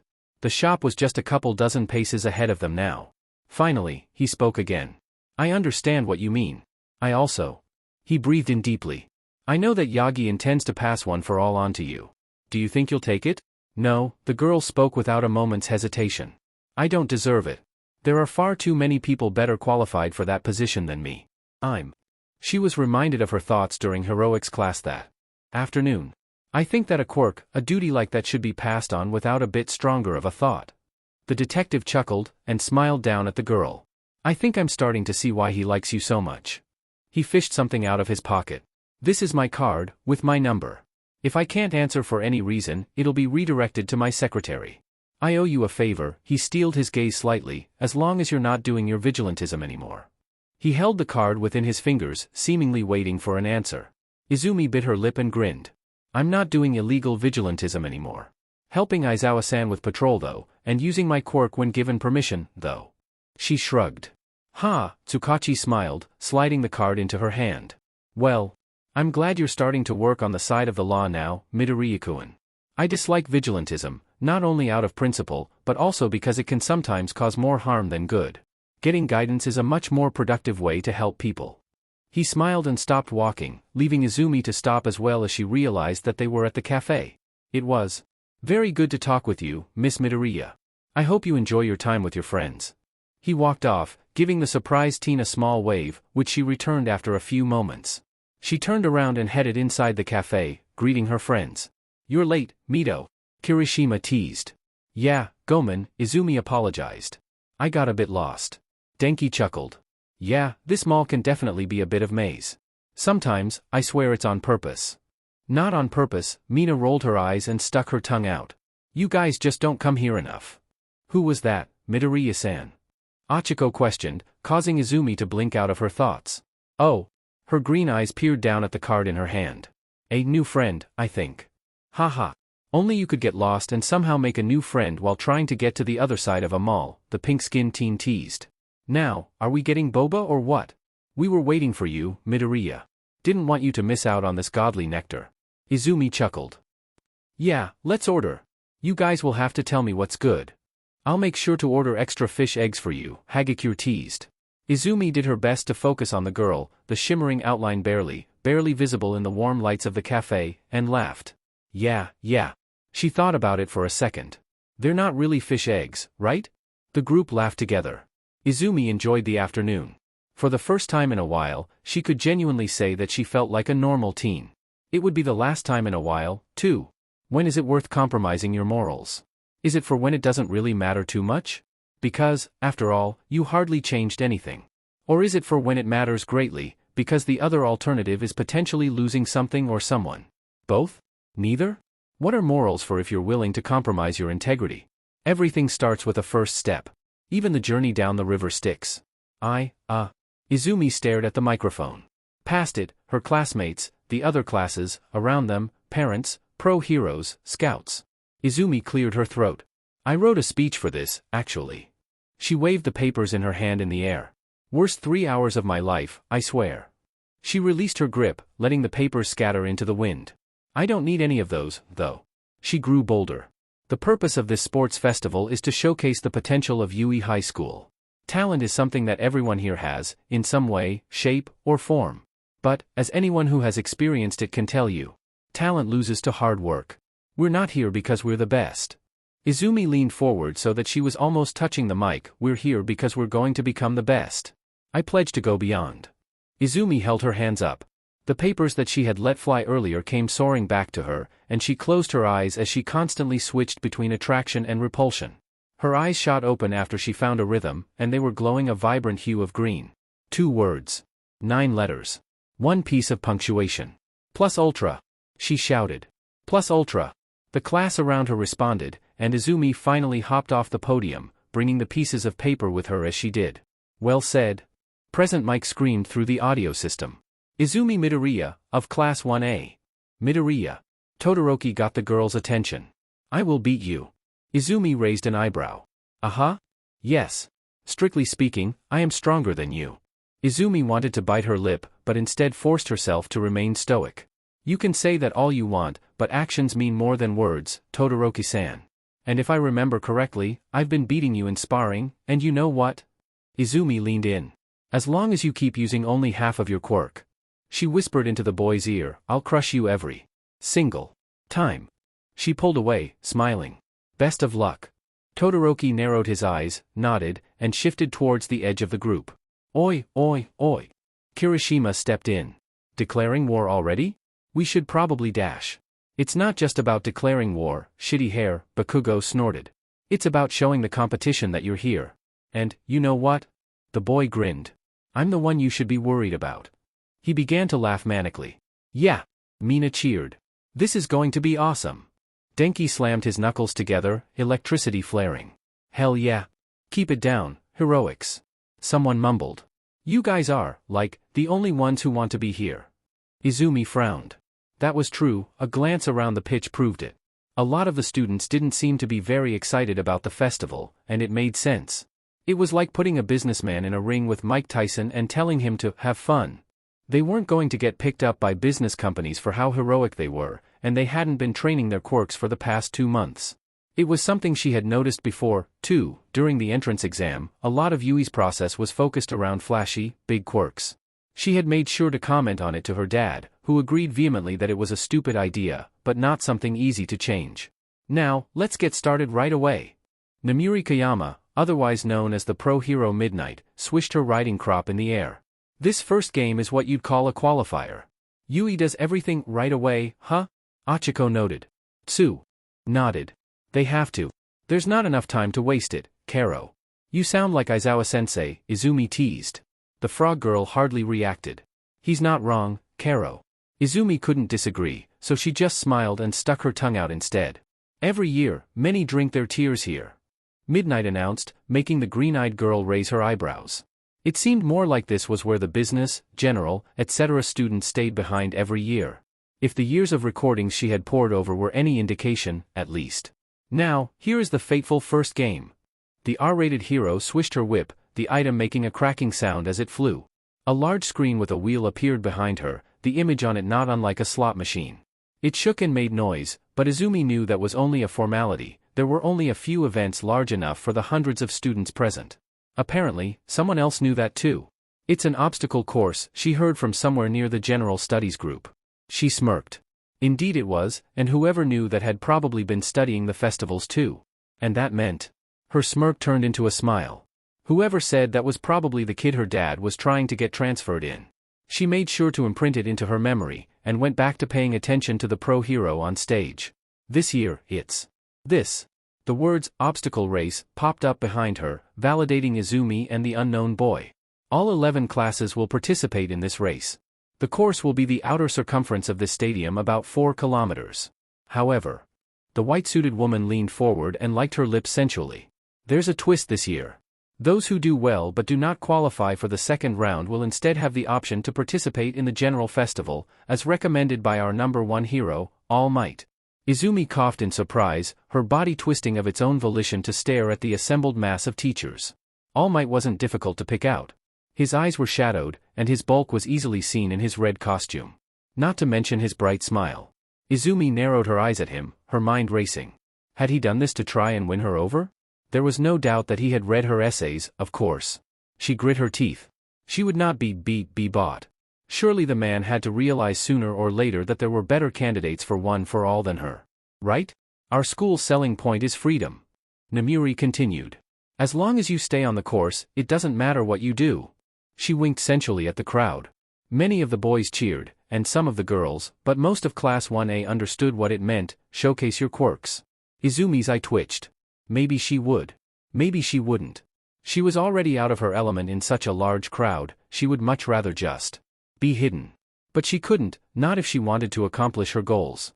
Now, take your places, everyone. Midnight demanded. 3 green lights lit up. Her goals. For this festival, the green-haired girl had 3. Goal number 1. Make it to the top 3 so that I can get access to the gyms. The first of the green lights dimmed. Goal number 2. Find the guy that Dad is trying to transfer into the heroics course and help him. The middle light went out. And third. Make sure that I'm strong enough. Strong enough to dash, the last light went out. Start. The host shouted, sending the whole group into a flurry loud enough to drown out Izumi's thoughts. Izumi stayed back for a moment as the doors opened. She remembered the stadium's layout well enough from when they had come in. The hallway was definitely narrower than the entrance, which meant the students would start to cram up. True to her hypothesis, it happened quickly. The green-eyed teen smiled brilliantly, and started running. Making a jump, she started hopping off of people's heads and shoulders, ignoring their protests and cries. She pushed herself out of the tunnel, and just in time, too, as she felt a familiar chill condense in the air. The girl ran as fast as possible, barely making it out of the blast range as the tunnel erupted into snow and ice, propelling the peppermint-haired boy out in front, skating on a path of ice he was constantly making for himself. This part definitely favored people with mobility quirks, as evidenced by Bakugo propelling himself over the frozen crowd quickly. Stealing a glance back, Izumi was surprised to see Momo pushing herself through the air by creating a rigid pole from her hand, and was excited at Kirishima having somehow made it through as well as Mina gliding on the ice. Somewhat.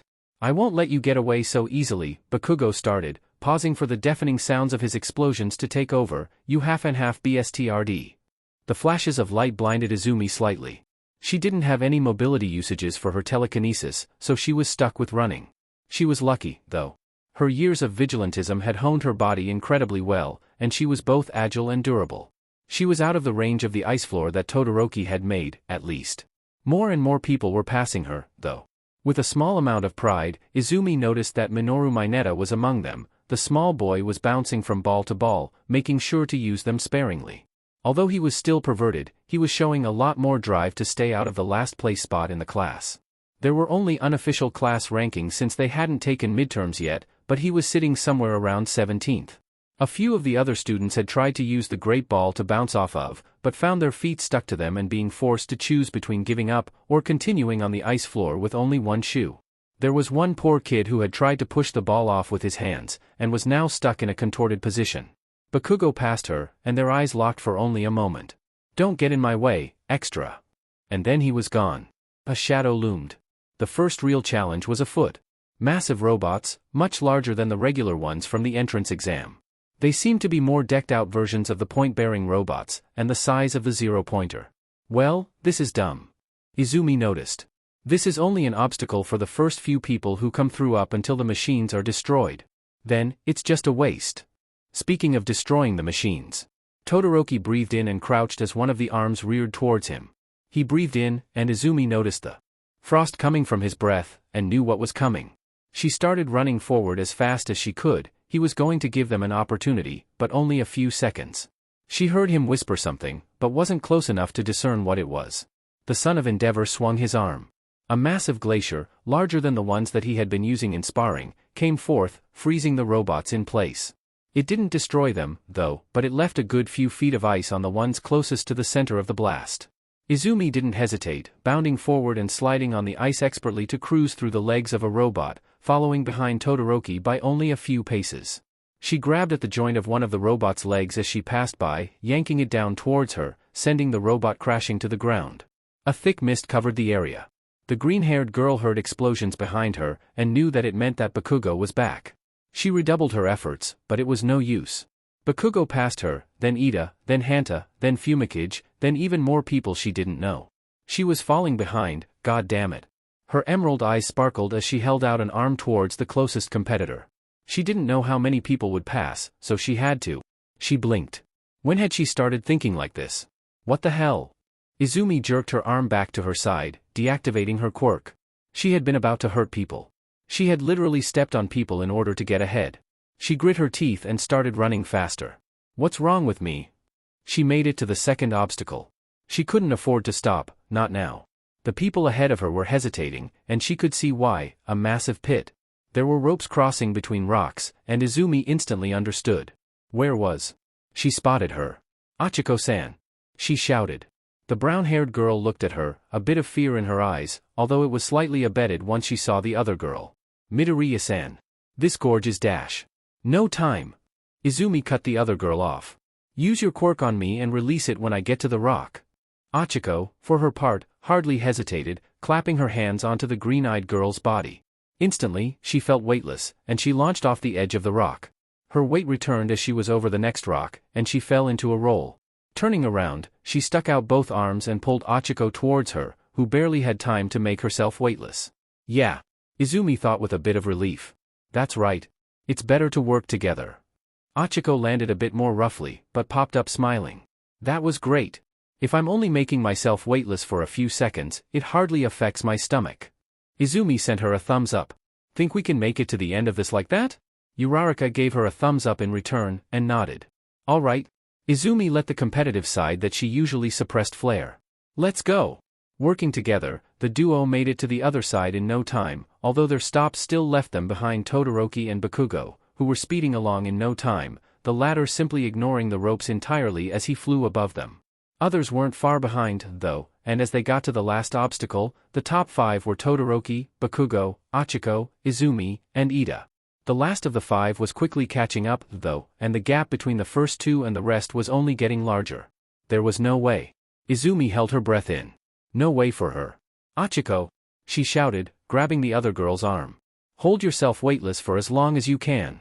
The girl looked confused, but followed the directions.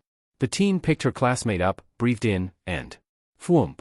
The sound was quickly followed by screaming as the brunette flew above the minefield, barreling past Bakugo and Todoroki, who paused from their fighting to burst forward. They had no chance, though, the human cannonball was just moving too fast. In first place. Hisashi breathed in deeply. Achiko. Uraraka. It was almost a blessing that she hadn't gotten first place. Poor Achiko, a 10 million point bounty on her head. Izumi looked at the other girl with pity. Teams were already starting to be formed. Izumi looked around quickly. There were only 2 participants that hadn't come from either of the hero classes, so, that had to mean that if she was looking for her dad's protege anywhere, it would be within those 5. The green-eyed girl discounted Mei Hatsum instantly. The girl was far too bubbly and loud for her to ever get along with Shouta. So, that meant. The girl smiled. That meant that if it was anyone, it was the purple-haired boy. She walked over to him and stuck a hand out. He seemed to be mostly keeping to himself, no doubt feeling a bit isolated due to the 42 students being made up of 20 from Class 1A, 20 from Class 1B, Mei Hatsum, and then him. Hey, how's it going? Izumi stuck a hand out as she reached the boy, who looked at her in what seemed like contempt. What do you want? He asked. Izumi paused, and the world seemed to dilate around her. All of a sudden, it seemed like everything was a photographic negative, the colors were all switched, and she couldn't do anything. She saw and heard things still going on, but it seemed like it was all coming through murky water. What the hell? Tell me why you came over to me. The boy commanded her, his voice warbling. Against her own will, Izumi felt her mouth start moving. I wanted to make a team with you. Tell me why. The boy demanded. Izumi resisted this time, and she noticed the boy wincing, but she eventually started speaking. I think you're the boy. My. Izumi strained as hard as she could, but it was like wading through syrup. It had to be some sort of mental quirk, maybe forcing people to tell the truth? It couldn't be trust-related, or else she wouldn't be able to be thinking this. She felt her body start to shake and spasm as she fought harder. That. My. Father. Is. Her arm began to spasm. Trying. 2. Suddenly, the effect broke, and everything righted itself. Izumi collapsed on the ground, gasping for air. What the hell? The boy muttered. You shouldn't be able to do that. Izumi rose, squeezing her eyes and allowing them to readjust to the sunlight. That was an experience. She noted. Some sort of. Her long hair fell in a curtain as she tilted her head and thought. Some sort of brainwashing quirk? She questioned, then nodded to herself. Her eyes narrowed as she thought more about it. Probably activates. Upon answering a question. Is it instinctive, or do you have to activate it? The boy seemed taken aback by the question, but quickly regained his cool demeanor. You're wrong. I don't know who you are, or what you want. Did you come over here to intimidate me? No, the effect started again. But, this time, Izumi was quicker to start fighting to get back to her body. Leave me alone. The world righted itself of its own volition. Izumi stumbled. I can't believe you answered me even after you figured out what my quirk was. Izumi started to turn around, her mind already disregarding the words. She blinked. Why was she took a step forward, away from the boy. What am I? She took another step.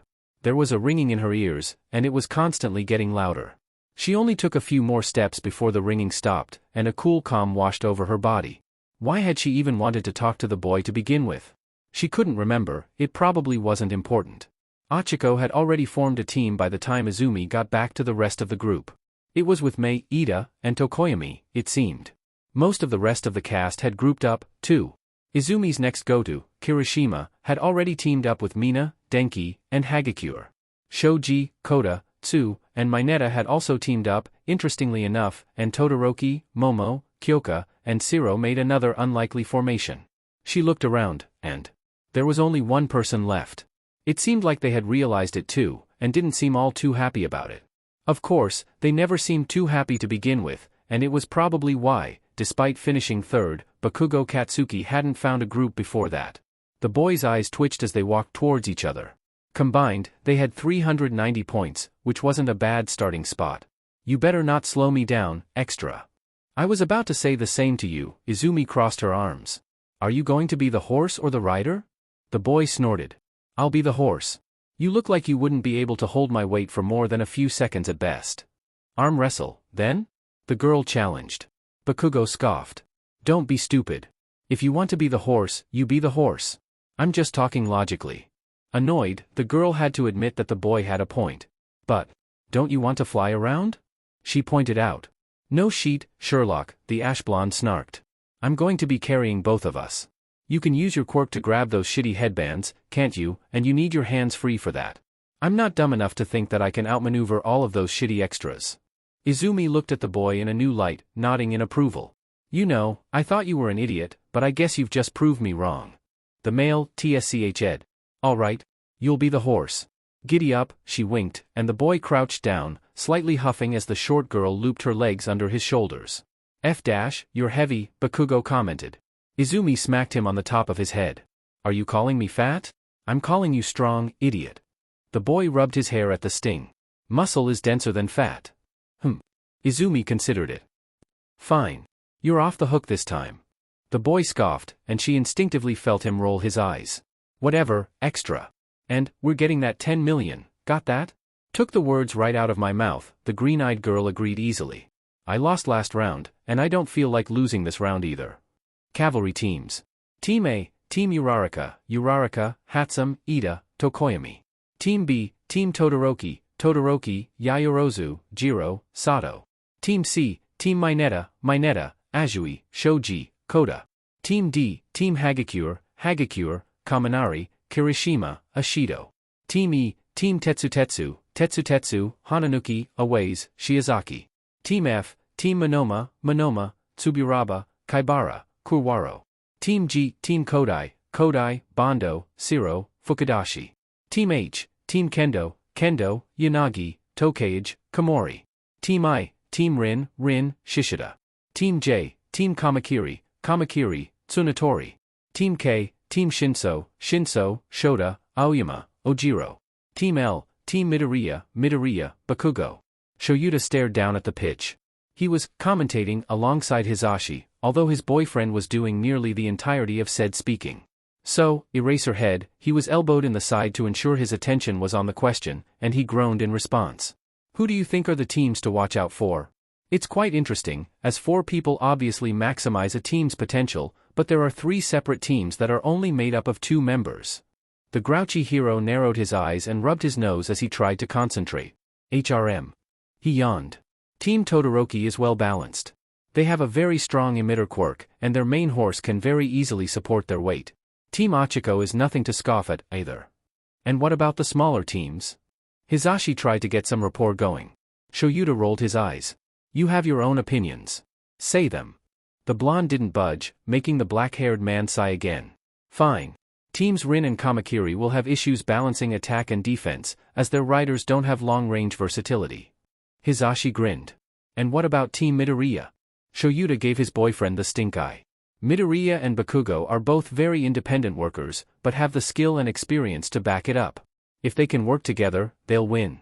Otherwise, they'll fall apart. Bravo! Hisashi clapped. The official analysis of the pro-hero Eraserhead. Polite applause echoed throughout the arena, although special sound negation blocked the actual announcement from landing on the pitch.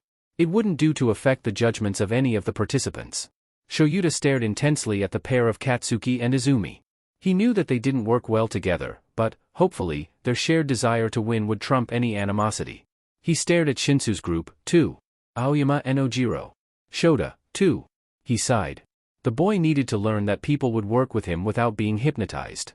What would he do if one of them got jolted during the match? For someone who seemed to despise his quirk, he was very quick to resort to it. The cavalry battle started. Almost instantly, Izumi tore the headband off of her head. They didn't need to play the defense game if they had no points to defend, after all. Bakugo agreed quickly. Hey, Monoma! She yelled at the boy with the inferiority complex. He turned her way. Catch! She balled up her headband and threw it at the rider, who caught it reflexively. Aha! The boy yelled. Triumphantly. Class 1A acknowledges our superiority dash. He was interrupted by explosions as the duo didn't wait to hear him monologue. They're just using you as bait, Tsuburaba pointed out. Monoma rolled his eyes. I know that. That's not the point, though. Then what is the point? Kurwaro questioned. The blonde had no response. Bakugo, meanwhile, was easily supporting both his and his rider's weight with his explosions, although he had to keep using them constantly or else they sank too fast. It's so FING dumb that we can't go after the people directly. We can't do that because that's not the point of the cavalry battle, his green-eyed companion reminded for the umpteenth time in 2 minutes. Katsuki scowled. It's got battle in the shitty name. That's FING stupid. You kiss your mother with that mouth? F off before I drop you, shitty Nymph Beach. Nymph Beach? Izumi echoed. That's a new one. Bakugo gave a mixture between a cough and a snicker. Because you're FING green. Izumi rolled her eyes. For a few minutes, they just sped around, Izumi grabbing headbands at random. It was 8 minutes in before they even encountered a real fight. That was mainly because they were only going for 2 teams, Todoroki and Uraraka. Achiko's team was speeding around the arena constantly, thanks to Ida, Achiko, and Hatsum, and Tokoyami was working as an excellent defense system with Dark Shadow. Todoroki was simultaneously offense and defense, but he seemed single-mindedly concentrated on the 10 million points as well. FING half and half BSTRD. Bakugo snarled, exploding towards the group. Through the air? Momo gasped. Is that even dash? You're thinking too much, Todoroki said coolly. Momo's jaw swung shut. You have to react, have to use your instincts.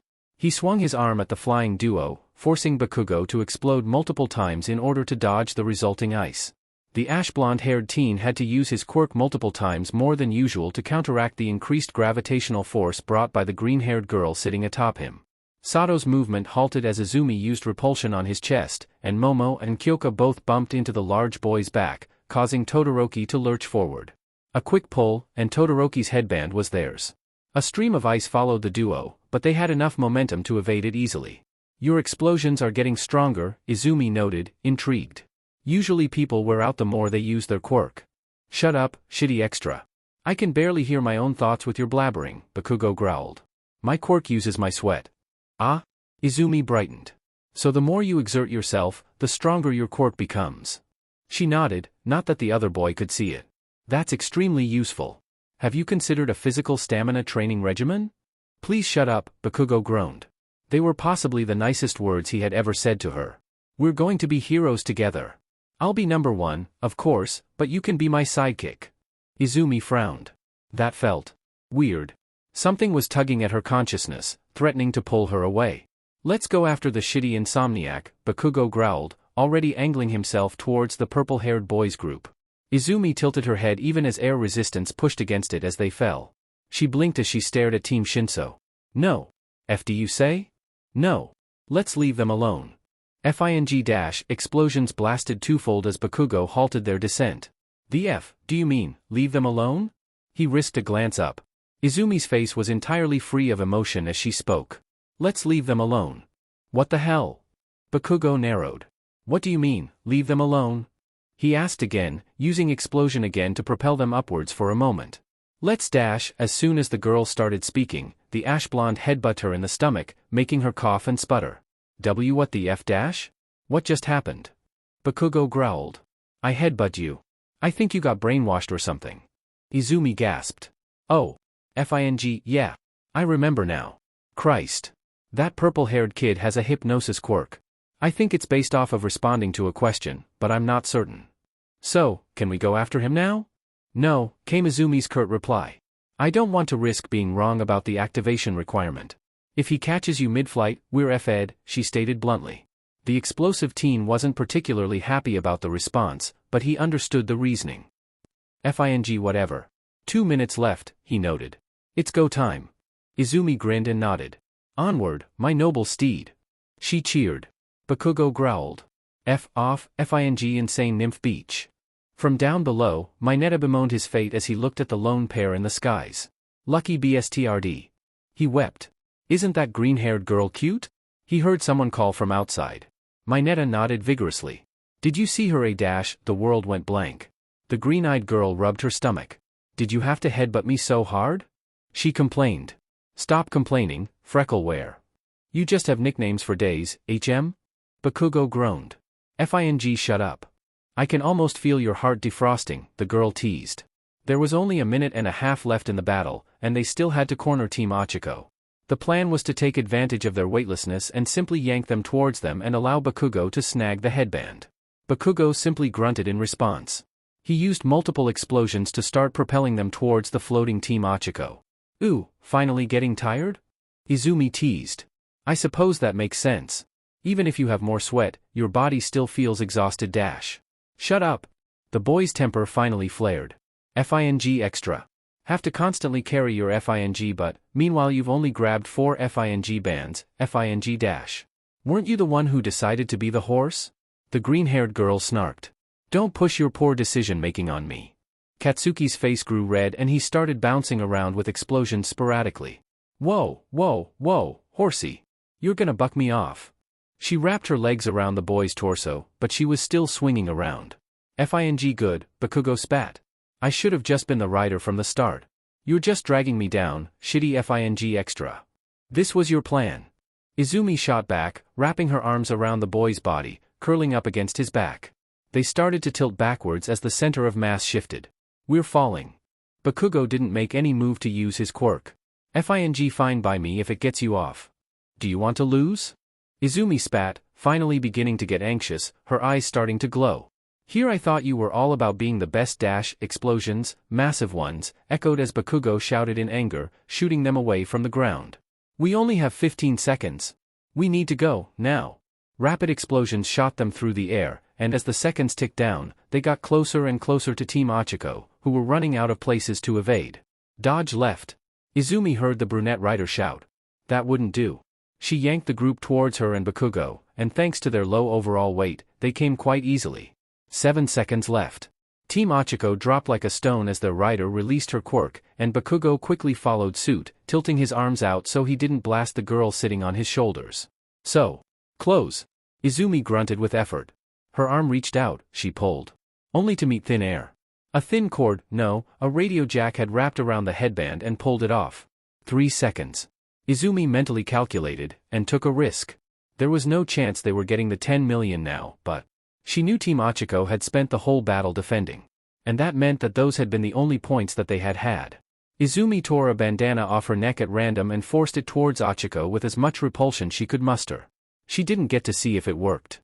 And that's the end of the battle. Bakugo wouldn't even look at her. He was furious, of course.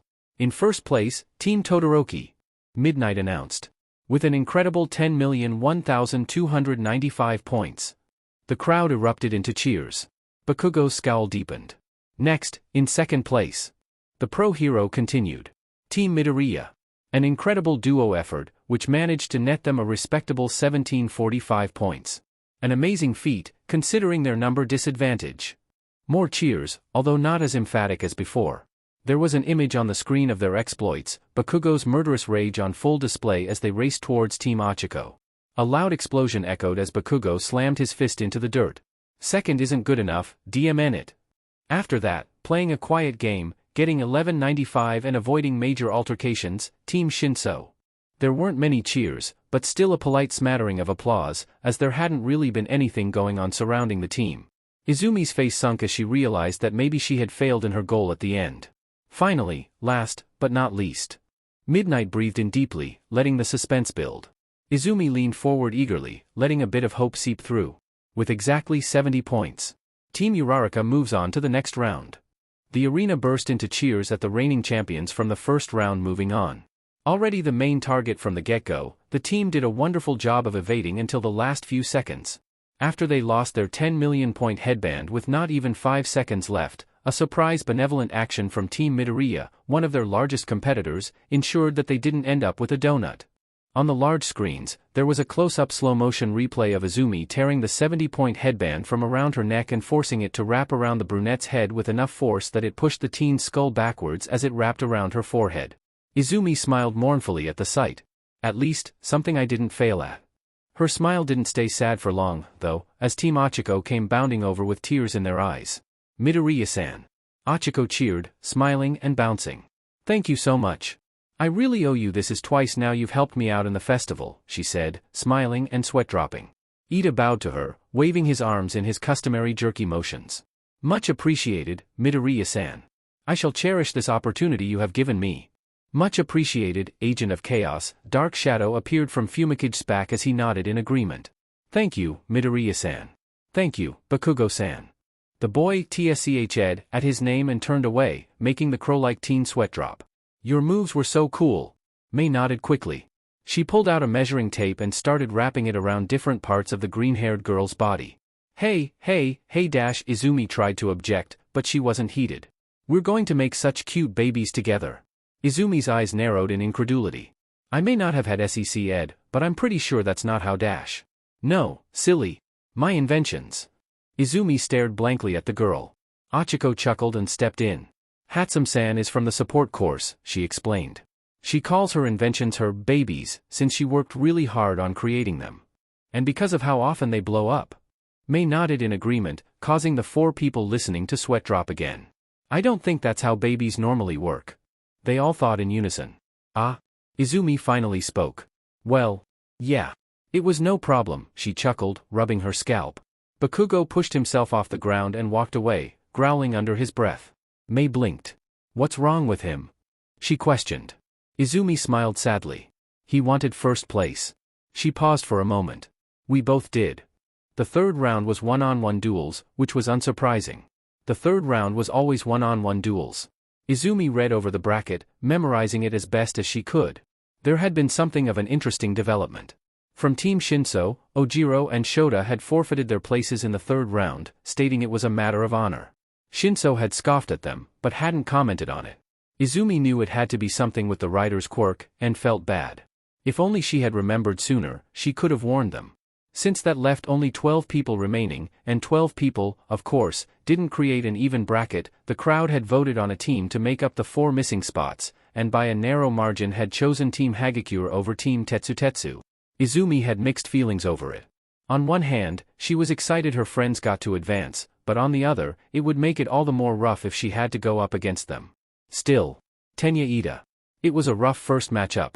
Telekinesis wouldn't do much against the boy, he was heavy already, never mind his metallic engines. And she was not going to resort to using all for one again. She already felt disgusting enough from the most recent time against Detective Tsukachi. Her best hope would be to push him out somehow, but that was where the easy stuff ended. Their match was third, too, not a whole lot of time to think about it. Especially when she thought about the 2 matches ahead of her.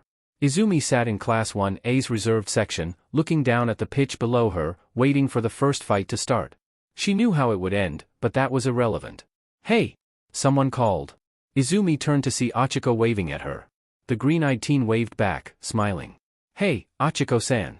How's it going? The brunette bounded over, sitting down right next to the shorter girl. It's going wonderful, she exclaimed. My parents called and told me they were watching, and that they were really glad I had made friends who were looking out for me. The girl giggled. That's you, of course. Izumi laughed at that. Achiko-san, Midoriya-san. Tenya shouted over to them. You are being too loud, you might bother the other viewers. He swung his arms as standard. You're being louder than us, you know? Izumi questioned, making the boy freeze for a few moments before he finally quieted down. I see. He slid his glasses up his nose, then nodded. This is most shameful. I apologize. Izumi giggled. The boy's personality had been growing on her. It's fine, just come sit with us.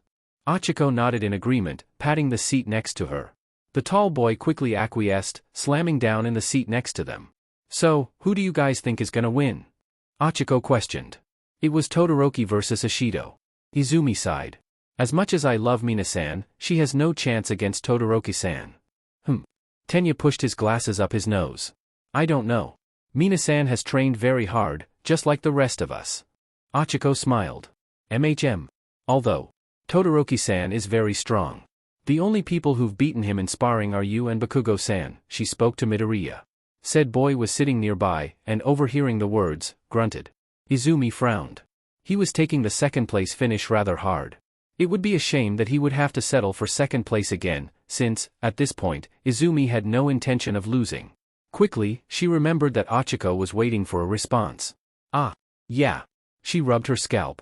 It's a shame he's only using half of his quirk, though. Half of his quirk? Kirishima slid into the seats behind them. What do you mean? Heya, Kirishima. Oh, and Kaminari, too. The black and yellow boy sent a finger gun at her as he sat next to the red-haired teen. Well, Todoroki-san's quirk is half hot, half cold, right? The group nodded. Well, he's only using the cold part of it. He can make fire, too. Fire? Achiko gaped. He's already so strong. Kirishima sunk down in his seat. Bro. That's not manly.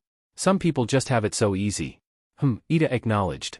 Still, it would be wise not to count Mina-san out just yet. Said girl walked out on the field, waving at the crowd, who were all cheering for her. Todoroki was already out there, simply waiting. He didn't look very interested in the fight, either.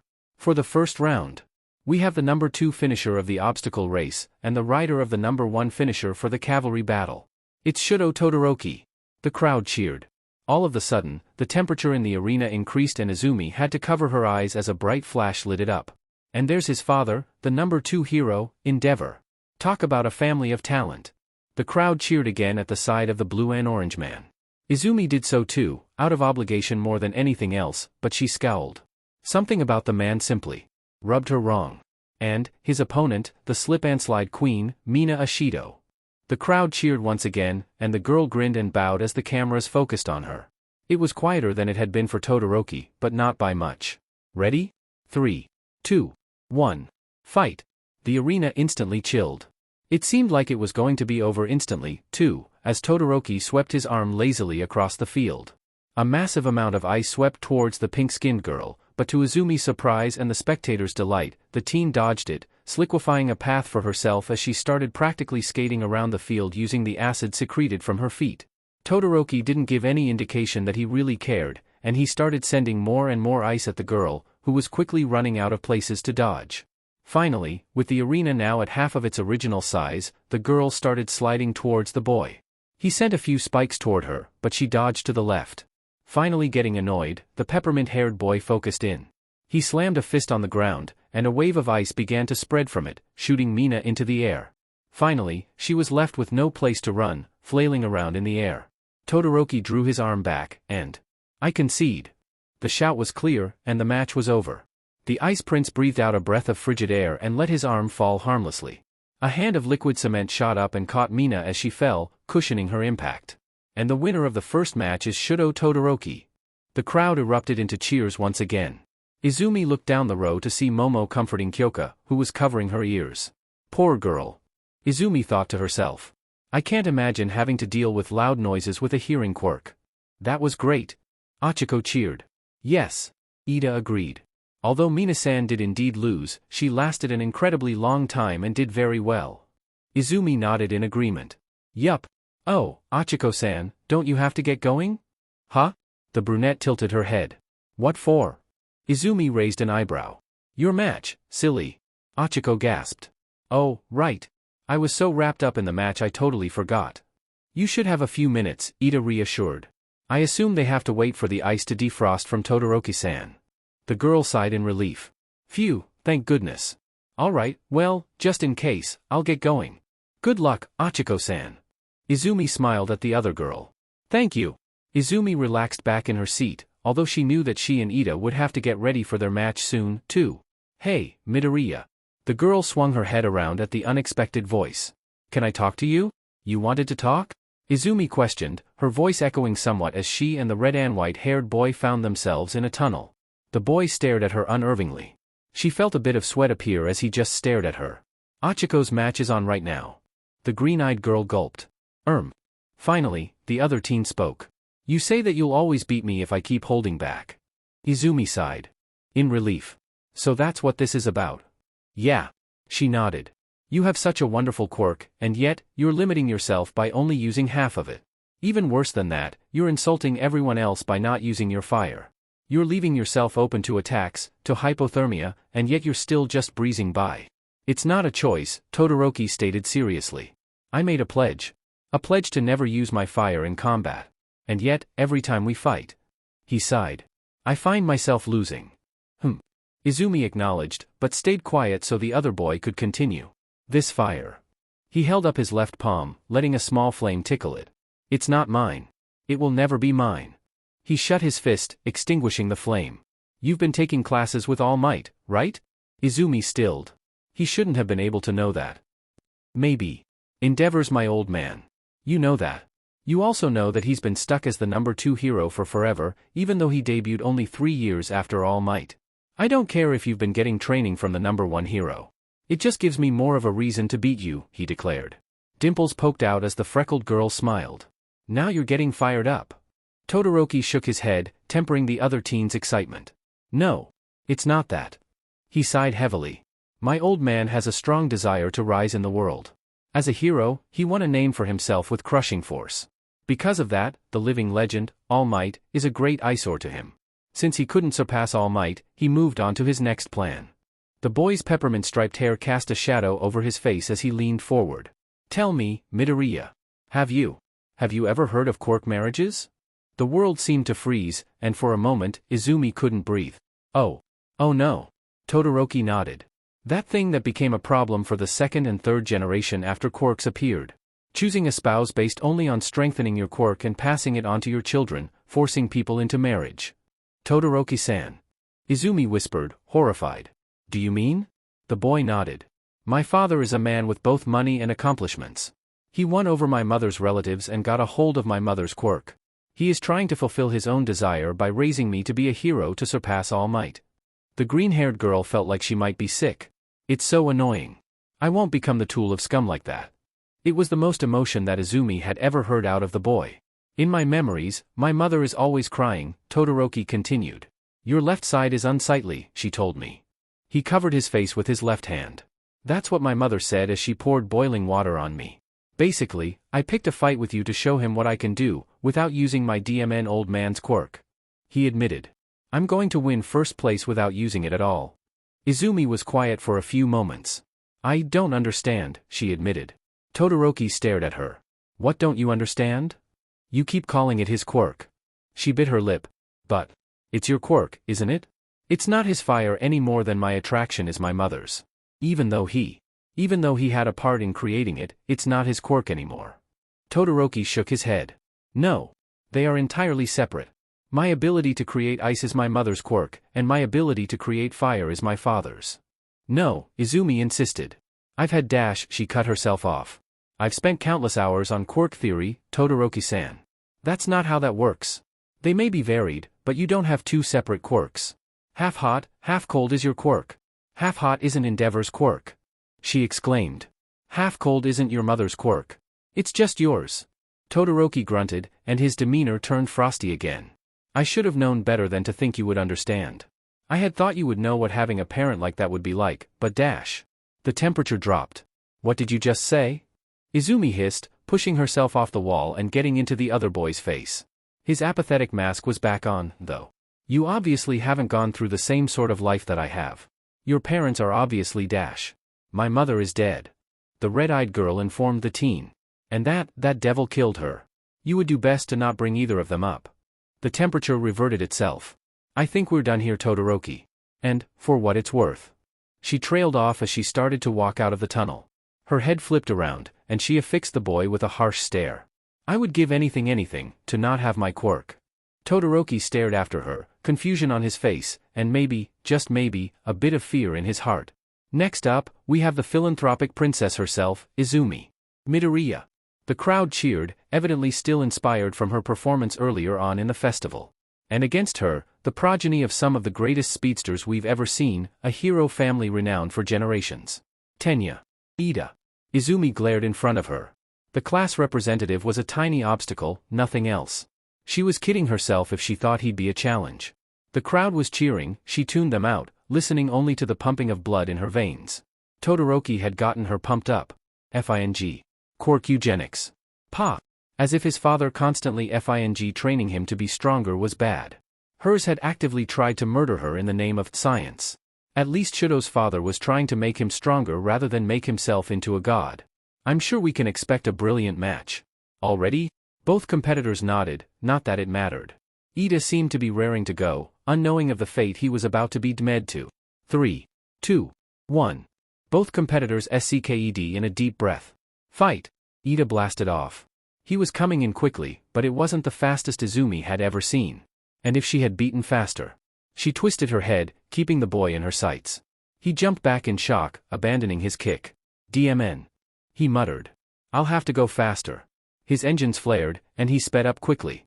Izumi could see the flames coming out of them as he prepared for his next attack. Engine boost. He blasted off again. Izumi dodged based on pure instinct, her body ducking as a kick passed over her head. He's gotten faster. She thought. But he can't stay that fast. The boy came at her again and again, and she dodged. All she needed was a single moment. A kick slammed into her arm, pushing her back. Her body was durable, though. She slid backwards. Finally, an opening. The boy was huffing and puffing after the attack. A whole hand of attraction grabbed onto his face, and he wasn't fast enough to pull away. Her natural strength took over, forcing it forward. Then once he was unstable, she repelled him, bending his body over and forcing him to kick his legs out so he didn't snap his spine. Her hand quickly followed after again, applying mass repulsion with each finger. Considering the fact that there was no distance between the two fighters, the quirk was at its strongest. Yield. The girl snarled. No. The engines on his calves shuddered, giving her an indication of what he was about to do. She chose a leg at random and started applying repulsion to it. Yield or I'll snap your leg in half. Her eyes were blood red, but she was still in control. Ida finally allowed some panic to break through his facade, grimacing. Was it worth it? No, the boy decided, it wasn't. I yield. The pressure eased off instantly, and Izumi stopped straddling him, letting him get up. Good game. Nice try. The words were ingenuine in nature. Ida didn't understand that, though. He simply didn't have the malice in him. Good match, Midoriya-san. I felt so close, but I still have a ways to go. The girl agreed, not offering him any advice or consolation. A wave of concern flashed over the boy's face as he recognized the girl's odd mood. Are you okay, Midoriya-san? My kick didn't hurt you too much, did it? You should go and see Recovery Girl Dash. Oh, Ida-kun. The girl's scarlet eyes flashed as she swung her head around, smiling widely. I've never felt better. The rest of the matches were much less eventful. A surprising upset was Denki over Kyoka, as well as Ijiro over Momo. Bakugo vs Fumikage was also a very powerhouse-packed fight, but Bakugo had the upper hand with his quirk and eventually pulled it out. Achiko's fight, which Izumi only saw a replay of, wasn't very long. She bounded over to Aoyama, and as soon as she placed a hand on him, the fight was effectively over. Floating freely, using his quirk would push him out of bounds, and he couldn't attack physically. Hagakure could only hope to evade Sato, and she wasn't comfortable being naked on national television, so she was essentially quirkless. She put up a decent fight, but the sugar-consuming teen simply outmatched her. The girl had a hit-and-run style of attacking, which Izumi found intriguing, but she simply couldn't do enough damage to the boy. Kyoka vs Denki was interesting. The electric boy had started the match off by jokingly flirting, to which the girl responded with a blast of sound, which nearly sent him out of the ring. However, he recovered well, and he started dashing around the ring. In the enclosed space, Kyoka could only run for so long. She couldn't respond well to the constant aggression, but as her pulse increased she plugged a jack into a wrist bracelet, sending her heartbeat echoing throughout the ring, not allowing Denki to get close. Finally, faced with the ultimatum, the boy went for his go-to move, indiscriminate shock. The purple-haired girl stood her ground, letting out a massive blast, but it was torn apart by the electricity ripping through the field that eventually sent her unconscious. The yellow-haired boy was the victor, although his brain was too fried for the moment for him to even comprehend it. Bakugo and Fumikage were simply poorly matched. Although Dark Shadow was powerful, it was the middle of the day, and Bakugo's quirk generated light. As soon as the other boy figured it out, connecting it to Izumi's actions at the original battle trial, the fight was all but over. Hitoshi Shinso vs Mei Hatsum, the two non-hero course students, was a quick match. Mei seemed to be trying to show off her support items, but Hitoshi was having none of it. When the girl finally got annoyed at him not trying to attack her, he captured her with his quirk and forced her out of bounds. It was silly, really. He was practically advertising his activation requirement. Kirishima had narrowly trumped Yaoyorozu. The item creator simply didn't have enough time to create anything powerful enough to stop the red-haired boy. She eventually started fighting with a slingshot, but the other teen had good enough reaction times to block them with his hardened arms. Momo's stamina wasn't her strong suit, either. After just a few minutes, she ran out of energy, and Kirishima slammed her out of bounds, making sure to soften his shoulder beforehand. He gave her a hand up afterwards, and the crowd cheered at the display of sportsmanship. And, just like that, the first round of matches were over. End of round 1. Okay, sadly the chapter is over. And if you enjoyed the video, just leave a like and subscribe with post notification, so when the next chapter is ready, you will be notified. Okay, see you in the next video. Bye.